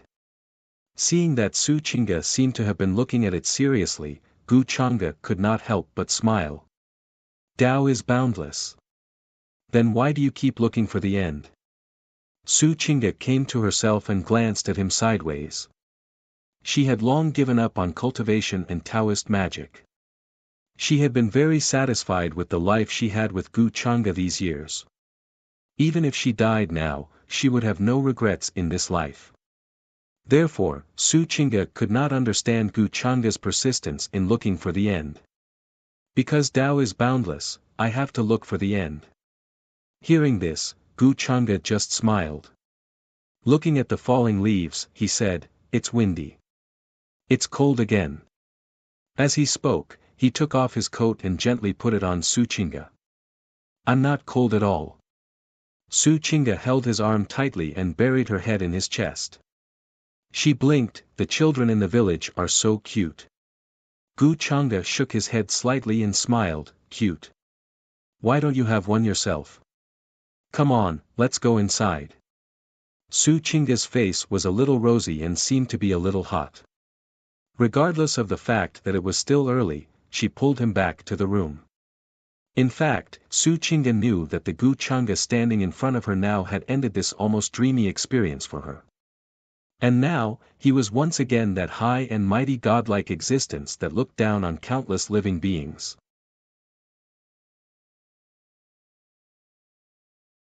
Chapter 955. With Gu Changa's current cultivation, it was basically impossible for him to have a child. For him, he actually didn't want to have an heir. It was more like a kind of trouble. Su Chinga knew it herself, but she still had a glimmer of hope in her heart. Perhaps for her, it was more like a kind of sustenance. Now, she didn't think about anything else. She just felt that such a peaceful life was extraordinarily beautiful. Even if the world was destroyed and all ages returned to ruins, she didn't care. As early as many years ago, she secretly returned to the original lower world to see her father. Not long after leaving the lower world, her father married another woman and already had an heir. Perhaps in his opinion, after his daughter left the lower world, she might never come back in this life. So he married another woman and started a family. In the future, he could have an heir and carry on the eternal foundation of the Taishan Holy Land. Su Chinga didn't reunite with her father. She just left some elixirs in the original palace. Later, she also went to the Ji family to see her mother. As for her sister, Ji Qingxian, the two had already turned against each other. There was no longer the warmth in the beginning. Now, Ji Qingxian held great power and acted like a queen. She could be said to be in high spirits. For Su Chinga, everything had been accounted for. She had no regrets. Originally, she lived in seclusion in Qingshan village. She just wanted to be alone and die of old age here. And the unexpected appearance of Gu Changa made up for her last regrets and expectations in a certain way. She had nothing to regret or be reluctant to part with. Half a month later, the forest was dyed red. The autumn wind was rustling. Gu Changa looked at the sky dyed red. Thousands of thoughts flashed in his mind. He had already woken up. In fact, he didn't really wake up. It seemed that this experience had ended earlier. There were all kinds of things in the world. The mortal world was full of life. The end of everything was very natural. The way was fine, but the road had an end. In this short period of time, he naturally couldn't really understand the way of man thoroughly. However, it gave him a deeper understanding of this alternative path. What was man? What was heaven? Everything was washed away and returned to the mortal world. During this process, Gu Chang'e would rather call it returning to the mortal than returning to the mortal. This process was equivalent to planting a seed regarding the way of man in his heart. This seed may not have sprouted yet, but Gu Chang'e had a premonition that this would be a great opportunity for him, an opportunity to truly transcend the variables. Do you want to leave with me? Gathering his thoughts, Gu Chang'e withdrew his gaze and spoke casually. He couldn't stay in Qingshan village forever. As he said at the beginning, he just regarded this as a short journey of rebirth, a new reincarnation. If there was a beginning, there would definitely be an end. Su Qingge appeared behind him and shook her head gently. I still want to stay here. I'm tired of the cultivation world and don't want to experience the past again. Gu Chang'e was not surprised. Since Su Qingge chose to live in seclusion here, she must have her reasons. He respected her choice and would not force her to leave with him. During this period of time, he unexpectedly appeared here and reunited with her. It was really unexpected. Even Gu Chang'e could not help but sigh at the coincidence of fate. It was predestined. Even if Gu Chang'e wanted to deduce something that involved himself in the beginning, he might not have been able to do so. And Su Qingge clearly had a lot of connections with him. If he forced himself to deduce the future intersection between them, it was very likely that the backlash would fall on her. At that time, it would not be as simple as her body and soul being destroyed and consigned to eternal damnation. Is the entire world going to suffer an unimaginable catastrophe? Su Qingge asked. She did not talk much about the topic of parting. Gu Chang'e nodded and then shook his head. For all living beings, this was indeed a catastrophe. But for him, it was an opportunity to unite the whole mountain and sea world. Countless civilizations have been born beyond the vast expanse. The civilization of the path of immortals that we are practicing now is just one of them. For example, the immortal region and the upper realm are just one of the many civilizations of the path of immortals. Every day, many civilizations are born and disappear. Competition is always an unchanging theme. Even in this world, there is competition every day, let alone in the vast world of civilizations. This catastrophe can be said to be another civilization plundering and occupying the immortal region in order to continue. He made a long story short and casually explained the current situation of the mountain and sea world. Su Qingge nodded as if she didn't fully understand. Although she lived in seclusion in Qingshan village, she still knew about the turmoil in the outside world. But now she was only in the quasi-emperor realm. She was still very far away from becoming a Tao master. What could she do in this catastrophe? She no longer pursued things like realms. But it had to be said that because of her close relationship with Gu Chang'e. Even if she had not practiced cultivation, there was still a strong power of fortune descending from the unseen world, helping her to increase her cultivation. In fact, the great divines should have felt this more clearly. Since ancient times, there were many benefits to relying on the strong, the powerful orthodoxies, and the powerful forces. In ancient times, some of the innate gods actually had some divine servants who were protected and blessed by them. I can't help you much now.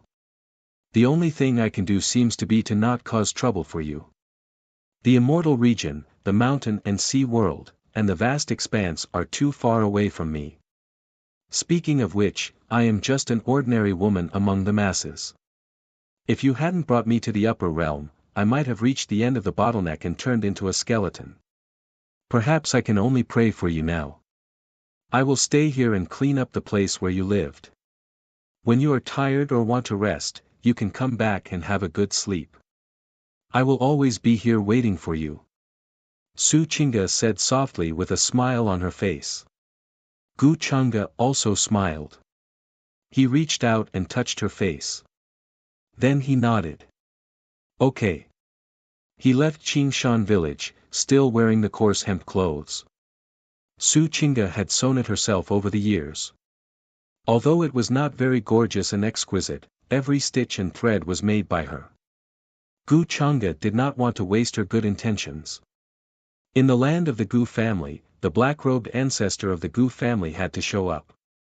The more time passed, the more powerful cultivators from all over the world came.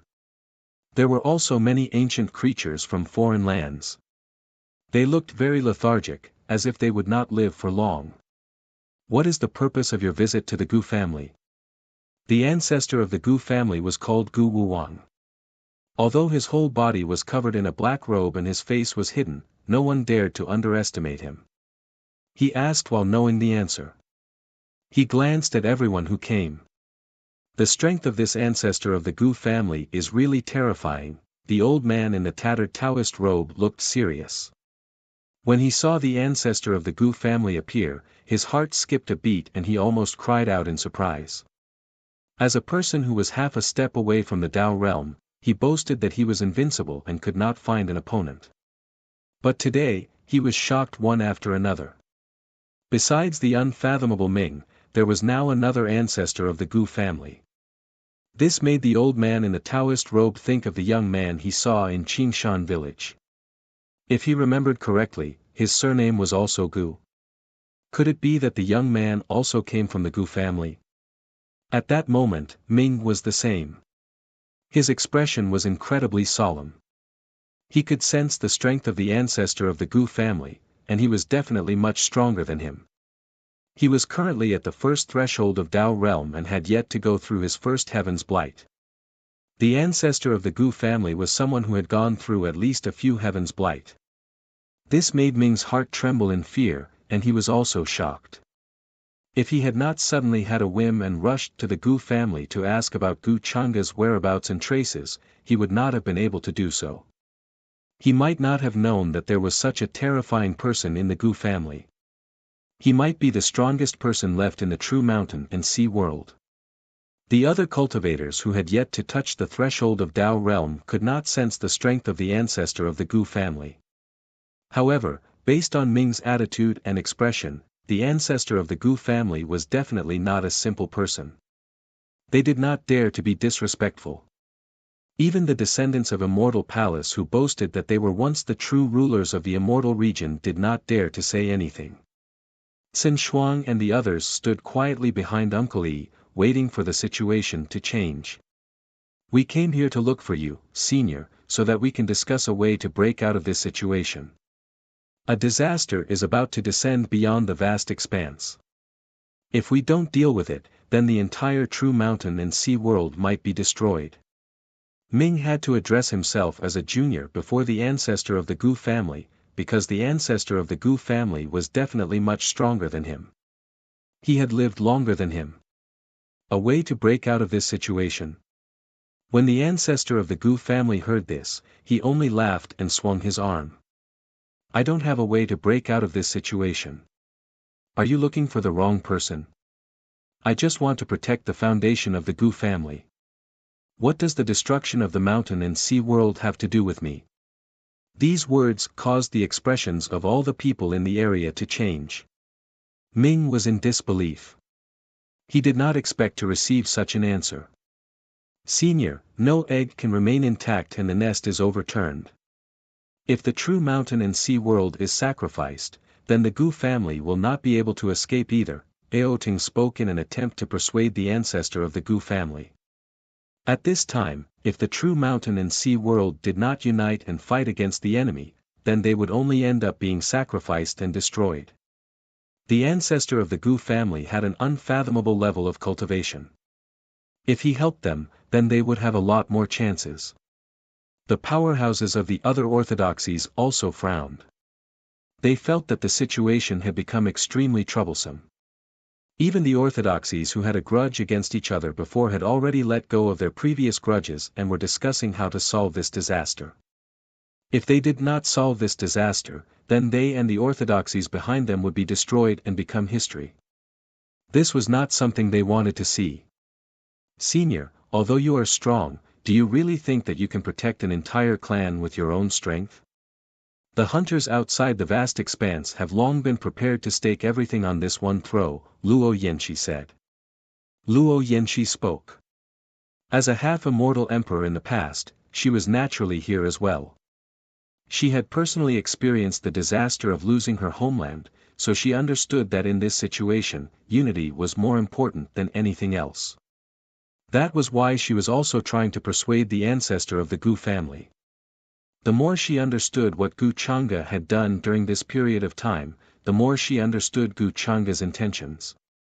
The true mountain and sea world was the world she had woken up from after reincarnation. Luo Yanxi did not want to see it fall and be destroyed like her homeland, returning to ruins forever. Previously, many people felt that it was not easy for them to speak because of their different statuses, but at that moment, they also spoke up and tried to persuade the ancestor of the Gu family. This was an unfathomable expert. No one knew what realm he had reached. The silver-robed man who was called Uncle Yi Baitzen Shuang and the others also spoke up. Senior, this is a serious matter. It involves the entire true mountain and sea world and the life of all living beings. I hope that you can be merciful and help us. The Gu family might be strong, but its foundation is immeasurable.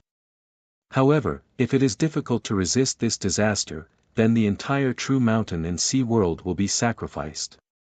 There will be no place left for the Gu family. He was the former great commander of Immortal Palace. He controlled countless heavenly soldiers and heavenly generals. His kismet was long, and his cultivation base was powerful. After he came back from the dead, his cultivation base surpassed his previous peak, but he was still very far away from Tao realm. There is no need for you to say that. I know the truth of 0. 2 better than all of you. The cruelty of the disaster is not something you can imagine. If you don't want your entire family to be destroyed along with the true mountain and sea world, then leave as soon as possible. The ancestor of the Gu family frowned. He had not agreed to build the Heaven Crusher alliance with Gu Changa, but it was not because he was wary of those hunters. Those hunters might be strong, but they were at most existences at the same level as him. They could not truly threaten him. What he was worried about was that there were lunatics among the hunters. These lunatics walked in the vast expanse and destroyed countless true worlds with their own hands. Their strength was definitely not something an ancient cultivator in Void Tao realm could hope to fight against. In the vast expanse, the Tao realm was divided into Void Tao realm and Truth Tao realm. The threshold was the Heaven's Blight disaster. Once a cultivator went through the 4th Heaven's Blight disaster, they could jump to Truth Tao realm. And once they went through the 7th Heaven's Blight disaster, they would have the chance to reach Nirvana realm. Cultivators at that level were also known as those in Progenitor realm. From what the ancestor of the Gu family knew, many of the lunatics in the vast expanse were in Progenitor realm. Of course, this was only a small portion of them. After all, there were simply too few people who could reach Progenitor realm. They gave up on everything. The past, the future, and the present did not exist. They wandered in the vast expanse like wandering ghosts. Even the Eons could not kill them. The ancestor of the Gu family was worried that there would be a lunatic among the hunters who descended on the true mountain and sea world. Gu Changa was nowhere to be found. Perhaps he had completely given up on the true mountain and sea world. The only thing the ancestor of the Gu family could do was to protect the Gu family, or at a critical moment, migrate.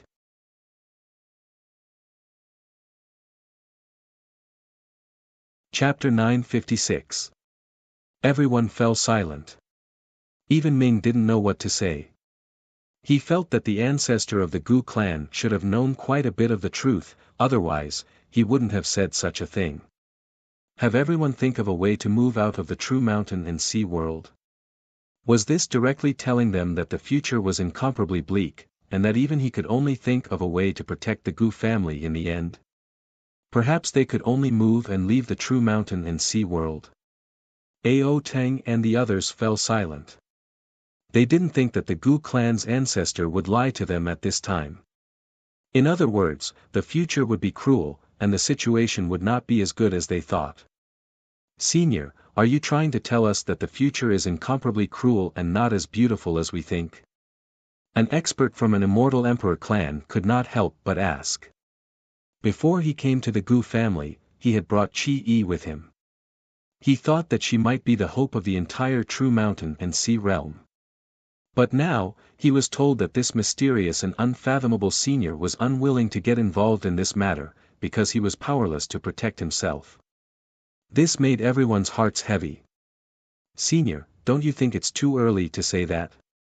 Over the years, many of the powerful warriors in the True Mountain and Sea world have recovered. The kismet of all races in the True Mountain and Sea world surged, and the great power of will illuminated the world. The world is brilliant, and the future is brilliant. We might have a chance to fight against this disaster. Immortal Palace's Uncle E spoke. He took a step forward, arriving before them. His voice was resounding, carrying a wave of unswerving determination. The old Taoist in the tattered Taoist robe also tried to speak. He said in a low voice, Senior, since you are so strong, you should know that everything depends on human effort. There are too many variables in the future. If it was truly destined, then why did the True Mountain and Sea world still wake us up? At his level, he naturally understood that the Great World Eruption this time was not an accident. This could be said to be the True Mountain and Sea world's response to the disaster they were facing in order to protect themselves. This great era has never been seen before, surpassing the era when the Celestial Palace was at its peak. Even immortal kings are extremely ordinary. Senior, entering the Tao realm isn't something that we can casually guess. We just want to do everything we can before the calamity arrives. Uncle E said again. There was a divine light in his eyes that was extremely dazzling. After all, he was someone who had died once. He had experienced true death. Therefore, in the face of such an incomparable calamity, he appeared to be very calm and fearless. The creatures of various clans all spoke up one after another, expressing their opinions fearlessly. On the other hand, considering how strong they were, it would be extremely difficult for them to migrate to the vast expanse. Furthermore, what was beyond the vast expanse? Where are they migrating to? Would they encounter a calamity along the way and be destroyed, buried in the long river of history? There were too many variables involved. Now, the only way was to use the power of the entire world to resist the enemy. The Gu family ancestor did not speak. He had already made it very clear that before Gu Chang'e appeared and decided everything, he would not make a decision easily. There was no way he could stop the hunters outside the vast expanse by himself. Just as everyone was trying to persuade the Gu family's ancestor, in a cave dwelling located in the eastern regions of the immortal realms, a resplendent beam of immortal light shot up into the sky, blotting out the sun. The sound of rolling thunder resounded, as if it was an ancient lightning domain. All kinds of grand and vast scenes appeared. There were ancient palaces, pavilions, immortal palaces, divine halls, and even the outline of lightning pools. It was a hazy sight. Purple light pierced through the sky. The universe was enveloped by the light, endlessly glaring. Lightning radiance pierced through the clouds. The entire universe seemed to be filled with immortal light. All types of terrifying lightning tribulations appeared one after another. The void figures of ancient peerless figures walked out, as if they were alive, descending into this world once more. They raised their palms, attacking the figure undergoing tribulation. That was a figure that looked rather young. He had sword-like brows and bright eyes, high-spirited and vigorous. When he opened his mouth and roared out, the lightning that hacked down towards him was shattered. These fluctuations immediately alarmed the various universes of the immortal realms. Many powerful figures looked over, their eyes full of shock. This is a half-immortal king tribulation. Who would have thought that in the present world, there would still be someone who could experience a half-immortal king tribulation? Unfortunately, he was born in the wrong era. If it was in the past, he would definitely be a rising matchless figure. Many people noticed this. They felt shocked, but then felt pity. Half-immortal king tribulation, this was not something that everyone would experience. Only after cultivating for a long time in the true immortal realm, breaking through a certain shackle, would one have the qualifications to touch upon that profound realm. In the ancient times, half-immortal king tribulation signified exceptional talent. Even if one was only a half-immortal king, they could still go against immortals, challenge true immortal kings. That was why they all felt that it was a pity, feeling that this person's talent was great. If he cultivated for a longer time, perhaps he would have a chance of advancing into a higher realm. What rich power of destiny, there is actually the destiny of the immortal realms converging. Meanwhile, this strange phenomenon naturally couldn't be hidden from the many experts gathered in the Gu family. Immediately, someone spoke in shock. After the higher realms and the immortal realms were connected, with their abilities, they could naturally easily sense everything that happened in the immortal realms. After all, this was a group of true old monsters. Even immortal kings had to refer to themselves as juniors in front of them. The ancestor of the Gu family also looked over, his eyes revealing a strange expression. It is indeed a very powerful world power. Could it be that he is someone who was born in response to the tribulation? The old man in tattered Taoist robes was also surprised. Soon, there were people here who took action again, trying to deduce the origins of the person who was facing the tribulation. However, what surprised them was that they were actually obstructed by a mysterious force, unable to smoothly deduce that person's identity. What a pity. If it was in another epoch, perhaps he really would have been born with destiny, bearing the will of heaven. Someone sighed, knowing what half-immortal king tribulation meant. Something isn't right. The ancestor of the Gu family narrowed his eyes, feeling as if the will of heaven and earth seemed to have changed because of that person. There really was a variable that appeared in the unseen world. If it was just an ordinary creature, with his cultivation, it was definitely impossible for him to not see through his past and future.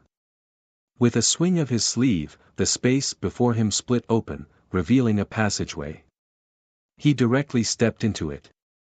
When the others saw this, they were shocked. They didn't know the reason, but they quickly followed. Amidst the lightning tribulation that filled the sky, Ni Chen bathed in immortal light, condensing his half-immortal King Dao fruit. Many parts of his body were blasted into a bloody mess. However, his gaze was resolute, as if containing a wave of madness, resisting the tribulation that descended from the heavens. This was the territory of the immortal king family, Wang family. Many creatures and cultivators were alarmed, appearing in the surrounding starry skies. They recognized that figure who was facing the tribulation. It was precisely the young master of the Wang family, Wang Wuxiang. This left them extremely shocked. In just a few short years, the young master of the Wang family was actually already about to become a half-immortal king.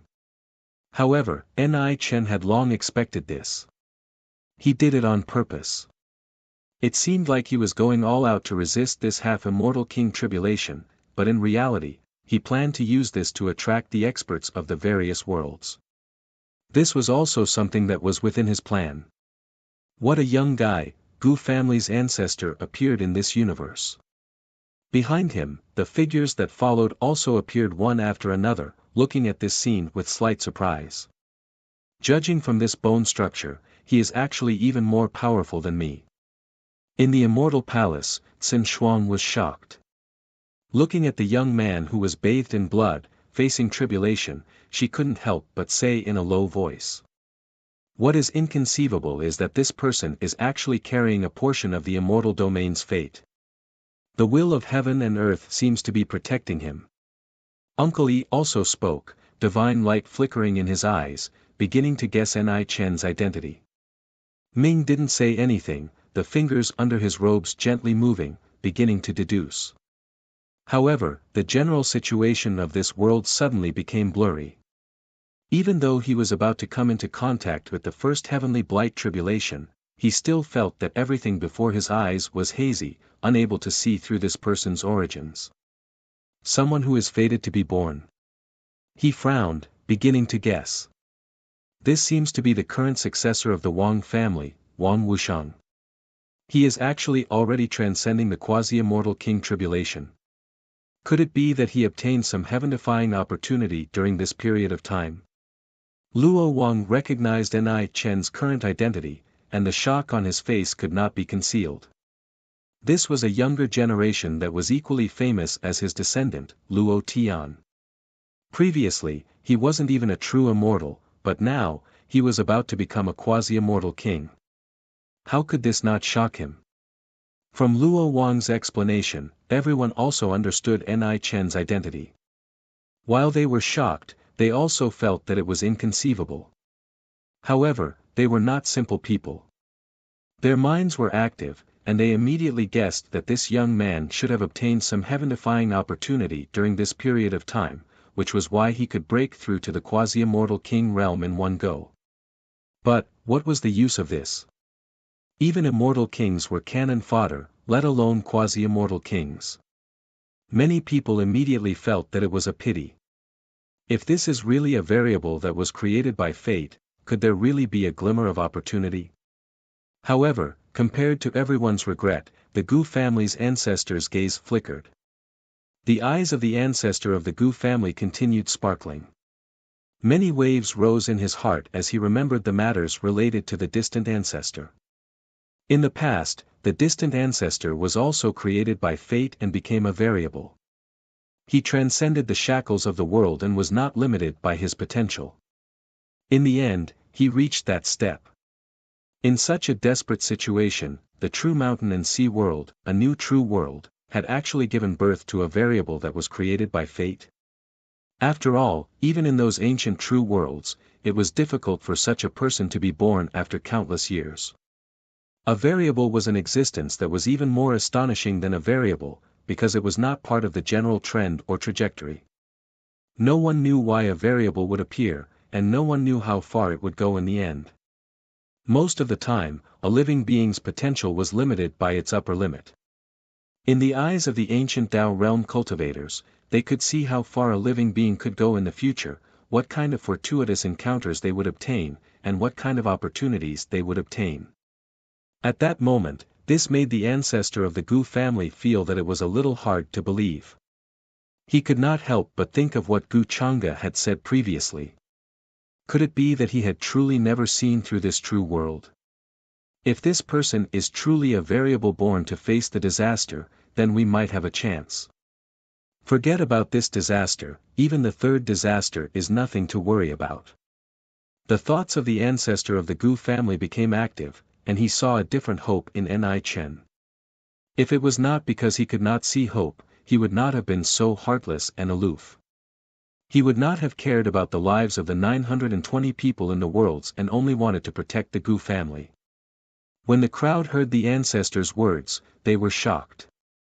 However, Abyss, who had also stepped into Tao realm, guessed the ancestor's intentions, and he could not hide the excitement on his face. The heavens will not destroy us. If this person is truly a variable born to face the disaster with the kismet of the worlds, then he will definitely be able to solve the disaster. The variable cannot be predicted, and it cannot be imagined using common sense. The realms that a normal person uses their entire life to reach might be something that can be accomplished with just a single thought to this sort of existence. This explanation shocked the crowd, especially Cin Shuang, Ao Ling, and the others. Did this not mean that if this person was truly a variable, perhaps he would only need a few years to grow up quickly and carry the flag to protect the true mountain and sea world? This caused the crowd to become excited. If that was really the case, then what was there to worry about? Shouldn't they try their best to ensure that he grew up? However, while the ancestor of the Gu family thought the same, he still thought about it and said, based on the current situation, there is only a sliver of possibility. The birth of a variable is too rare, and it is almost impossible. Even so, the crowd could not help but feel hope in their hearts again. As the crowd spoke, the sparks of lightning disappeared from Ni Chen's side. He sat cross-legged in the galaxy, and the essence that filled the world surged towards him. It was like smoke that pierced through the heavens. All the universes in the worlds resonated with each other. The great Tao echoed, and an astonishing, auspicious light surged in the world. It was as if Wang Yang was continuously gathering towards him. At that moment, even the will of the world seemed to have manifested. The light of the great Tao was incredibly dazzling, and auspicious scenes descended. They tumbled down and drowned Ni Chen. He seemed to be immersed in his cultivation and did not care about what was happening in the outside world. However, at that moment, his heart was filled with pleasant surprise. He did not expect that after possessing part of the galaxy, his aura would become much more similar to that of the true mountain and sea world. And now, after he broke through, he was bestowed with good fortune to stabilize his cultivation base. Many people were terrified. They could sense that Ni Chen's cultivation base was going through a metamorphosis. He might only be a pseudo-immortal king, but he was not weaker than some immortal kings. I wonder if he's a variable. The ancestor of the Gu family, who had been paying attention to Ni Chen, took a step forward. A great Tao appeared under his feet, and in an instant, he arrived in front of Ni Chen, intending to speak. The others also went forward and looked at Ni Chen as their hope in the face of the disaster. However, they also wanted to know what sort of serendipity he had obtained for such a metamorphosis to happen.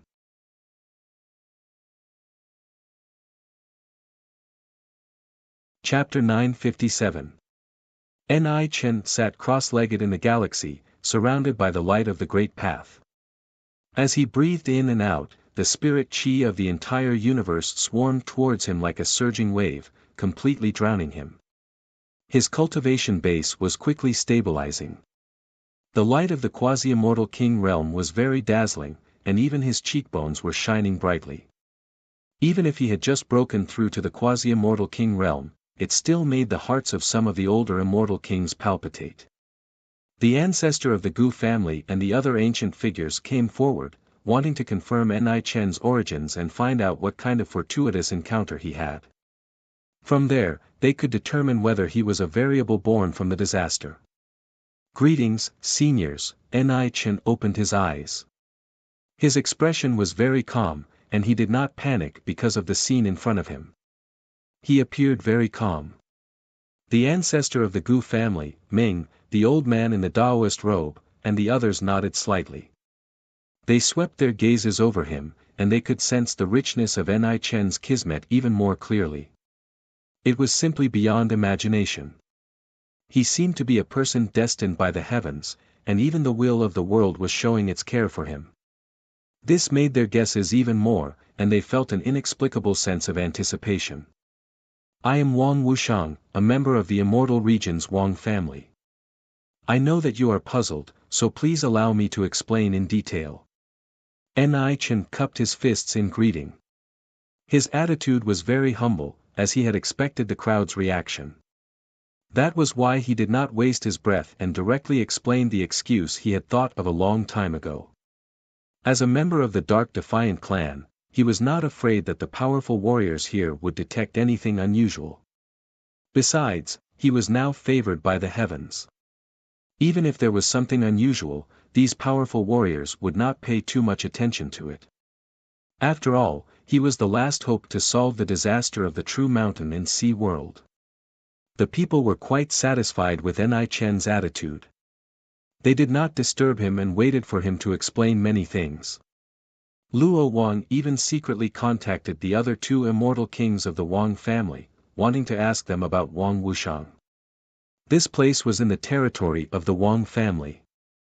However, the two immortal kings acted as if they did not know anything. However, what surprised him was that the other two immortal kings were not in the immortal region, but in the Wang family in the upper realm. He could not truly contact them now, and there were many things that he had to ask them personally. What's going on?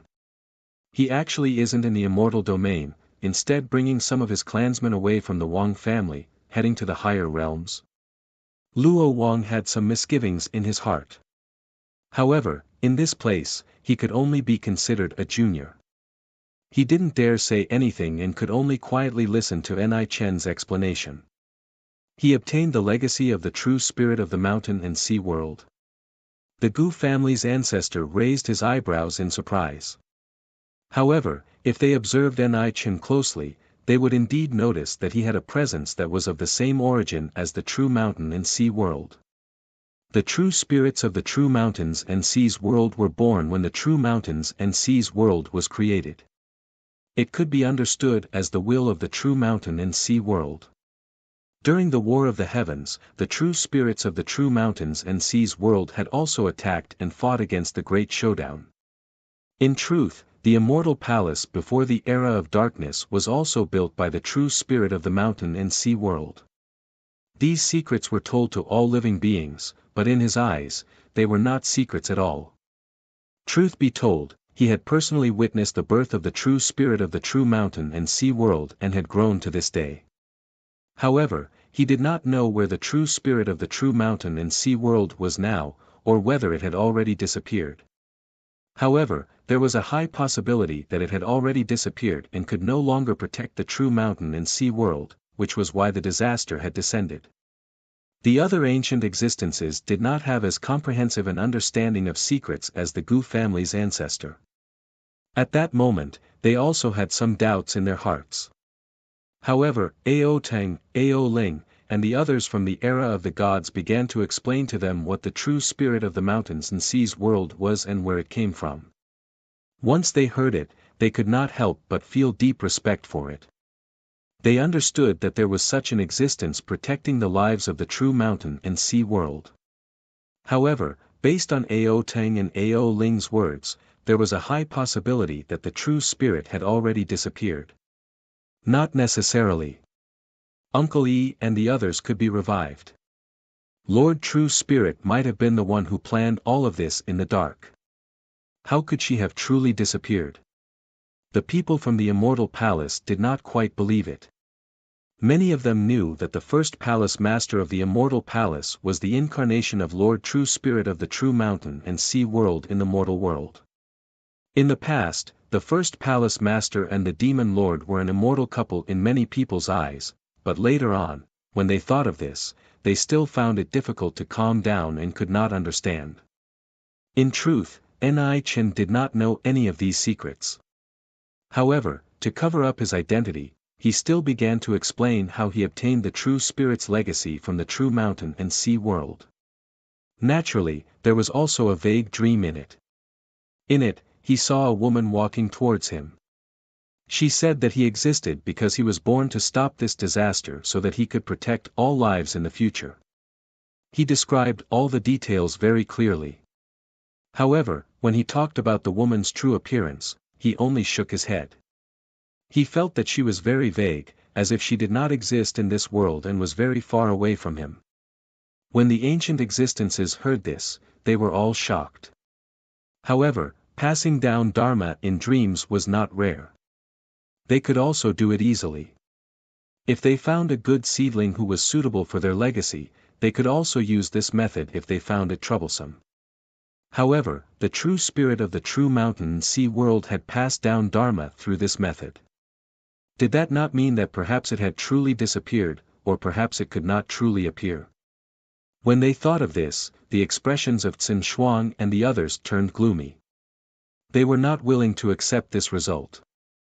The hand under the abyss robe moved slightly, trying to trace back the dream based on Chen's words and see whether he could confirm the location of the true spirit of the true mountain and sea world.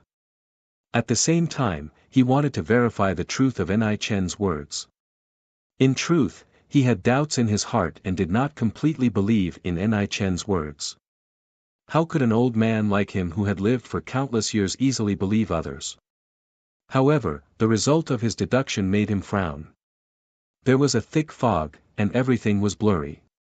If it's just a quasi-immortal king, it's impossible for me to not be able to deduce the result.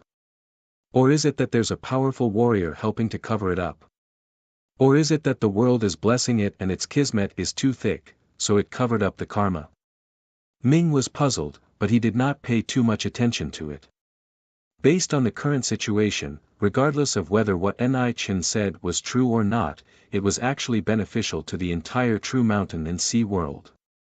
There were actually quite a number of people who had the same thoughts as Ming. When he said this, Ni Chen started calling the true spirit of the true mountain and sea world his master, and his tone was filled with respect. He said that after he woke up from the dream, he felt that there was a connection between him and the true mountain and sea world, and his cultivation improved at a terrifying rate. No matter what he did, everything went smoothly, as if he was blessed by the heavens. Sometimes, even when he drank water, he could reach an epiphany and break through. In just a few short years, he successfully reached his current realm. In just a few short years, he broke through from a small cultivator who was not even a true immortal to a quasi-immortal king, and is even comparable to a veteran immortal king. When they heard this, almost everyone's expression changed. Xin Shuang and Ao Ling could not hide the shock and disbelief on their faces. Compared to the people in this place, their real age could not even be considered as children. However, in order to break through to their current level, they had also paid a huge price. In terms of foundation, their innate talent was definitely far above Ni Chen's.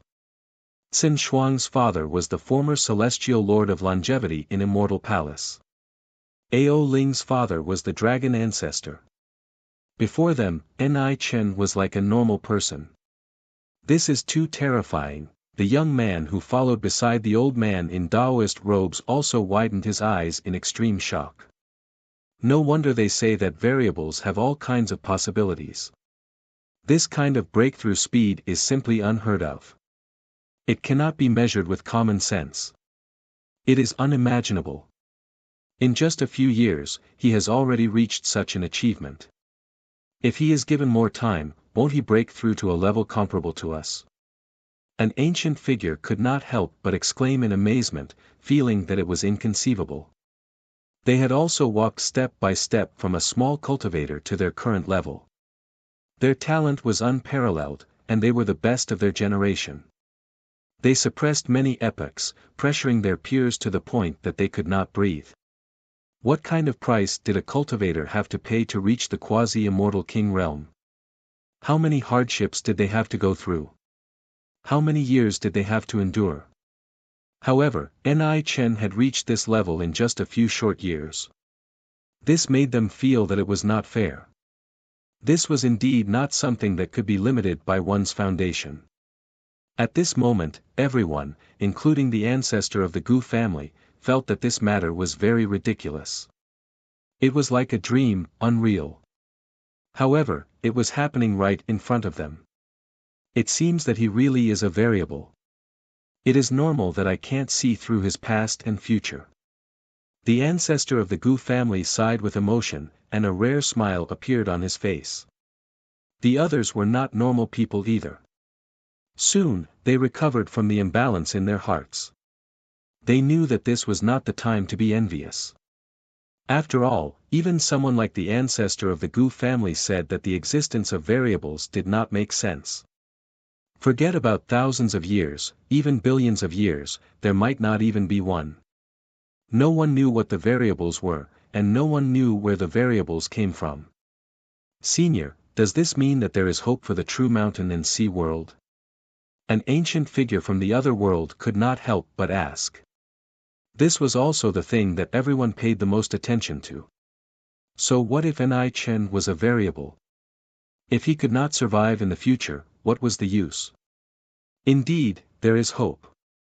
The ancestor of the Gu family nodded slightly. When he looked at Ni Chen, there was a hint of satisfaction in his eyes.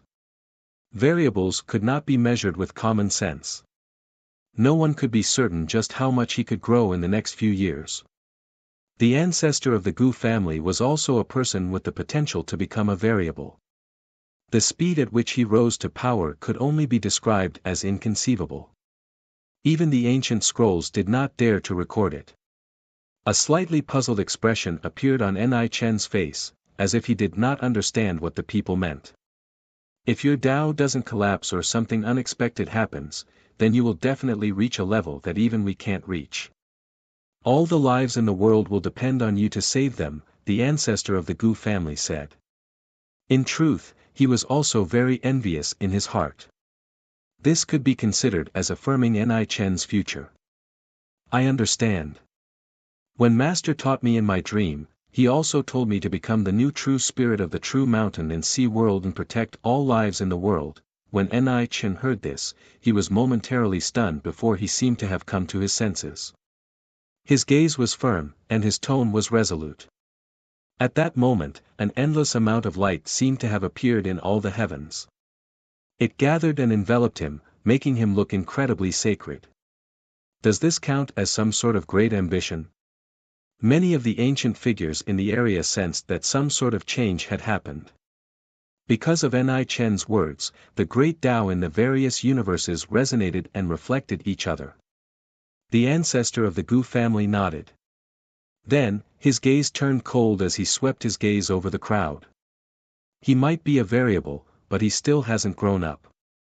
If anyone has any devious thoughts at this time, don't blame me for being merciless. In truth, he could sense that some of the ancient figures seemed to have developed a lot of interest in Ni Chen. It was especially so when he was breaking through at such a terrifying speed.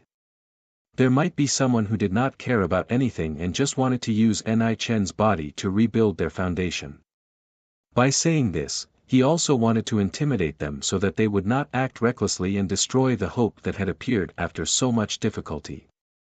When they heard this, the expressions of the people in the area changed slightly. Even Ming felt a chill in his heart, and a chill ran down his spine. The terror of the ancestor of the Gu family was definitely far greater than his. No one knew how many heavenly blight disasters he had gone through. When Ni Chen heard this, gratitude appeared on his face. He bowed respectfully to the ancestor of the Gu family and said, "Thank you for your protection, Senior." He was actually very excited. Everything was developing according to his plan, and there were no loopholes. "You don't need to thank me. I just don't want this familiar sea of mountains to be destroyed in a few years." The ancestor of the Gu family waved his hand and did not say much. He then fell into deep thought. There were other things to consider. However, at that moment, the sound of footsteps suddenly came from the void in the distance. It was accompanied by unhurried words that resounded under the starry sky. "It seems that it is time for the world to be united again. We will use the power of the world to help this guy grow. However, if he dies halfway, the luck of the various races in the heavens will also dry up. There is no need for a catastrophe to descend. This great world will collapse." A young figure in linen clothes appeared and walked over. His gaze was calm as he swept his gaze over Ni Chen.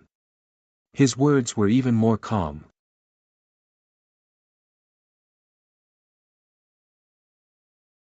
Chapter 958. Uncle. Uncle Gu. Looking at the young man who appeared out of thin air, the young man who followed the old man in the Taoist robe suddenly widened his eyes and almost cried out involuntarily. He couldn't believe what he was seeing. Why would the Uncle Gu in Qingshan village appear here? He felt that everything was too surreal and unbelievable. It's him. The old man in the Taoist robe couldn't help but be shocked. He found the figure a little familiar. He had seen him in Qingshan village and was very impressed. He even called him a senior. Even after the incident, when he carefully thought about it, he still felt his hair stand on end. It was extremely frightening. He really didn't expect to meet him again in such a place and in such a way. Fiend Lord. Gu Chang'e. The others also reacted at this moment. They kept exclaiming, but they all called him by different names. Obviously, they all recognized Gu Chang'e. Even those who had just been revived had learned about what had happened during this period of time from the younger generation. They knew Gu Chang'e's identity and background, so they became cautious and vigilant. For the current world, Gu Chang'e's actions were both good and bad. Some people hated him to the core and regarded him as a demon who harmed the world, while others revered him like a god and built temples.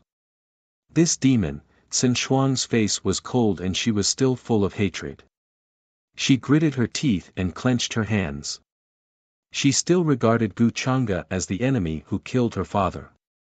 She didn't hear anything about her father and her relatives in the heavenly palace. There was also no news about senior brother Qing Feng, who went to Zhoutian. Sin Shuang couldn't help but wonder if it was Gu Chang'e who'd plotted against senior brother Qing Feng. Uncle Yi, who was next to her, had a complicated expression.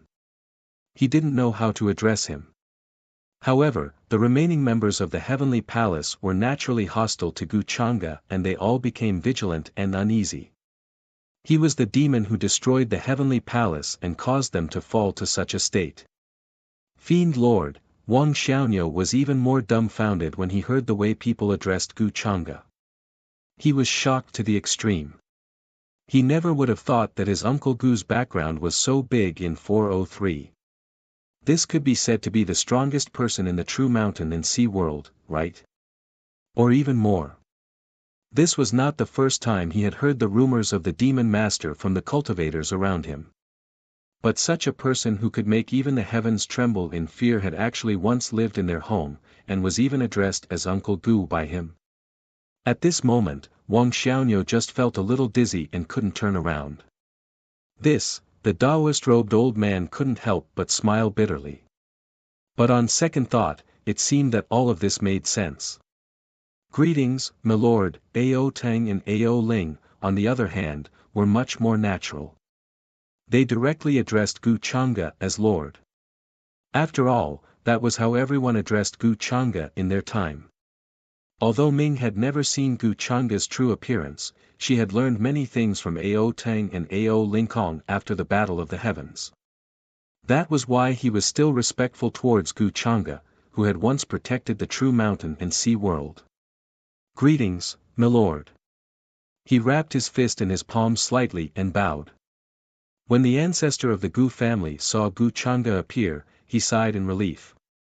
He was really worried that Gu Chang'e would leave and abandon the entire true mountain and sea world. You're finally here, he said. He did not ask about Gu Chang'e's whereabouts during this period of time. Gu Chang'e nodded slightly and swept his gaze past the people in the area. His gaze lingered mainly on Ming and the old man in the Taoist robe. Including the ancestor of the Gu family, there should be 3 Dao realm ancient cultivators in the true mountain and sea world. Ming had already stepped into the threshold of Dao realm, but he had yet to go through the first disaster of Heaven's blight. As for the old man in the Taoist robe, who was Wang Xiaonyo's master, he was half a step into Dao realm. He had just touched the threshold and had yet to truly step into it. These 3 people could be considered the strongest forces in the true mountain and sea world. As for the others, their levels of cultivation were uneven. Most of them had just surpassed the immortal king realm and were half-immortal emperors, but they were still quite far away from becoming immortal emperors. These kinds of people were gradually showing themselves. In the past, they might not have been seen even after several epochs. However, there were still 2 immortal emperors among them. They were shrouded in fog and fragments of time. One was from the other world, and the other was the Uncle Yi that Sin Shuang spoke of. The immortal emperor from the other world could not reveal his true appearance. He used a secret art to hide his ripples as much as possible so that he would not disturb the current environment of the true mountain and sea world. Emperors could not be seen. In truth, it was already not easy for an immortal emperor to be born once in an eternity. If 2 immortal emperors ran into each other and their Dao arts clashed, there was a high possibility that the space and time around them would distort and shatter, affecting the environment of the world. In fact, it was possible that the entire history of the world would be shaken and be thrown into chaos. The world would be reshuffled once again. They were still unable to completely hide themselves from the past, future, and present like the ancient cultivators in Dao realm. They could truly not be affected by karma. You said just now that you intend to reunite the world. The ancestor of the Gu family did not beat around the bush. He went straight to the point and asked what Gu Chang'e meant by what he said just now. Compared to the others, he would rather listen to Gu Chang'e's suggestion. Because in his eyes, when Gu Chang'e was at his peak, he was someone who was at the same level as the ancestor of the Gu family. He was a predecessor who walked at the pinnacle of Tao. His vision and opinion were naturally different from that of a normal person. The variable has already appeared, so it's only natural that we should reunite the world. While there are still a few years left, perhaps we can really change something. When Gu Chang'e heard this, he smiled faintly and averted his gaze from Ni Chen. Even Gu Chang'e admitted that Ni Chen was the variable, so the people who originally had some doubts no longer doubted him. They began to consider the karma of reuniting the world. Because if that was the case, there would definitely be someone who would bear the great kismet and karma. If they were not careful, their Tao would collapse, and they would die. If their Tao was obstructed, they would implicate all the races in the heavens. To put it bluntly, this was a huge gamble. All the races and orthodoxies in the true mountain and sea world had placed their bets on Ni Chen, the variable. But if they did not do so, they did not have much choice. At that time, the disaster would descend, and no one could stop it. All the races would also collapse and be buried in time and chaos. It's indeed time to make a choice. The ancestor of the Gu family nodded. He had been thinking about whether he should agree to Gu Chang'e's request to establish the Heaven Alliance. The appearance of the variable this time might be a suitable opportunity. Gu Chang'e swept his gaze over the rest of the people and asked casually, "What do you all think?" Ming represented many people in the era of Khanate legends. Ao Teng, Ao Ling, and the others listened to him. The Immortal Palace and the Lost Races listened to Uncle Yi, whom Sun Shuang mentioned, and listened to him. As for the people of the other eras, they looked to Wang Xiaonu's master as their leader. As for the other world, they listened to the mysterious immortal emperor. Besides Gu Chang'e, the current true mountain and sea world could be divided into 5 forces for the time being. Now, the people in charge of these 5 forces were gathered here. If we can solve the disaster this time, we will listen to your orders. What's wrong with that? Ming thought about it for a moment. He did not hesitate for long before he took the initiative to make the decision. Ao Teng, Ao Ling, and the others behind him naturally did not have any objections. The matter of the Dark Era did not have much to do with them. Besides, in their eyes, Gu Chang'e had an indescribable supreme status, so they could trust him without hesitation. Gu Chang'e nodded slightly. His gaze swept past the young woman behind Ming, and he was a little absent-minded. But he soon averted his gaze.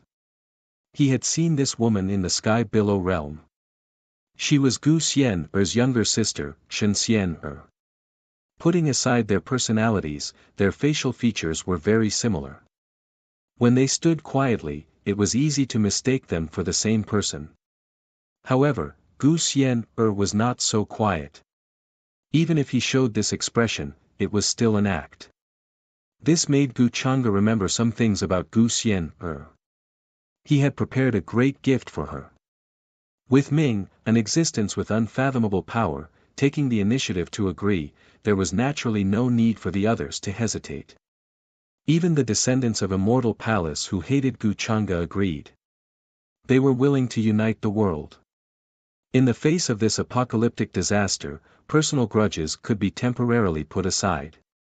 Since all of you have agreed, then this matter will be much easier. I will do my best to support his growth. I hope that he will not disappoint us in the end. Gu Chang'e nodded slightly. As he spoke, he cast a glance at Ni Chen. His tone was very calm. When they heard this, the people, including the ancestor of the Gu family, looked at Ni Chen.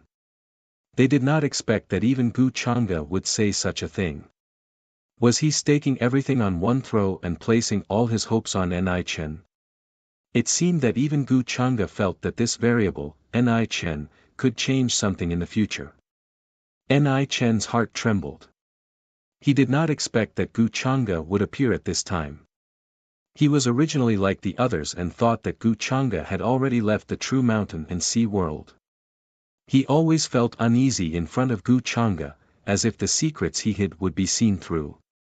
However, Gu Chang'e would support his growth with all his strength. This was something he did not expect. When he had gone to the upper world to search for Wang Zijin, he had been trapped by Gu Chang'e outside the human ancestor's temple. He had lost a lot of face and lost a lot of his life force. Yet now, Gu Chang'e acted as if that matter had never happened. He seemed to be truly considering the overall situation of the true mountain and sea world. Ni Chen was very surprised. In his opinion, a person like Gu Chang'e should be in existence who did not care about the lives of the people in the world. He should not care about the heartless existence of the true mountain and sea world. But in the end, this demon was actually willing to support his growth with all his strength. Ni Chen felt that this was a dream, but he did not know whether to laugh or cry. If Gu Chang'e and the others knew the truth, what would they think? In the end, the true mountain and sea world would become his wedding dress, a tool for him to resurrect his family. I will definitely not disappoint Master and everyone's expectations. I will definitely do my best to welcome this disaster. Ni Chen cast away all his thoughts and put on a serious expression as he cupped his fists and spoke. The appearance of Gu Chang'e and the Gu family's ancestor had basically decided the overall situation of the true mountain and sea world.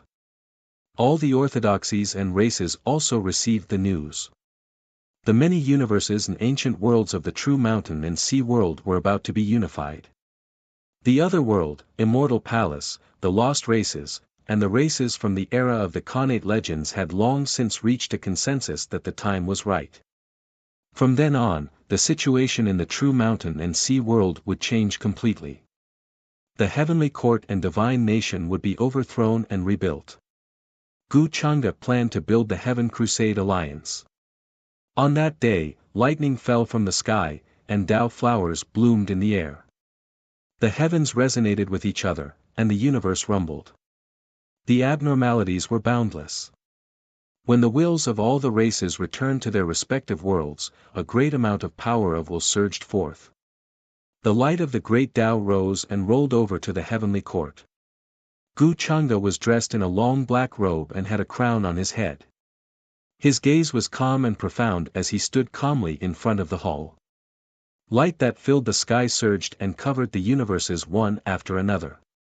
It was as if there was a pair of invisible hands pushing the universes from all directions to gather together. This was an unimaginably terrifying amount of power of will. All the orthodoxies and races resonated with each other. The world surged, and the sun, moon, and stars shone with an endless amount of light. Today, I will build the Heaven Crusade Alliance. Gu Chang'e spoke in a calm voice. It was not loud, but it seemed to echo through the heavens and into the ears of all living beings. Thunder suddenly roared in the depths of space. It was incredibly terrifying, as if it wanted to pierce through the world. Heaven and earth seemed to be angered because of this. The end of the world collapsed, and endless cracks appeared. A great terror appeared from the unseen, watching over from a distant unknown place. At this moment, no matter what existence it was, they all seemed to see an eye descending from a certain latitude. This eye light seemed to have pierced through the ages, the present, and the future, descending from the depths of heaven and earth. But it was clear that its origins were even more terrifying. It was not just in the depths of heaven and earth, but on the other side of the collapsed world. What was over there? No living being or cultivator could describe all of this, because the moment they looked at this eye light, it was as if they had lost their soul, frozen in this world. Even immortal kings were like this. Time and space became absolutely still. At this moment, it seemed that only Dao realm existences could break free from this kind of restriction. Otherwise, existences of other levels could only be imprisoned in place.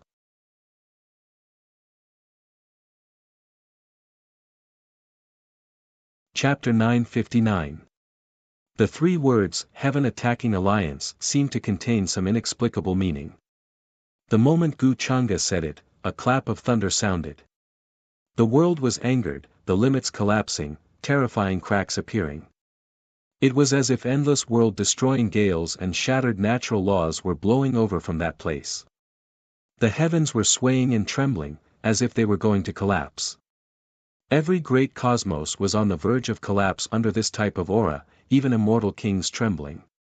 At this moment, forget about all living things, even those supreme beings who revived were horrified, their entire bodies going cold, simply unable to move.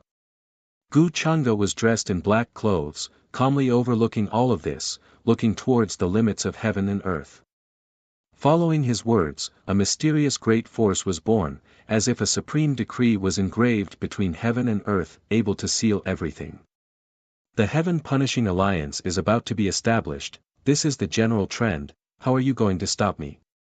He spoke coldly, as if he was conversing with the creatures there. The world seemed to be even more furious, endless lightning radiance descending, accompanied by an endless sea of blood, drowning out everything. Hom Long Long. Right now, terrifying absolute beginning chaotic lightning radiance descended between heaven and earth, even containing power that exceeded half immortal emperor level. It already couldn't be described as heavenly tribulation, this was the true fury of heaven and earth. Puff! All of the cultivators and creatures from immortal domain and the higher realms were horrified. At this moment, even ordinary people saw a crack appear in the depths of heaven and earth. That place was like a cracked mirror, but also like a cracked egg. At this moment, it continuously cracked, stretching across the sky dome, and then it began to collapse. That place surged with boundless anger and killing intent, ice-cold and merciless, simply about to destroy everything. The cultivators who saw this scene all felt their hearts tremble, their bodies going cold. What was that? In the depths of the collapsing world, a streak of eye light descended. That was an eye. That eye was too terrifying, simply as if it was formed from millions and millions of universes. It was deep and boundless, dark and merciless, black blood continuously seeping out, making one's hair stand on end, feeling cold from head to toe. Moreover, there wasn't the slightest bit of emotion, cold to the extreme. At this moment, even their souls were frozen. Even immortal kings were like this, not daring to move in the slightest, as if they were targeted by an indescribable existence. Not even an ant. No, not even a speck of dust. This was no longer an existence in the same dimension. They simply couldn't understand what it was. Their heads felt like they were going to explode. In that area, the universe was annihilated, the world was split apart, and even the river of time had dried up, making it difficult for it to manifest. Such a scene could not be seen except during the apocalypse, so it was hard to imagine. Is this the heaven that so many of our predecessors and wise men have tried to conquer since ancient times? It's hard to imagine. How can this kind of power be resisted by human strength? Many of the ancient powerful warriors from the true mountain and sea world felt their hairs stand on end. They had already felt despair. This was merely a manifestation of the phenomenon, and not the true descent of the Holy Spirit. If it truly descended, it would only be more terrifying. They might not even have the courage to resist. Many of them had never experienced the war of the heavens, but they felt as if they were ants being stared at by a real dragon. It made their scalps go numb. They felt as if they could be destroyed millions of times with a single thought. This is not heaven. At most, it is just a will that has been occupied and refined to patrol the vast expanse of heavens. It can be said to be the incarnation of heaven. Once the real heaven appears, all worlds will be instantly destroyed, and nothing will be able to survive. His words were grave, and there was wariness on his face. He knew how terrifying this existence was. It could not be killed, and no one knew where its real body was. They only knew that it would watch everything in the unseen world. Once it touched a certain taboo, it would manifest and restore order. Clearly, Gu Changa's intention to form the Heaven Alliance had completely alarmed this existence. At Abyssa's level, there were still things that he was wary of and afraid of. And this sort of existence that was akin to the incarnation of heaven was something that even he would be wary of. It suddenly sensed something taboo, which is why it was alarmed. Right now, it is still unable to determine where this expanse cosmos is. Gu family's ancestor also spoke while watching the scene from afar.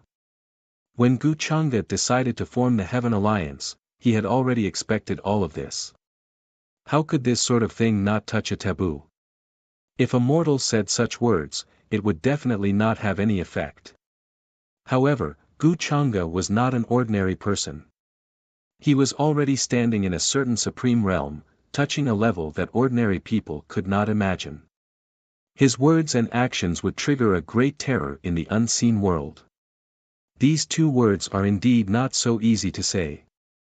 Many ancient existences were watching all of this in shock. Ao Teng, Ao Ling, Tsin Shuang, and the others felt that they were going to be completely destroyed, and their soul lights were going to dim and disappear. They were terrified and did not dare to look again. A pair of terrifying eyes that seemed to be formed by countless universes lay across the top of their heads, containing densely packed eyeballs.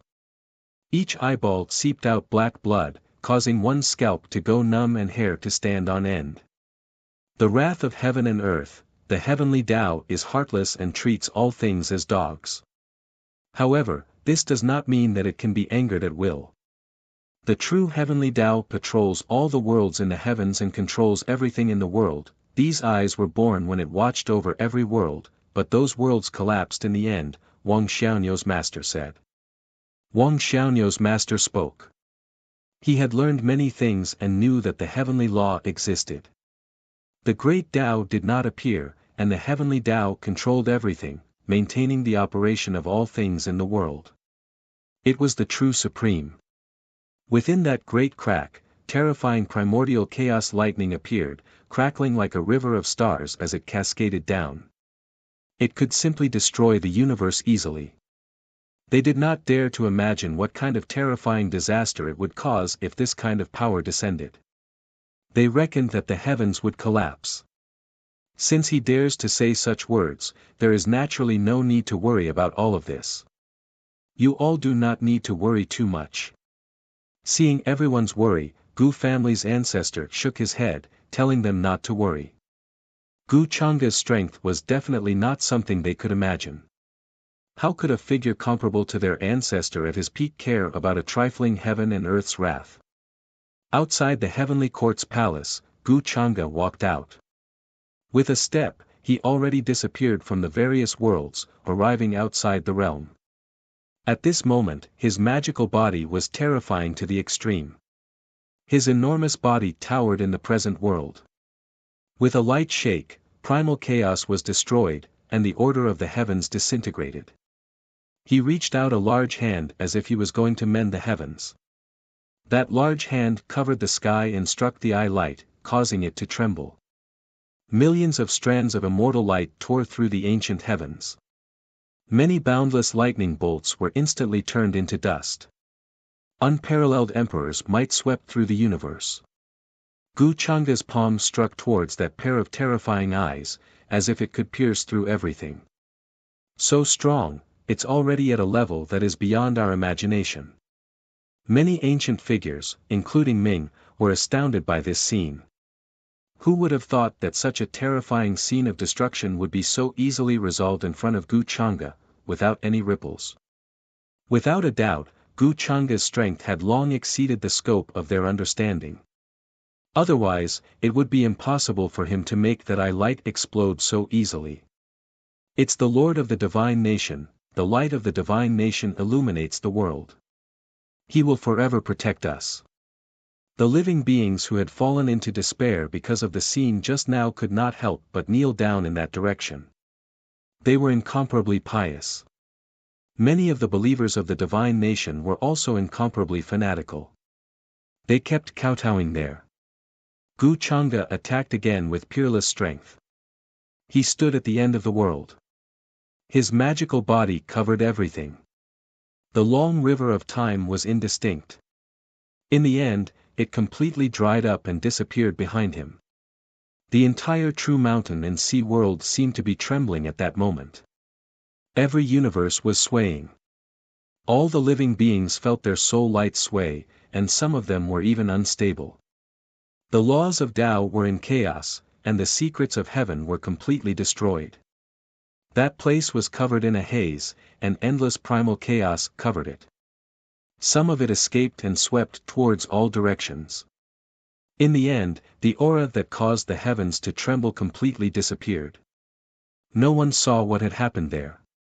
The crack at the end of the world healed, and the terrifying blood-red eye disappeared as if it had never appeared. However, that terrifying aura that made one's heart palpitate still remained in the hearts of all living beings, and they could not forget it. Zero Gu Changa walked back calmly. His aura did not change in the slightest. Ming and the others, who were originally incredibly respectful towards him, respected him even more. Besides some cultivators who knew the truth, the others did not know what it meant just now.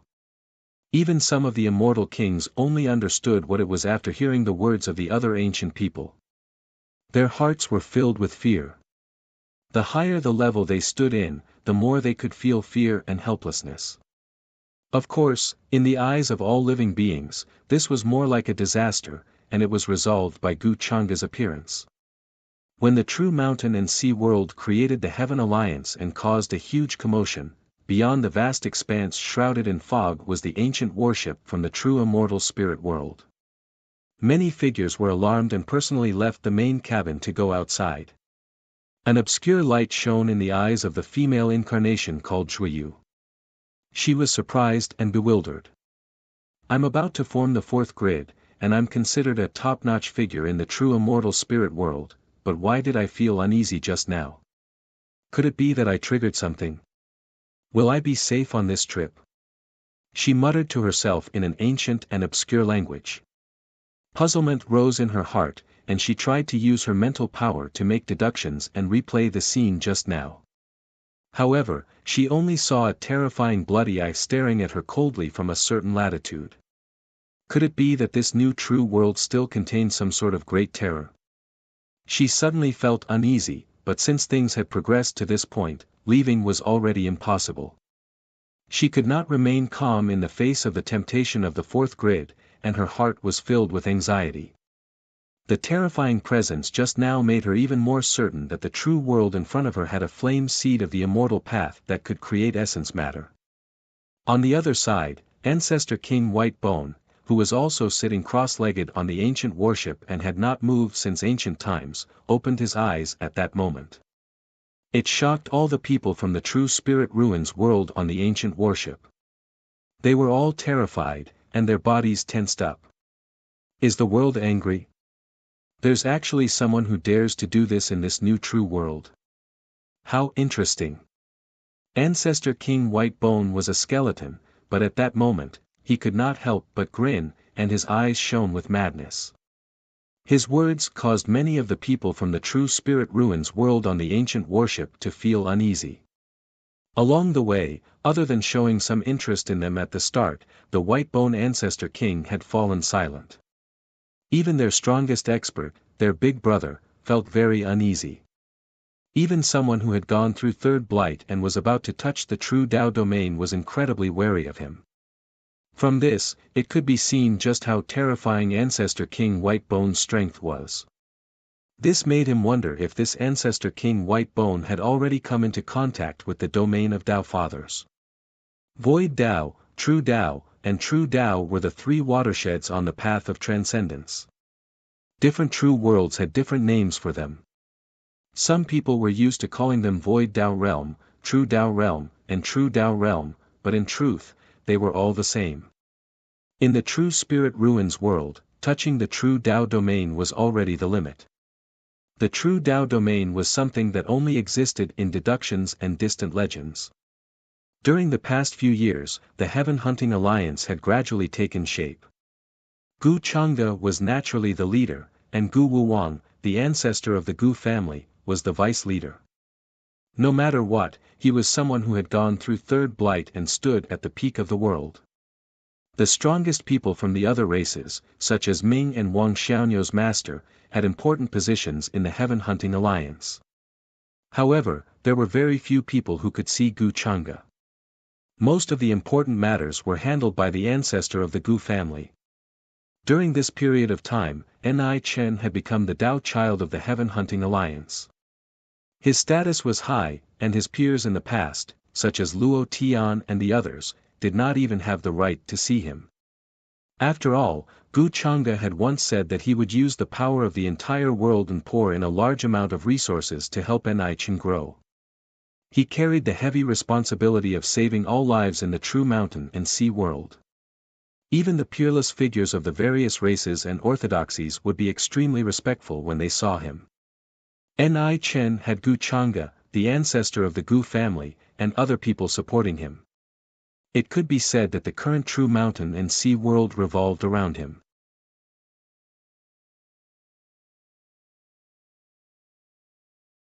Chapter 960.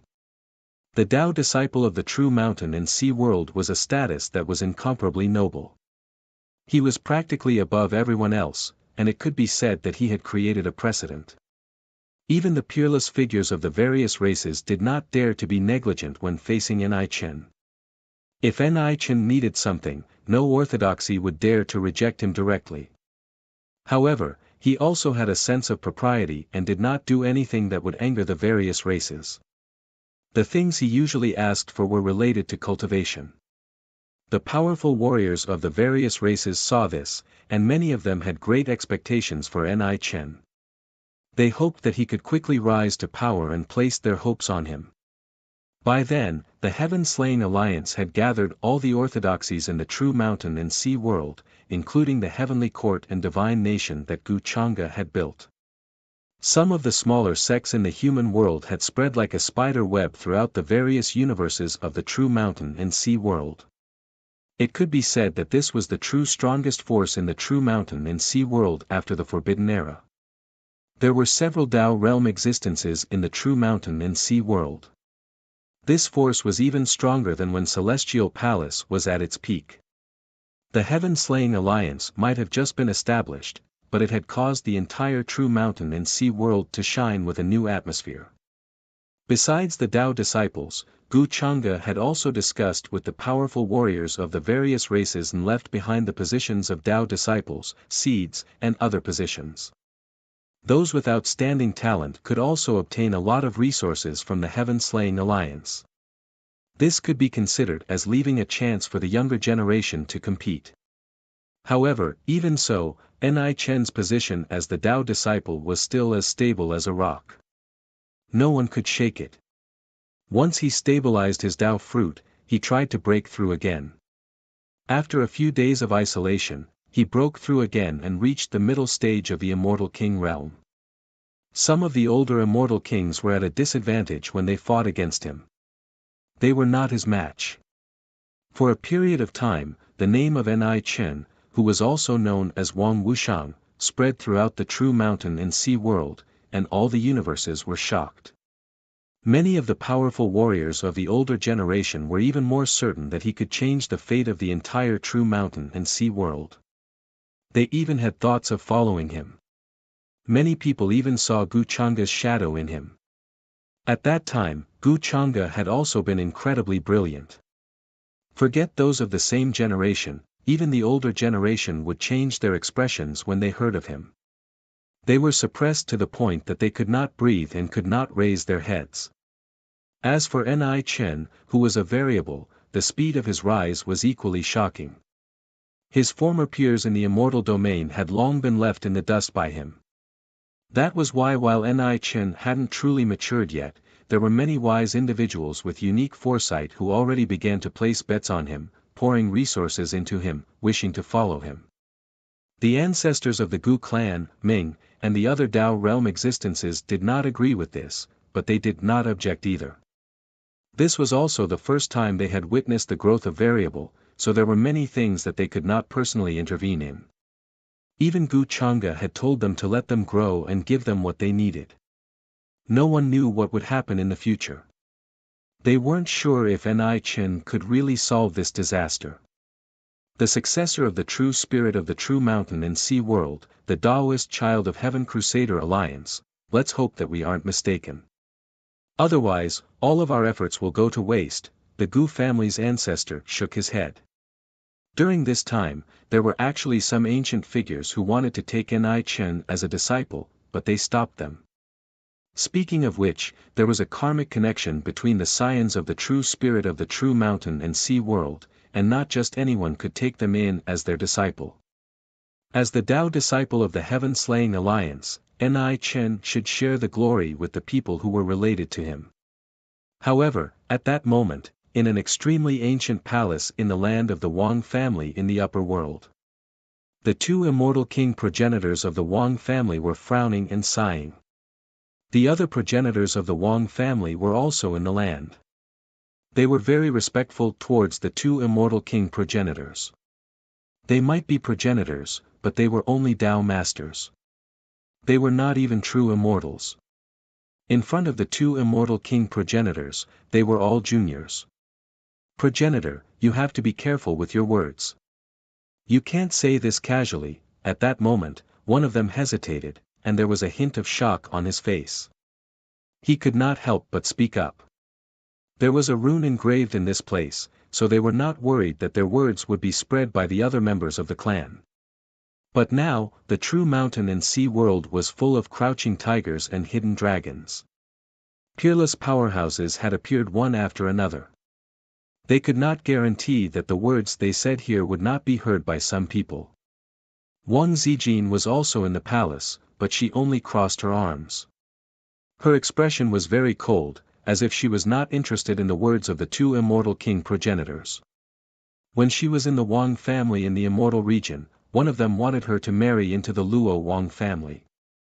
If she had not refused with her life, and if the other immortal king progenitor had not objected, she might have already married into the Luo family by now.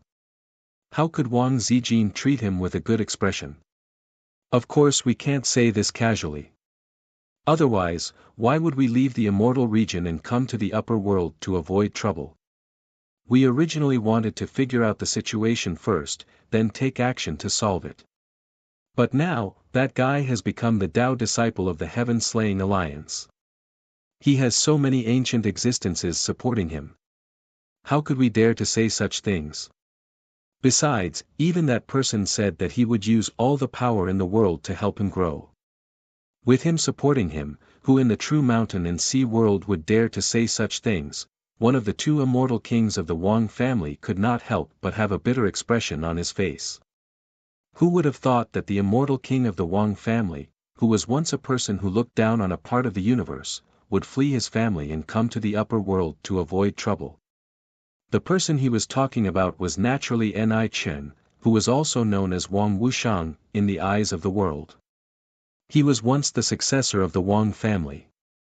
He was the Tao disciple of the Heaven-Slaying Alliance, whose limelight was unparalleled in the true mountain and sea world. Logically speaking, since Wang Wuxiang had such prestige and status, they, as the ancestors, should be happy and excited about it. But they were not. In fact, they were terrified and did not dare to stay in the Wang family in the immortal region.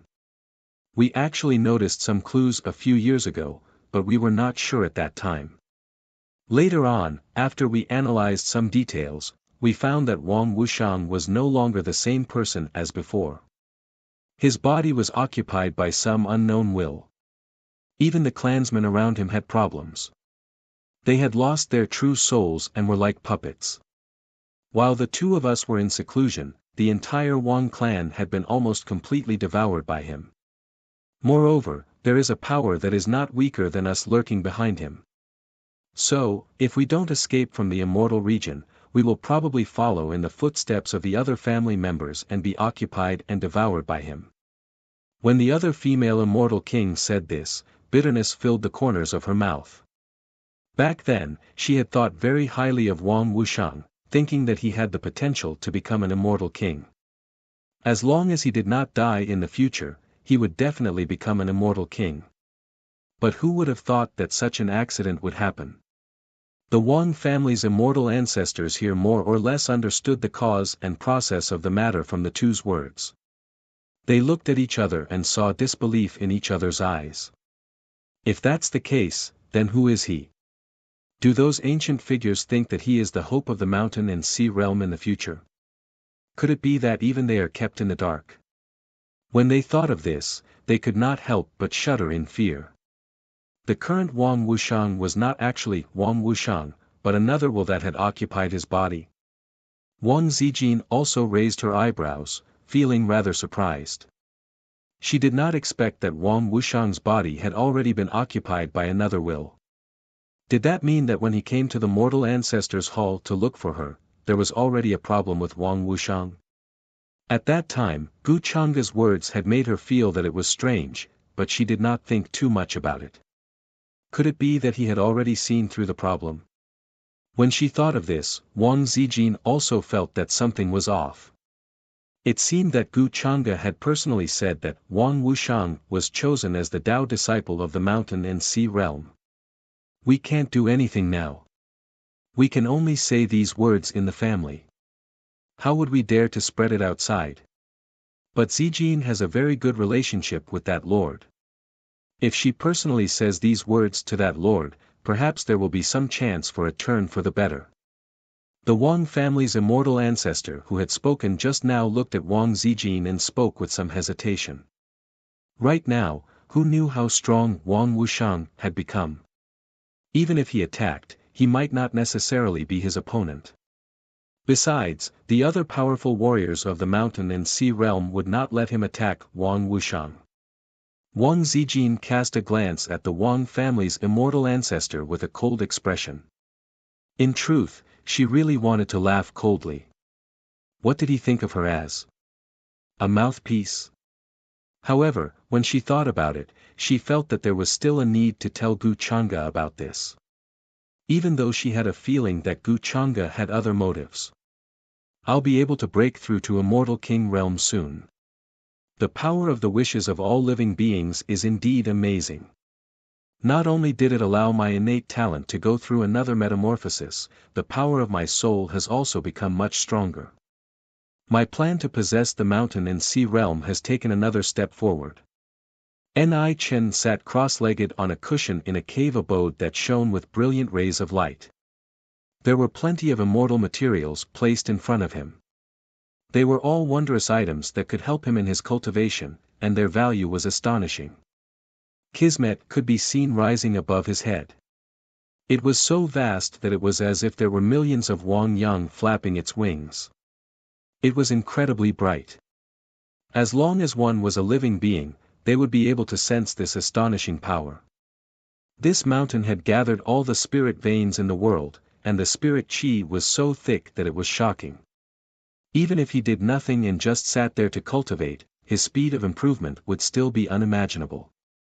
Pretending to be the successor of the mountain and sea realm went surprisingly smoothly. Even Gu Chang'e, the biggest obstacle that Ni Chen had been worried about, said that he would protect him and pour in resources to help him cultivate. This was a completely unexpected and pleasant surprise. However, Ni Chen understood the importance of the matter.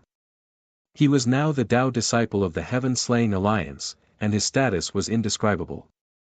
Even on the mountain peak, there were many protectors to ensure his safety. However, his current priority was to successfully break through to Immortal King realm and then reach Quasi-Immortal Emperor realm. Only when he reached Quasi-Immortal Emperor realm would he have the right to truly possess the mountain and sea realm and become the new true spirit.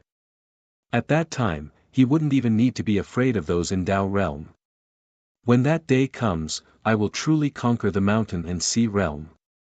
My family, parents, and lovers will be personally revived by me. Shocking ambition and madness shone in Ni Chen's eyes.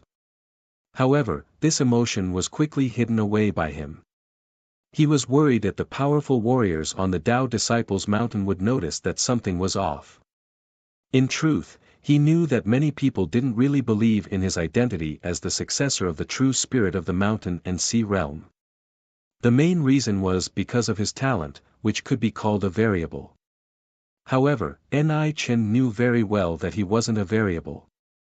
He had just replaced the original Wang Wuxiang with the talent of the Ming Ni clan. During this period of time, he had used the power of the galaxy in the mountain and sea realm that he had possessed to increase his level of cultivation. However, things were just so coincidental. Everyone, including Gu Chang'e, saw him as a variable and believed that he could change the fate of the mountain and sea realm in the future. During the process of establishing the Heaven-Slaying Alliance, Gu Chang'e had even personally obtained a thick power of good fortune and virtue for him. This made Ni Chen's heart tremble, but at the same time, he was also deeply ecstatic. If even Gu Chang'e had done this, then was there any reason for the various races and forces of power in the mountain and sea realm not to believe him? From that day onwards, a thick and continuous power of Kismet gathered towards him like a surging river. With the help of this terrifying power of Kismet, even a pig could be remade into an immortal beast. He had only pretended that he had the unbelievable talent of being a variable, but in the end, Gu Chang'e had forcefully made him look like a variable. This was such a good thing that Ni Chen almost couldn't help but laugh out loud.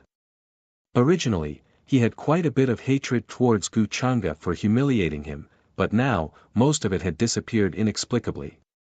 You might be an unforgivable demon, but in my eyes, Gu Chang'e, you're a good person.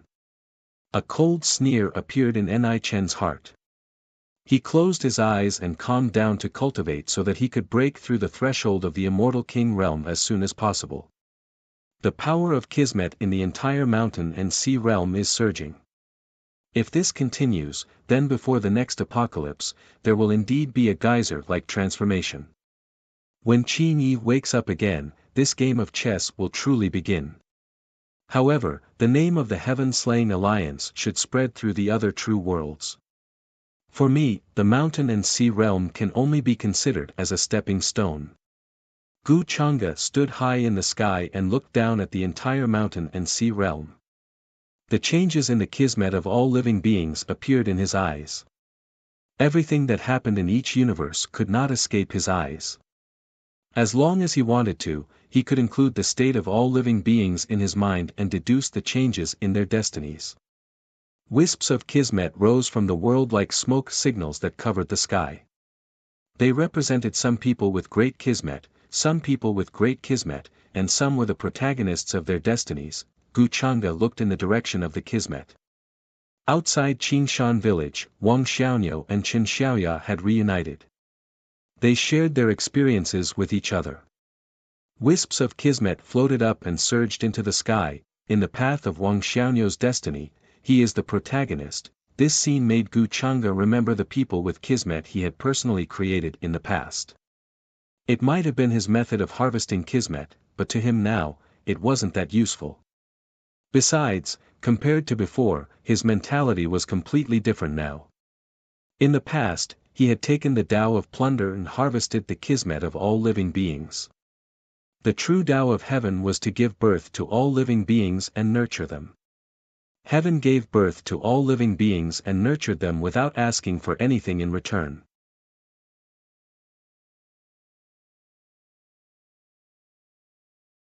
Chapter 961.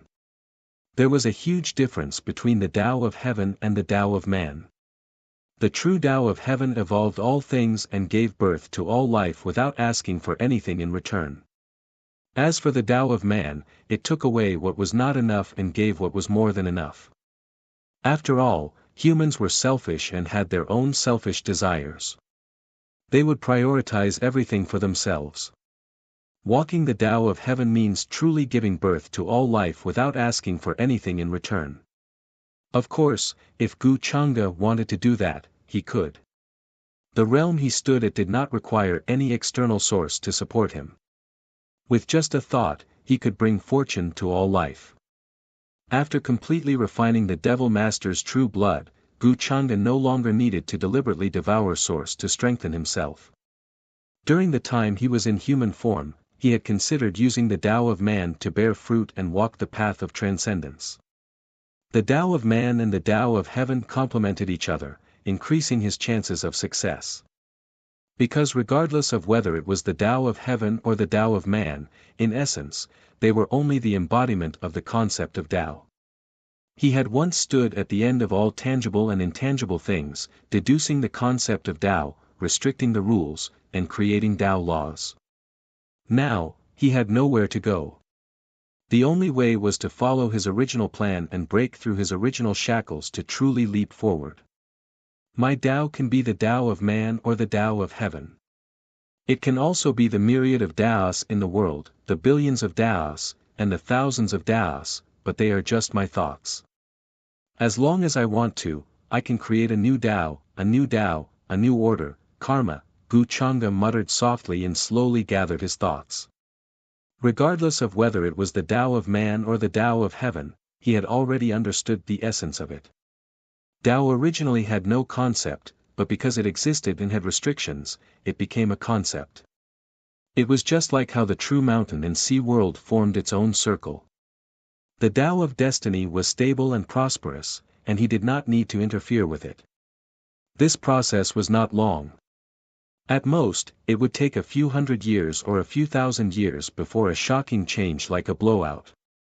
100 years or 1,000 years is not long, but to me, I can use this as a foundation to establish the concept of the Tao of heaven. The change in the fate of all life involves the future fate of the true mountain and sea world. Fate is difficult to predict, but fate can be found. Since that is the case, then I will make a great wish today. If all life is strong, then my Tao will prosper. From today onwards, the true mountain and sea world will change its name to the true Tao Chang world. Gu Changa remembered all the lives in the true mountain and sea world, and with a swing of his arm, he gathered up the kismet that was surging towards him and conferred the title of Tao Chang. As Gu Changa recited the two magnificent and ancient mantras, they shone brilliantly in the void like a boundless universe, falling into the depths of the vault of heaven. Changing the name of a true world. This was the first time such a grand move had been made since ancient times. This was because when a true world was born, it would have a true name.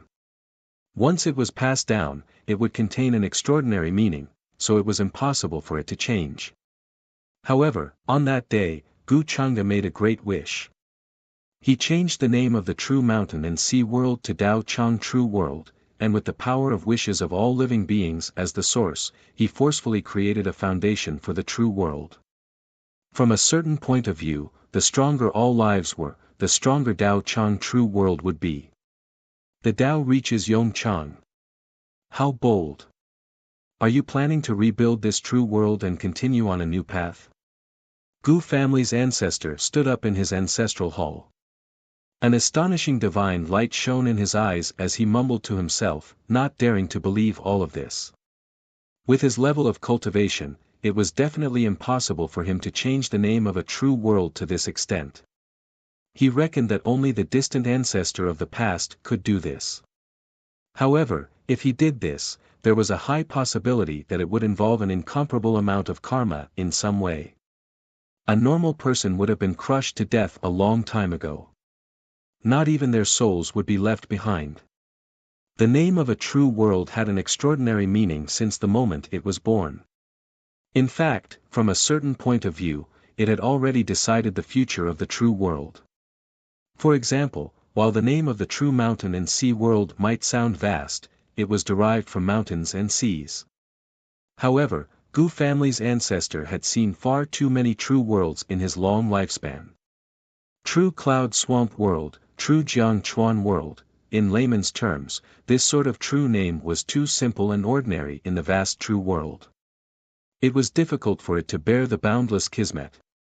Since Gu Changa had changed the name of the true mountain and sea world to the true Tao Chang world, he had definitely considered the various consequences.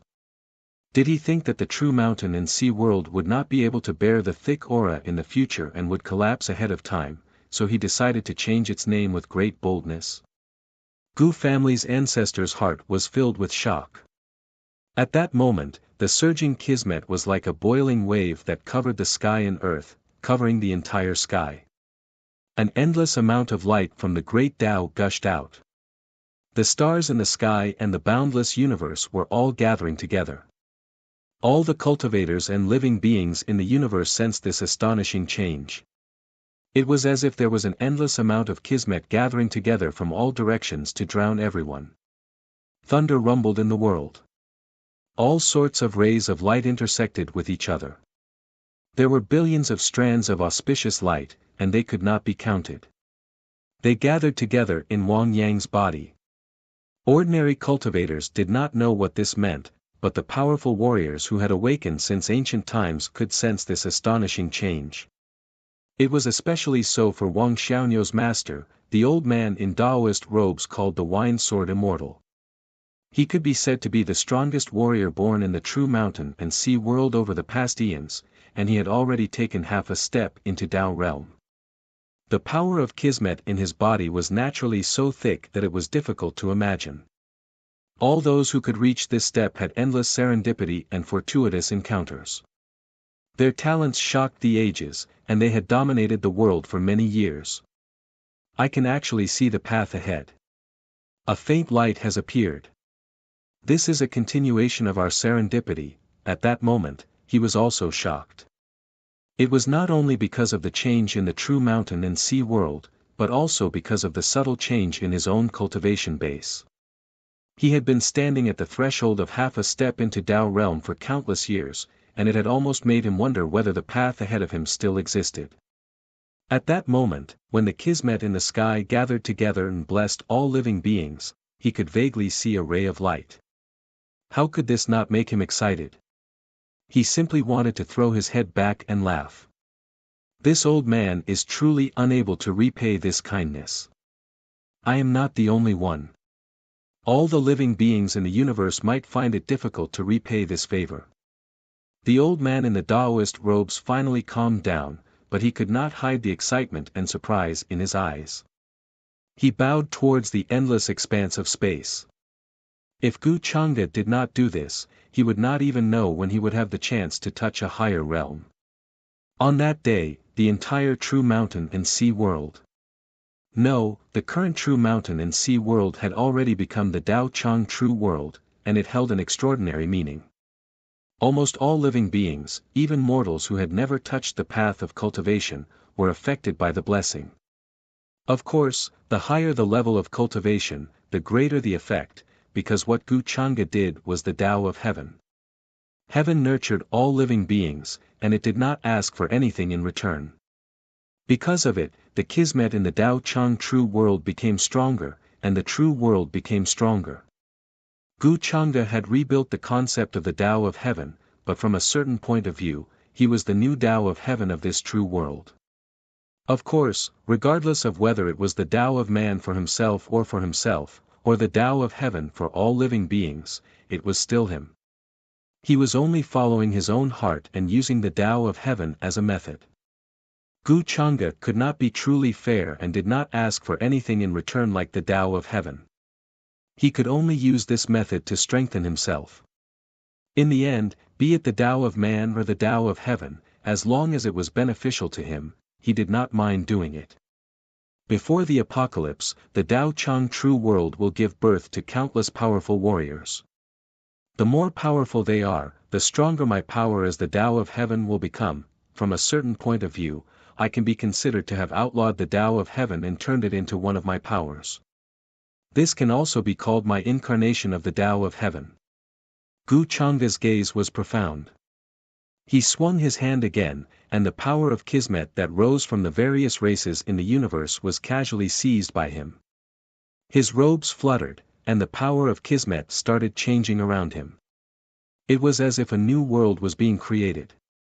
Wind and lightning moved about, divine light shone, and chaotic aura filled the air. It was as if chaos was being reopened, and the presence of the long river of time was fading away. However, this was not the case. Divine weapons and treasures were being born in this dimension. With one thought, Gu Changde created numerous divine weapons of creation. There was a small pot the size of a palm that could receive the essence of the world, sun, and moon. It could give birth to spirit plants and sacred herbs. There was a white jade bottle that could be used to refine divine cores and wondrous medicines to rebuild one's foundation.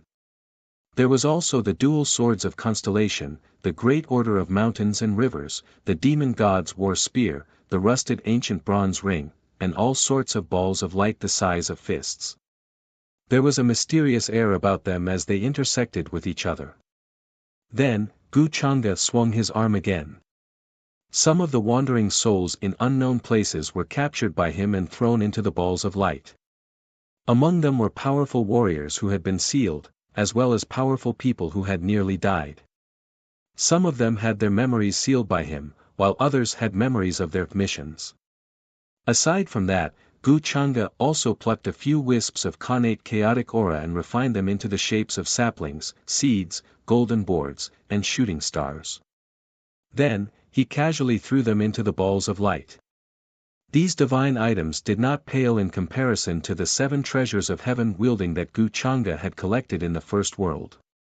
Some of the objects of creation were even created by Gu Chang'e due to some of his wicked interests. Splash, the long river of time was indistinct, and it was accompanied by the sound of waves.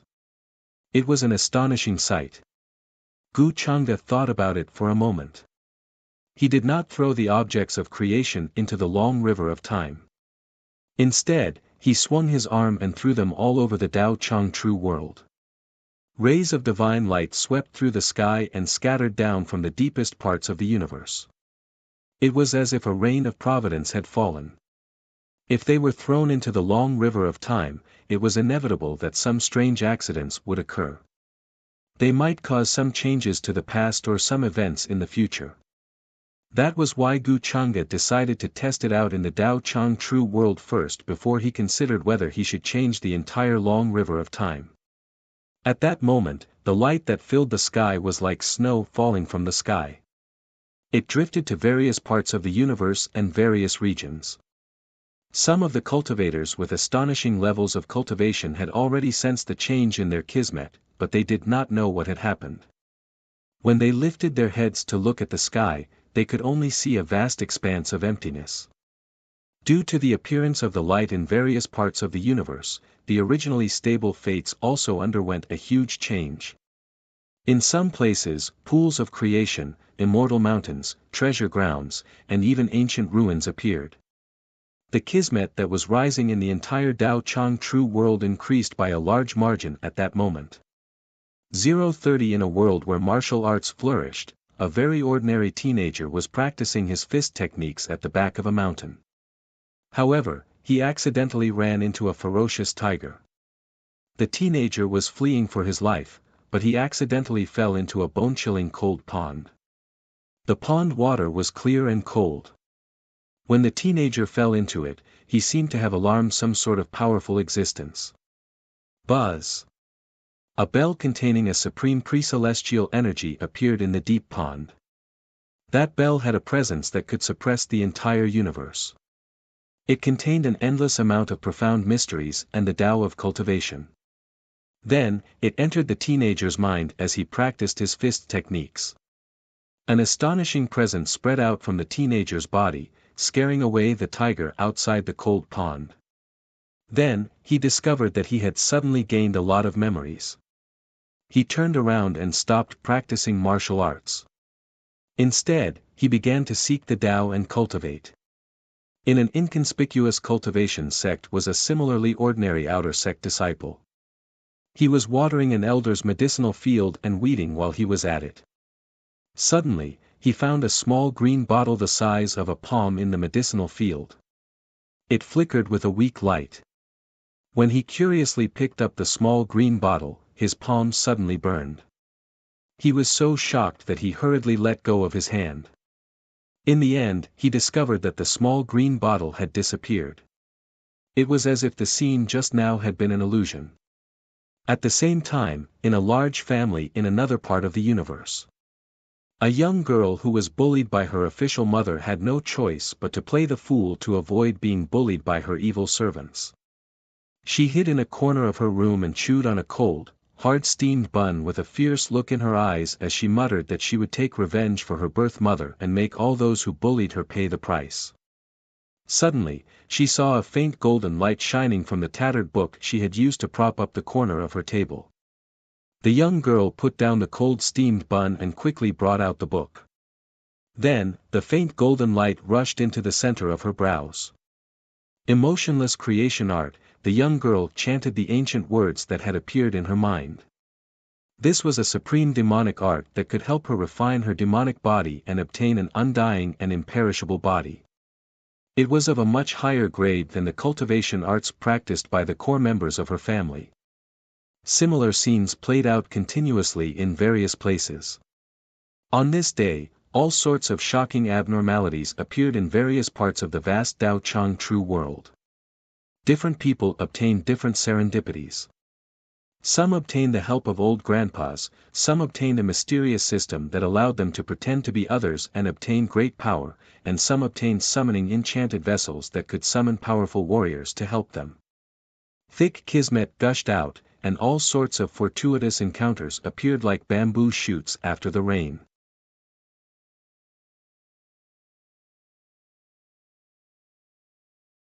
Chapter 962. Waves of kismet rose from the various universes like rivers flowing into the sea, causing an incredibly shocking change to happen to the entire Dao Chang true world. The ones who could sense it the most directly were the peerless figures from the various races and Dao orthodoxies. Although they didn't know exactly what that meant, they were unable to determine what that meant. However, if one looked at it from a certain perspective, the greater the kismet in the Dao Chang true world, the greater the benefits to them. Dao realm existences like Abyss and Wine Sword Immortal could understand all of this more directly. Their levels of cultivation had long since reached a point where it was difficult for them to improve. However, the surging kismet in the world had caused the bottleneck in their realms to show signs of loosening. This caused them to be pleasantly surprised, but at the same time, they became increasingly sentimental. Compared to other people, their kismet was definitely not lower. Otherwise, they would not have been able to reach their current state. Kismet and one's strength were closely related. This was also a form of complementing each other. The greater the kismet in the Dao Chang true world, the stronger they would become. At that moment, even if they wanted to truly give up on this true world, it was impossible for them to do so. During this period of time, the fates of many places had also become chaotic and changed due to the serendipity Gu Chang'e had casually tossed in. Some of the great divine abilities tried to figure out the reason behind it and used secret arts to make deductions, but they could only see astonishing kismet continuously rising in various universes and regions. Some of them were covered in thick kismet. Even though their current levels of cultivation had not changed much, their future achievements would definitely not be low. These people with great kismet popped up like bamboo shoots after the rain. They were endless, and in their eyes, this was the sign of a dazzling golden age that would surpass all eternity. This sort of scene played out in various places over the years. After Gu Chang'e had tossed in the great rain of kismet, he did not interfere again, allowing these people with great kismet to grow. At that moment, he upheld the ideals of the Tao of heaven. He praised all living beings but did not ask for anything in return. Even though these people with great kismet would bring him some unexpected surprises in the future, to Gu Chang'e, this sort of time was too long. Even if those people wanted to grow up, they would still need time, and there were only a few years left before the hunters from beyond Dao Chang true world would descend. The dark waves continued to surge from the boundary dike, like waves after waves of shocking waves, blotting out the sky and casting endless shadows. Many peerless figures could feel the oppressive atmosphere. They placed all their hopes on the unpredictable Ni Chen. And during this period of time, Ni Chen was also in seclusion. With the help of the willpower of all living beings, his cultivation level rose very quickly, already rising from half immortal king to immortal king realm. It had only been a few months, but this good fortune had made the peerless figures of the various races shocked, excited, and exhilarated. In their eyes, Ni Chen, as the current Taoist of the Heaven-Slaying Alliance, shouldered a heavy responsibility and carried many hopes. Under such circumstances, the fact that his cultivation had improved so much was indeed in accordance with the saying, "Rise from the tribulation." Ni Chen himself did not disappoint in the slightest under the gazes of all parties. While he cultivated diligently, he also fought against the veteran immortal kings of the various races to hone his skills, making his Taoist arts even more refined and stable. In the eyes of all living beings, the speed of his cultivation was no longer just terrifying. It could only be described as inconceivable. If they had not seen it with their own eyes, they would definitely not have believed that there was someone in the world who could break through in such a manner. In comparison, their cultivation over the years was slower than that of ants. There was no comparison. However, when they thought about it from another perspective, Ni Chen was a variable that the ancestor of the Gu family, Gu Chang'e, and the others had personally acknowledged. It was normal for him to have such an almost heaven-defying potential. Quite a number of peerless figures even thought that the many people with great kismet who had appeared during this period of time might have some influence on Ni Chen and compete with him in the future. But when they thought about it, they still felt that those people with great kismet were far from enough in front of Ni Chen. Kismet was an elusive thing. Even they could not truly understand it as of now. During this period of time, Gu Chang'e had been paying attention to the changes in the kismet of the Tao Chang true world, and he was quite satisfied with the results. Wang Zijin had come to him and mentioned Ni Chen in passing, but Gu Chang'e told her not to worry, that he had a plan a long time ago. As for the words that the two immortal kings of the Wang family had asked Wang Zijin to pass to him, he had already known about it a long time ago. Ni Chen thought that he could cover up everything without leaving any traces behind. However, he did not expect that several years ago, when he and Wang Zijin met, Wang Wuxiang, outside the mortal ancestors' hall, Gu Chang'e had already taken note of it. However, at that time, he did not pay too much attention to it, thinking that perhaps it was just a small person with great kismet. After all, Wang Zijin's own luck was also very astonishing. Those who were related to her would more or less have some kismet. Then, some unknown variables appeared, causing Gu Chang'e to begin paying attention to them. When Wang Wuxiang was going through his quasi-immortal king tribulation, he had already deduced many of the causes and processes of the matter, which was why he had taken advantage of the situation. In the vast universe, some true worlds would more or less give birth to strange innate talents during the process of their evolution. That was why in the beginning, it was not surprising that those with higher levels of cultivation than Wang Wuxiang would not notice anything unusual. Wang Wuxiang had a great amount of kismet on his own, so it was not easy to deduce his future. The ancestors of the Abyss and Gu family did not deduce the origins of Wang Wuxiang, but in truth, Gu Chang'e had secretly taken action. Perhaps Wang Wuxiang himself did not know about it, or perhaps he thought that it was the will of the heavens in the unseen world. However, if one thought about it this way, it made sense. To the current Tao Chang true world, Gu Chang'e's thoughts were the will of the heavens. He was protecting Wang Wuxiang, so it was naturally impossible for other people to notice anything unusual about him. Even the ancestor of the Gu family, Gu Wuwang, who had already gone through 3 heavenly blight tribulations, could not do this. Wang Zijin was not surprised by Gu Chang'e's answer. She even smiled meaningfully, thinking that her guess was correct. Could there really be someone in the world who could hide from Gu Chang'e? However, she did not have a good impression of Wang Wuxiang. Instead, she felt a little cold and disgusted. As for what would happen to him, she did not ask too much. She did not ask Gu Chang'e for the sake of the Wang family. Instead, she was a little worried. What if Gu Chang'e really did not notice it? After Wang Zijin left, Gu Chang'e was surprised to see Shen Xian-er. Gu Xian-er's sister also came to find him to ask about her sister. In truth, many of the members of the Gu family also wanted to know about Gu Xian-er's current whereabouts. Her biological parents were very worried. They had gone to Peach Village to ask, but now even Tao Yao had disappeared. The rest of the villagers naturally did not know about Gu Xian-er's whereabouts and traces. As for Gu Xian-er's parents, because of what had happened back then, there was some estrangement between them and Gu Chang'e. Even though Gu Xian-er often whispered in their ears and said a lot of good things about Gu Chang'e, it did not have any effect. They thought that Gu Chang'e was very resourceful and might know something about Gu Xian-er's whereabouts. That was why they asked Shen Xian-er to come and find out more information. Cousin, Shen Xian-er looked to be in her 20s. She wore a simple plain long dress without any makeup. Her hair was like the clouds, and she was delicate and beautiful. Her facial features were exquisite, and she was very similar to Gu Xian. She stood in front of Gu Chang'e, clenching her fists. She was somewhat reserved and did not know how to address him. She could only follow her sister's example and call him cousin.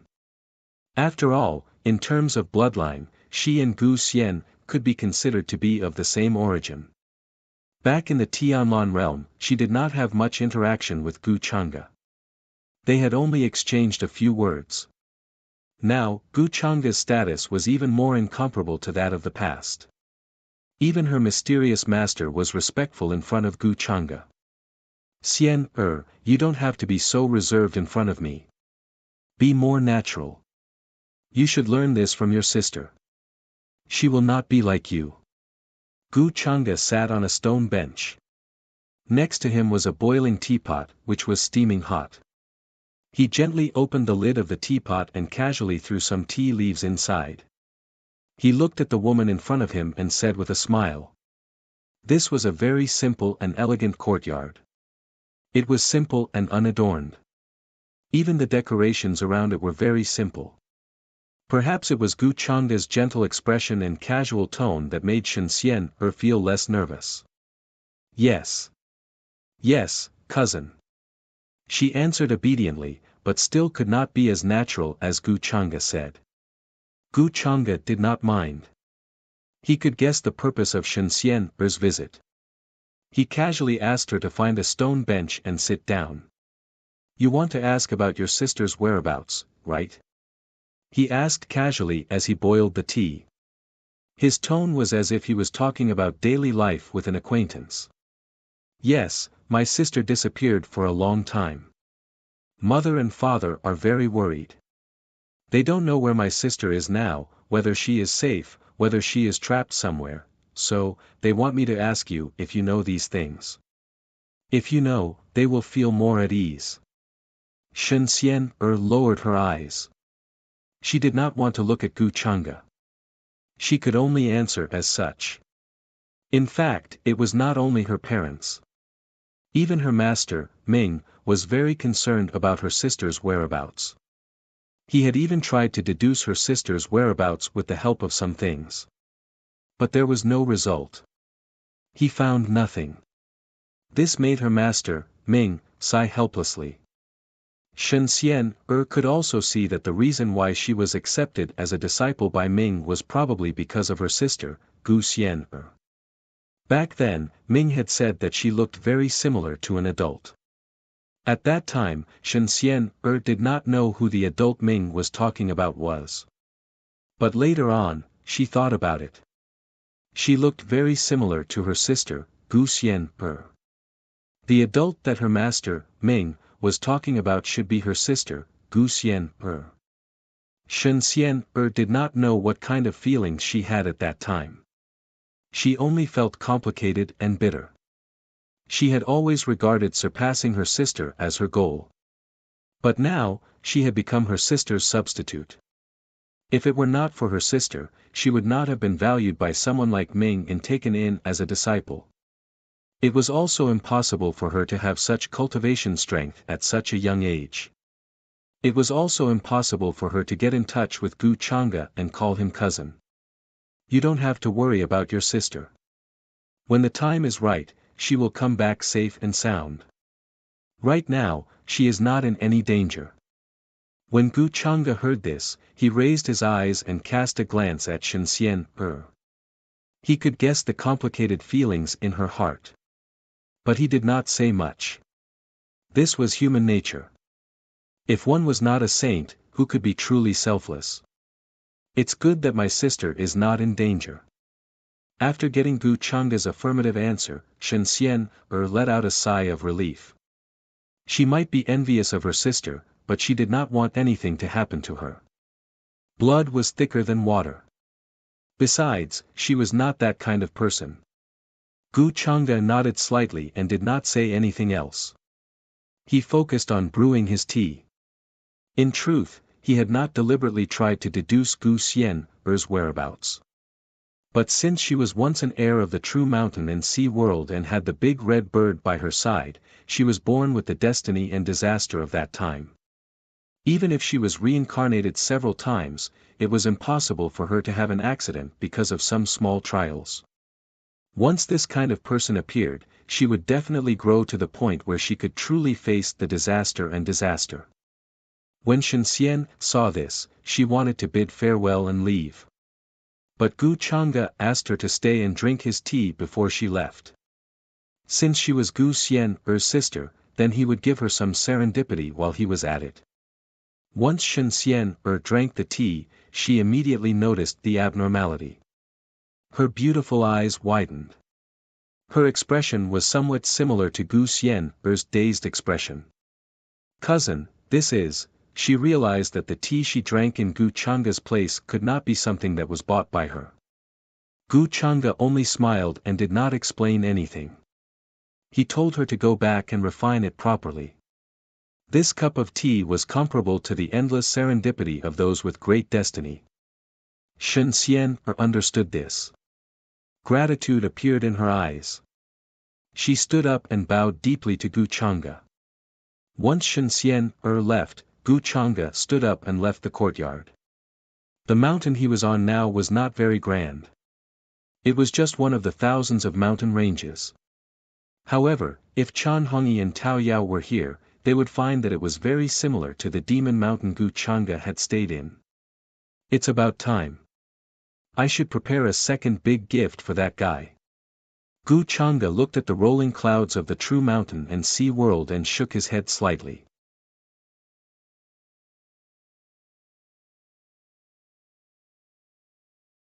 Chapter 963.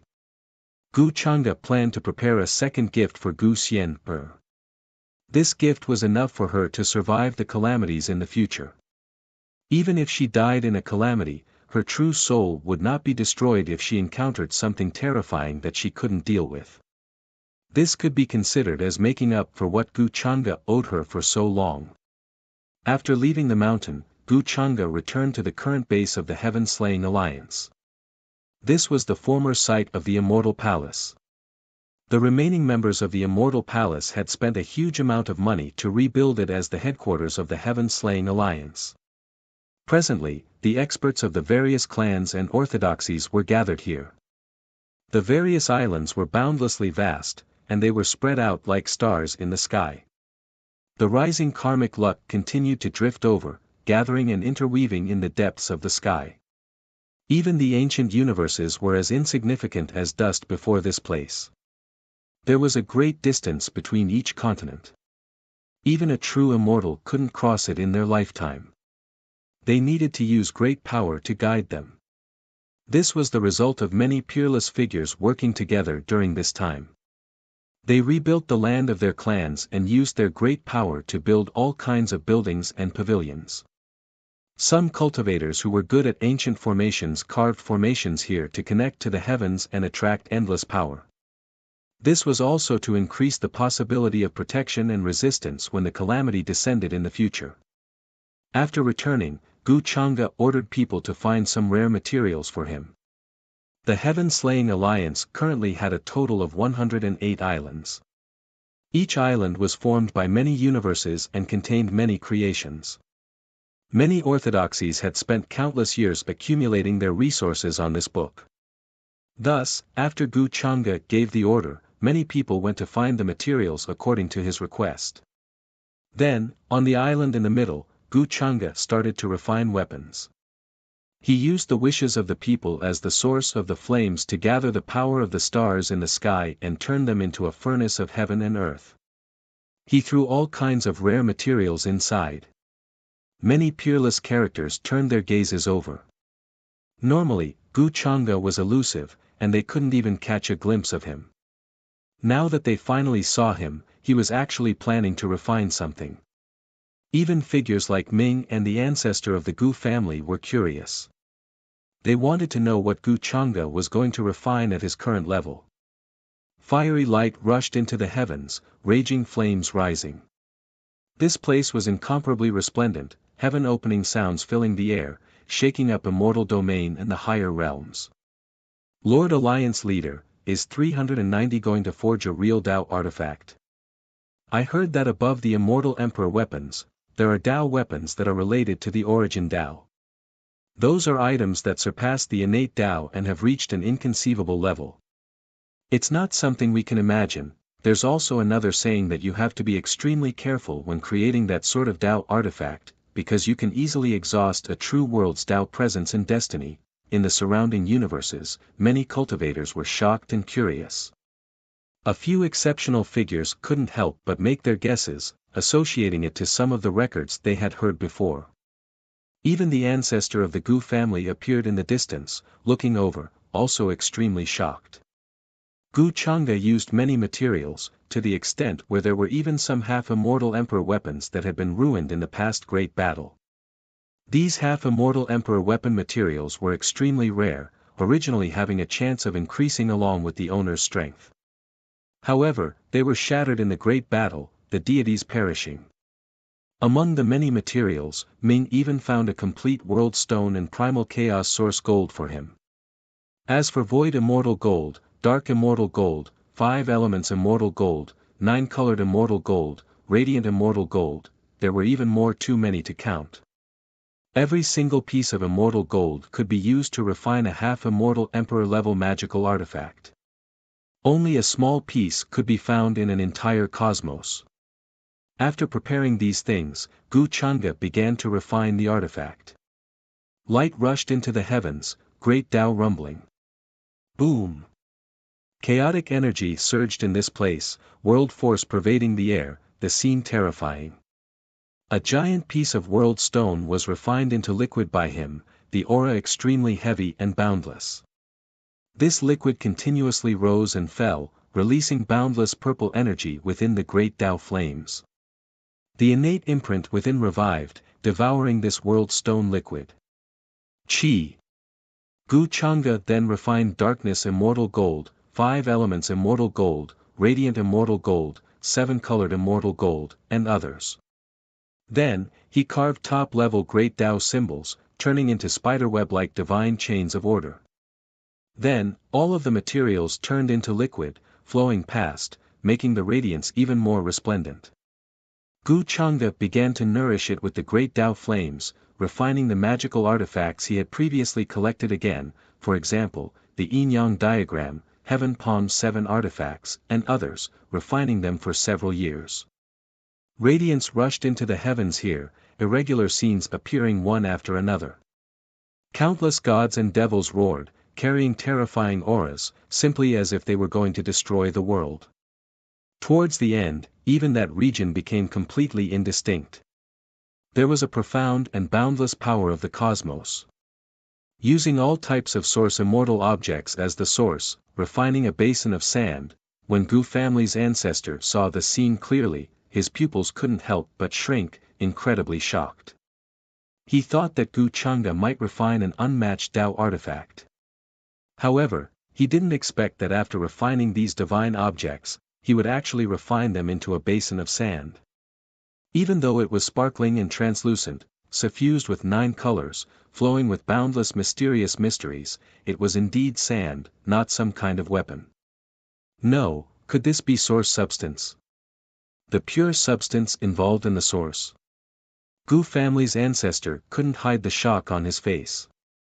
His horizons were extremely broad, understanding many ancient texts, knowing many mysterious substances in this world. Only, he wasn't sure if this was it or not, because he had never truly seen it before. The flowing brilliance was a substance that seemed to possess life. It could create everything, and it could also destroy everything. It was filled with an unknown level of power. However, it was extremely rare, only a small handful, flowing quietly like a river of stars, shining with magnificent radiance, hazy and vast. They were like world crystals, containing the most ancient true intent. This was a feeling even purer than Tao, he could even sense a type of essence that transcended source from within. What is he planning to use this substance to nurture? In his shock, Gu family's ancestor vaguely guessed Gu Chang'e's goal. The next moment, crystalline 9-colored sand appeared. Each grain shone with a chaotic halo, and within it was a small seedling with the thickness of a thumb. Some primordial violet aura surrounded it as it grew out of the soil. It has the phenomenon of primordial chaos, the root of the world tree, and the wondrous sound of the world. Let's call it the primordial root. Gu Chang'e looked at this scene and named the small seedling. He was using the roots of the epic tree to nurture it. Primordial root? Gu family's ancestor was shocked. He might not have truly come into contact with it, but he could sense the shocking serendipity contained within. Its value might be difficult to estimate. The serendipity that had appeared in Dao Chang True World right then didn't even have the right to be compared to the primordial root. Even Gu family's ancestor couldn't help but be tempted at that moment. He could see balls of kismet descending from the sky and injecting themselves into the small seedling. The birth of such a serendipity was bound to be baptized by lightning disaster. However, in the depths of the world, there was a clear sky, and many auspicious scenes appeared to bestow blessings. The others didn't have the same eyesight as Gu family's ancestor. That was why they didn't see what Gu Chang'e was condensing, but they could sense the shocking serendipity. However, while they were shocked, they knew their own limits. They knew that this was not something they could covet. The next day, Ni Chen, who was cultivating, was suddenly summoned by Gu Chang'e. Gu Chang'e gave him the primordial root and the 9-colored sand, which he had spent a lot of time to condense, for him to nurture. He also said that in the future, this thing could grow into a primordial chaos sacred tree that could bear all things in the world and destroy the universe. Nothing could stop it. Ni Chen was naturally shocked. He didn't expect that such a supreme serendipity would fall on his head.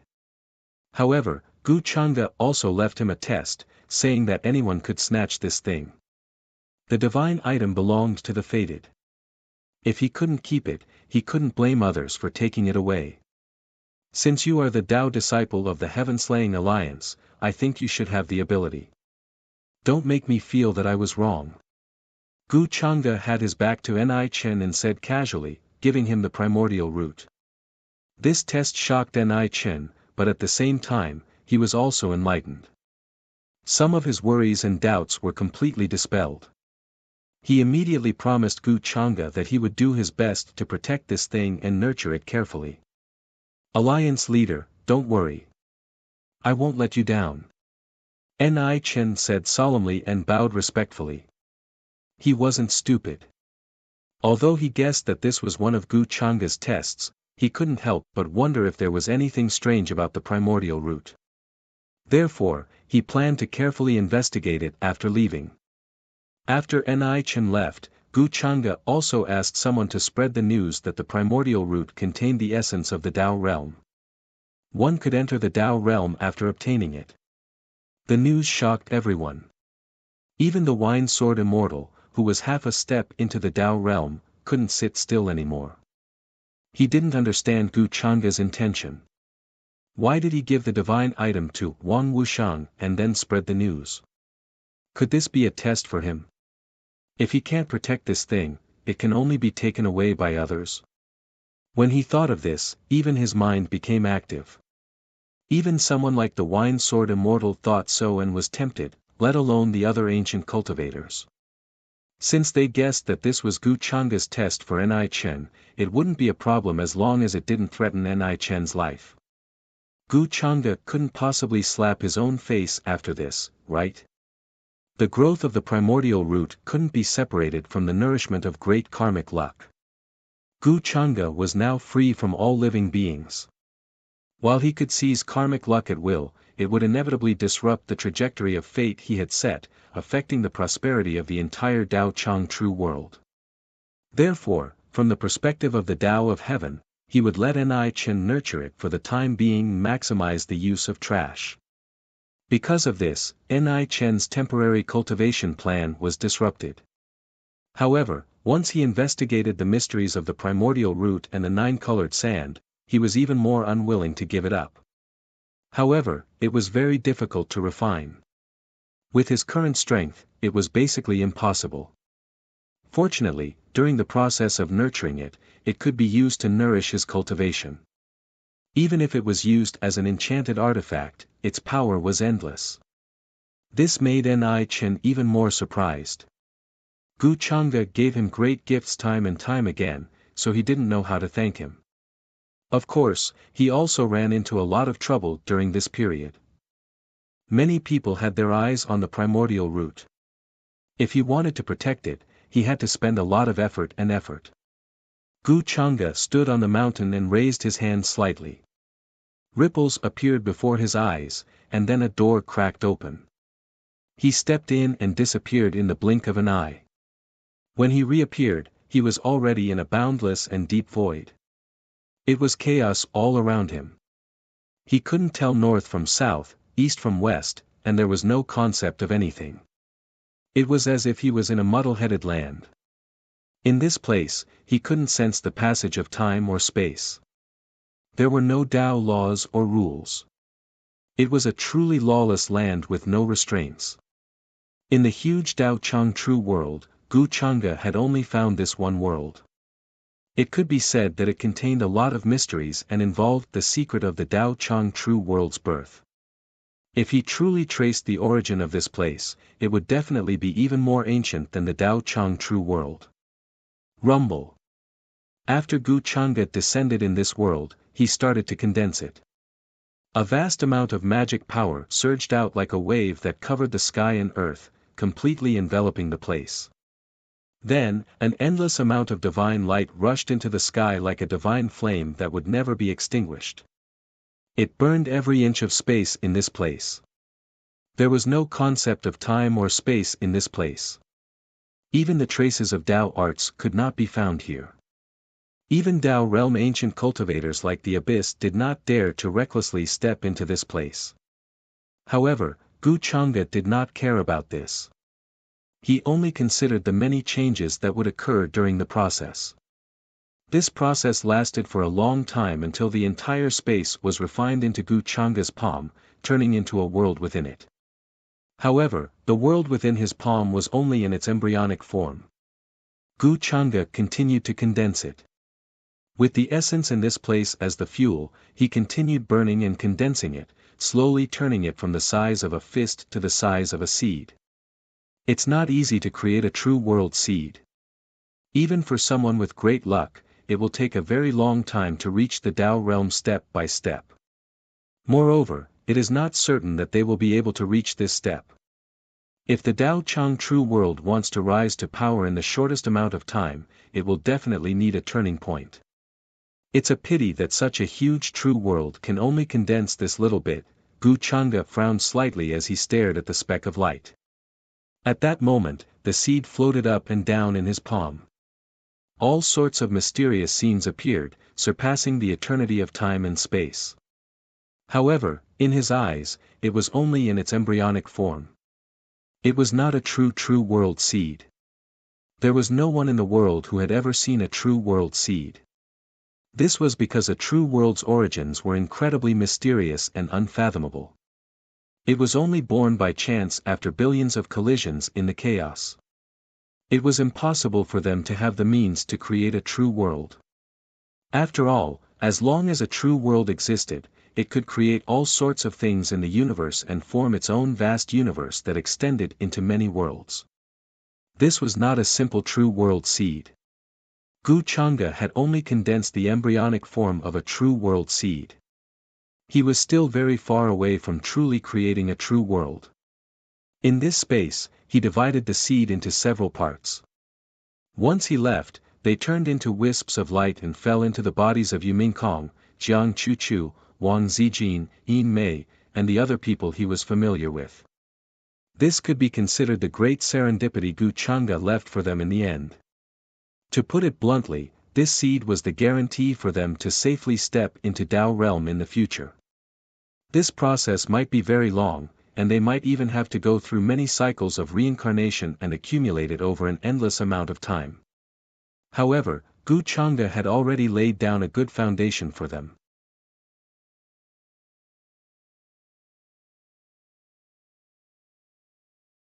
Chapter 964. Gu Changge stood in the boundless space and watched as the light scattered into the women's bodies like rain. Yu Mingkong was still in isolation and immersed in her cultivation. She was surrounded by an ethereal scene and did not notice anything. Jiang Chu seemed to have sensed something and cast a glance in the direction of the heaven-slaying alliance. In the current era, everyone was seizing the time to train, and they were naturally no exception. They were originally people with great fortune and great serendipity. They had a close connection with Gu Chang'e, and their kismet was also surging along with the Dao Chang true world. In terms of cultivation speed, they had already left many people behind. The only thing they lacked was time. Gu Chang'e watched this scene before slowly closing his eyes. His vast will slowly spread out. In an instant, it shot through hundreds of millions of voids and enveloped the endless ancient worlds, including the entire Dao Chang true world. Looks like she's no longer in the Dao Chang true world. Gu Chang'e tried to find a person's presence. However, when he swept out with his divine sense and searched through every inch of the universe, he did not find any traces of the girl. He had deliberately searched for his successor, Man, the young berserker who had come from the untamed world. Gu Chang'e had deliberately left a wisp of his will in her body so that he could use it in the future. However, it was almost as he had expected. Man was no longer in the Dao Chang true world. She had been taken to another world. Once he saw the change in Man's fate, Gu Chang'e had guessed her origins, but he did not tell her about it at that time. He planned to wait and see. Man was not a living being from the Dao Chang true world. She came from beyond the vast expanse. However, in Gu Chang'e's eyes, she was more like a pitiful person who had been manipulated. She lived in illusions and lies. The elder she revered was just a guardian by her side, and he made her repeat the same mistakes again and again. Her father, who treated her like his own daughter, was just a puppet controlled by the god of berserkers. The god of berserkers, who she truly believed in, was actually someone else's chess piece and servant. His goal was to make her forget her past and her past in one life after another, so that she could truly awaken her demonic heart. Of course, Gu Chang'e knew that this could be some kind of trial for Amon. Once she saw through the lies and illusions, that would be the day she would break out of her cocoon and become a butterfly. However, such a thing was too cruel for her. So much so that when Gu Chang'e saw her destiny clearly, when he saw that she would become a female devil who would bring calamity to the heavens in the future, he became very interested. At that time, Dao Chang true world's kismet was far from enough to support the growth and birth of a person with such a fate. Therefore, Gu Chang'e did not think of keeping her by his side. Instead, he allowed her to grow on her own. She had to rely on herself to tear apart the lies and illusions and face the bloody truth. On the other hand, he also wanted to use Man as a bait to lure out the person behind the scenes who had let her live in Dao Chang true world. It seems that she has torn apart the illusion and shattered the lie that she has been living in. Gu Chang'e did not pay too much attention to this matter. At that time, when he was searching for a suitable seedling, he had only wanted to give it a try. As for how much Amon would grow in the future, that would depend on her own serendipity. He had only appeared at the right time and solved some problems for her. That was all. Gu Chang'e had searched Dao Chang true world just now because he wanted to confirm something before he left. Looks like many eons ago, there were people from the other true worlds who noticed the location of Dao Chang true world. The person behind Man must have extraordinary skills to be able to set up all these things without anyone noticing. His gaze was rather profound. Once he returned to Heaven Crusher Alliance, Gu Chang'e left behind a will before he left for the vast expanse. He did not intend to continue staying in the vast expanse and wait for the group of hunters to descend. With his strength, he did not need to rely on any external objects to move through the vast expanse. However, he also needed some time to see the coordinates of the vast expanse. He had never been a great Samaritan who saved those in need, and he had never considered truly saving the world. Simply put, what did all the lives in the world have to do with him? If Gu Chang'e had not considered the various plans he had for the future, he would not have thought so much about changing the name of Tao Chang True World and establishing the concept of Tao of Heaven. As long as he wanted to, there would be no one in the world who could threaten the people he wanted to protect. Right then, as long as Tao Chang True World was not affected by the other true worlds, it would only become more prosperous and powerful, based on how thick its kismet was. The group of so-called hunters might be a disaster that the people of Tao Chang True World could not hope to fight against. However, in Gu Changa's eyes, they were insignificant insects that he could crush with a wave of his hand. He had never truly paid attention to the group of hunters. He had only said a little more to make all the races panic at the right time. The will he left behind was enough to intimidate them into not daring to approach. Right then, he had to consider how to make Heaven Crusher Alliance's existence spread throughout the entire vast expanse so that it would continue to prosper and become stronger. And this would not only require the support of a true world's foundation of power. Gu Changa planned to search for the other true worlds and either occupy them or refine them and annex them so that they would become Heaven Crusher Alliance's vassals. However, this action would affect his current reputation and make people think that he was different from the hunters outside the vast expanse. Once again, he would make all lives fear him, panic, and live in fear. However, Gu Changa did not care. After all, in many people's eyes, he was the unpredictable and temperamental demon lord. When faced with the woman he once loved, he could be ruthless and kill her. He could banish his disciples to the endless expanse of time and space, banish them to the ancient past. What other insane things could he not do? Gu Changa had already made arrangements for many of the matters in Tao Chang True World. He left many of the matters of Heaven Crusher Alliance to the Gu family's ancestor. Gu Wuang might not be clear about some of the matters, but in Gu Changa's eyes, everyone in the Gu family could be used. They could be considered his early chess pieces. There was also the matter of the so-called Tao child, Ni Chen. Everything was within Gu Changa's control and calculations. He was not worried that Ni Chen would stir up any trouble. Before leaving Tao Chang True World, Wang Zijin came to him once more. Even she was planning to enter seclusion to cultivate. In order to relieve the pain of lovesickness, she did not care about the various details. If she missed him, she would come to him. After Wang Zijin entered seclusion, there were only a few people Gu Changa was familiar with in Tao Chang True World. Even Lin Xiuhan, who he had brought from the lower world, was bitterly cultivating the Tao of pills. She had been in seclusion for many years. However, before he left, Gu Changa still made a trip to Qingshan village. By then, even the Gu family's ancestor and the others did not know that his true body was no longer in this true world.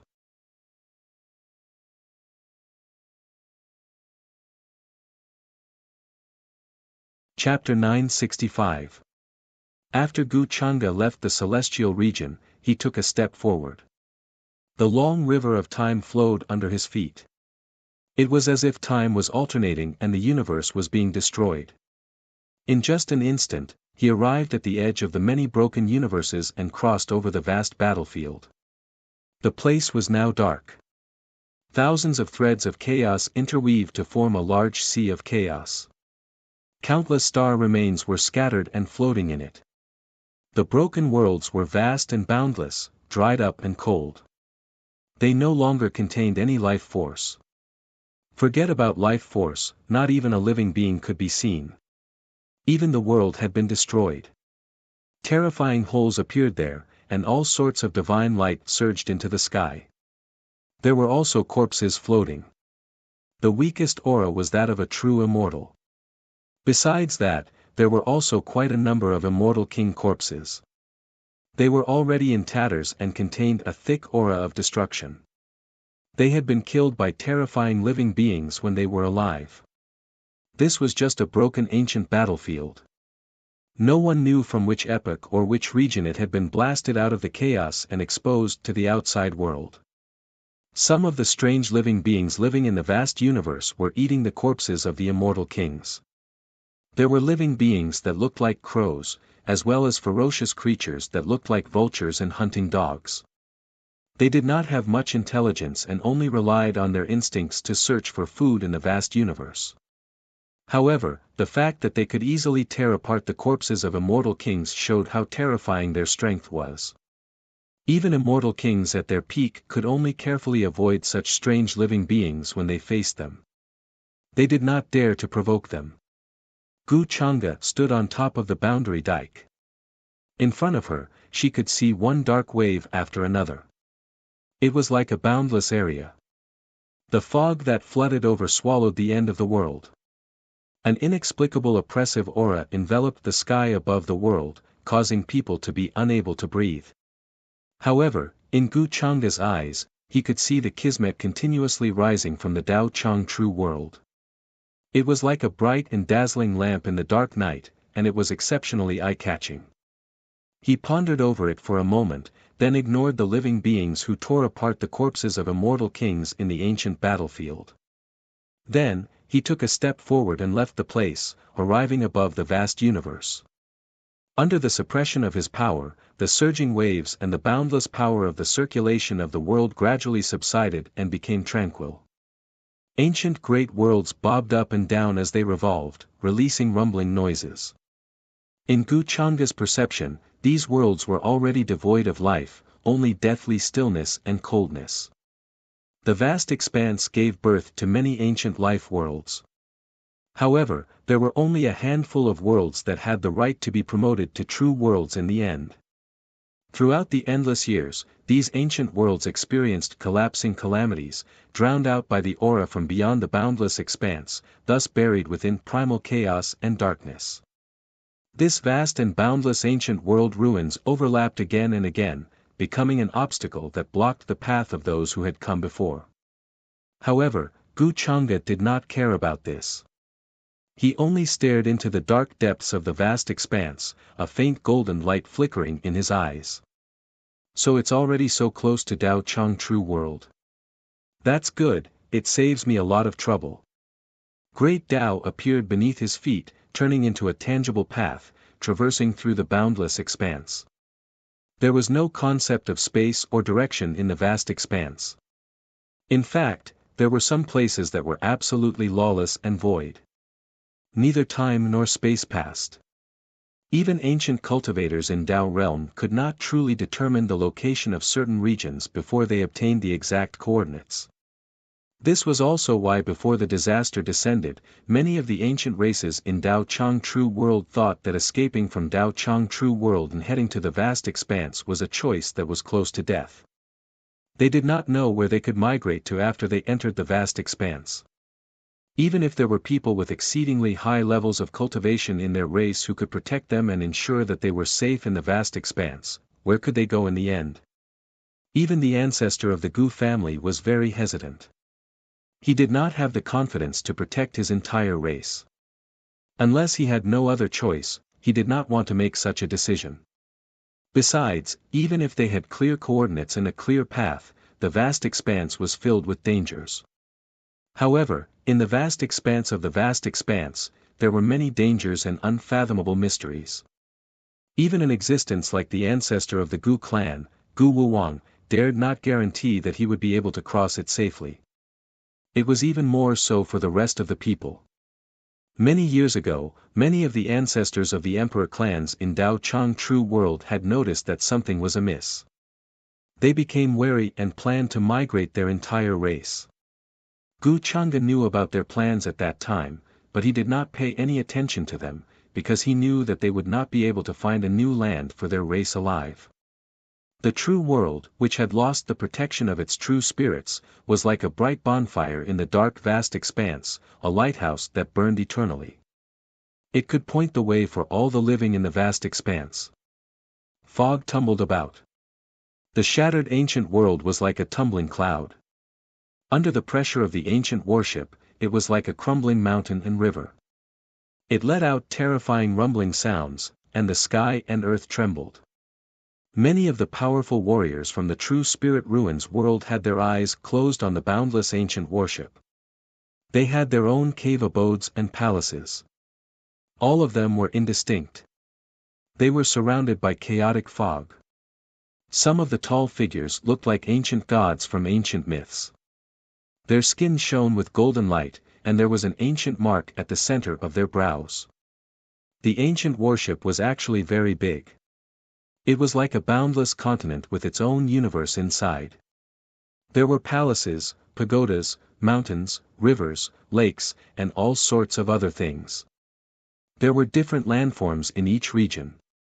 Besides the powerful people sitting at the forefront, there were plenty of living beings living in the vast land behind the worship. Most of them came from the ancient worlds affiliated to the true spirit ruins world. There were also plenty of enslaved races. It could be said that they had lived on the gigantic ancient worship for generations. They drifted in the vast expanse and were in charge of maintaining the operation of the ancient worship, repairing damaged runic symbols, and other things. To these living beings, the ancient worship was their home. There were mountains, rivers, and boundless lands. There were also islands, lakes, cities, and ruling classes. It was no different from the cultivation world. Of course, to the entire vast expanse, it was just an ancient worship that was moving through space. Even though it was boundless and had its own universe within it, with laws operating in it, it was incomparably vague and could not cause much of a stir. In the eyes of the existences moving through the vast expanse, they were only able to see clouds and waves. However, within those waves and clouds were countless living beings and worlds. One flower, one world, one Bodhi. That was all there was to it. Clang, clang, clang, at that moment, the dull sound of heavy hammers striking rang out continuously from an inconspicuous blacksmith shop in a corner of a city. The instant the red-hot iron was immersed in ice water, a sizzling sound of tempering rang out. For a time, steam rose into the air. Beside the immersed tempering pool was a young man with his sleeves rolled up, revealing his bronze-colored arms. He was repeating the same words over and over again. 99,091, 99,092, 99,093, every time he raised the heavy hammer in his hand and struck the pool, he would repeat the same number. This young man's appearance was similar to that of a human. His pupils were gray, and his hands were covered in a layer of thin scales that were as fine as metal. However, the other figures walking around him looked more similar to those of an alien race at first glance. Their bodies and bones were taller than those of an ordinary human, and they had the characteristics of other races. These figures seemed to have long since become accustomed to this scene. Many of them would stop in front of the blacksmith shop for a while and flip through the forged iron items, such as sabers, long swords, bows, spears, shields, and so on. However, they would leave quickly and would not patronize the business. Finally, after counting 100,000 times, this figure who was constantly hammering and tempering the iron items finally stopped. His hair was very long and messy, almost covering his face. His face was also full of charred marks. However, he did not care. He turned around and cupped some water in the tempering pool to casually wash his face. I heard that the Spiritual Ruins royal family is recruiting Ghost Axe clan's forging masters and Heavenly Craftsman clan's forging masters. I wonder what they are building this time. Over the years, many people from the Ghost Axe clan and Heavenly Craftsman clan have been recruited, but not many have returned. I heard that they have been building something. Why do I feel that something is not right? I heard the same thing from my parents in the past. Shoo, lower your voice. How dare you say such things? Aren't you afraid that the Spiritual Ruins people will hear you?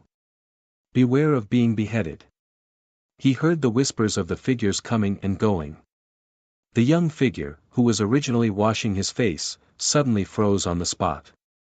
The movements of his hands also came to a halt. The eyes under the messy long hair suddenly seemed to have been quenched with frost. They were cold and deep. Senior Brother Chu, it's time to eat. At this moment, the curtain at the back of the blacksmith shop was suddenly pulled open.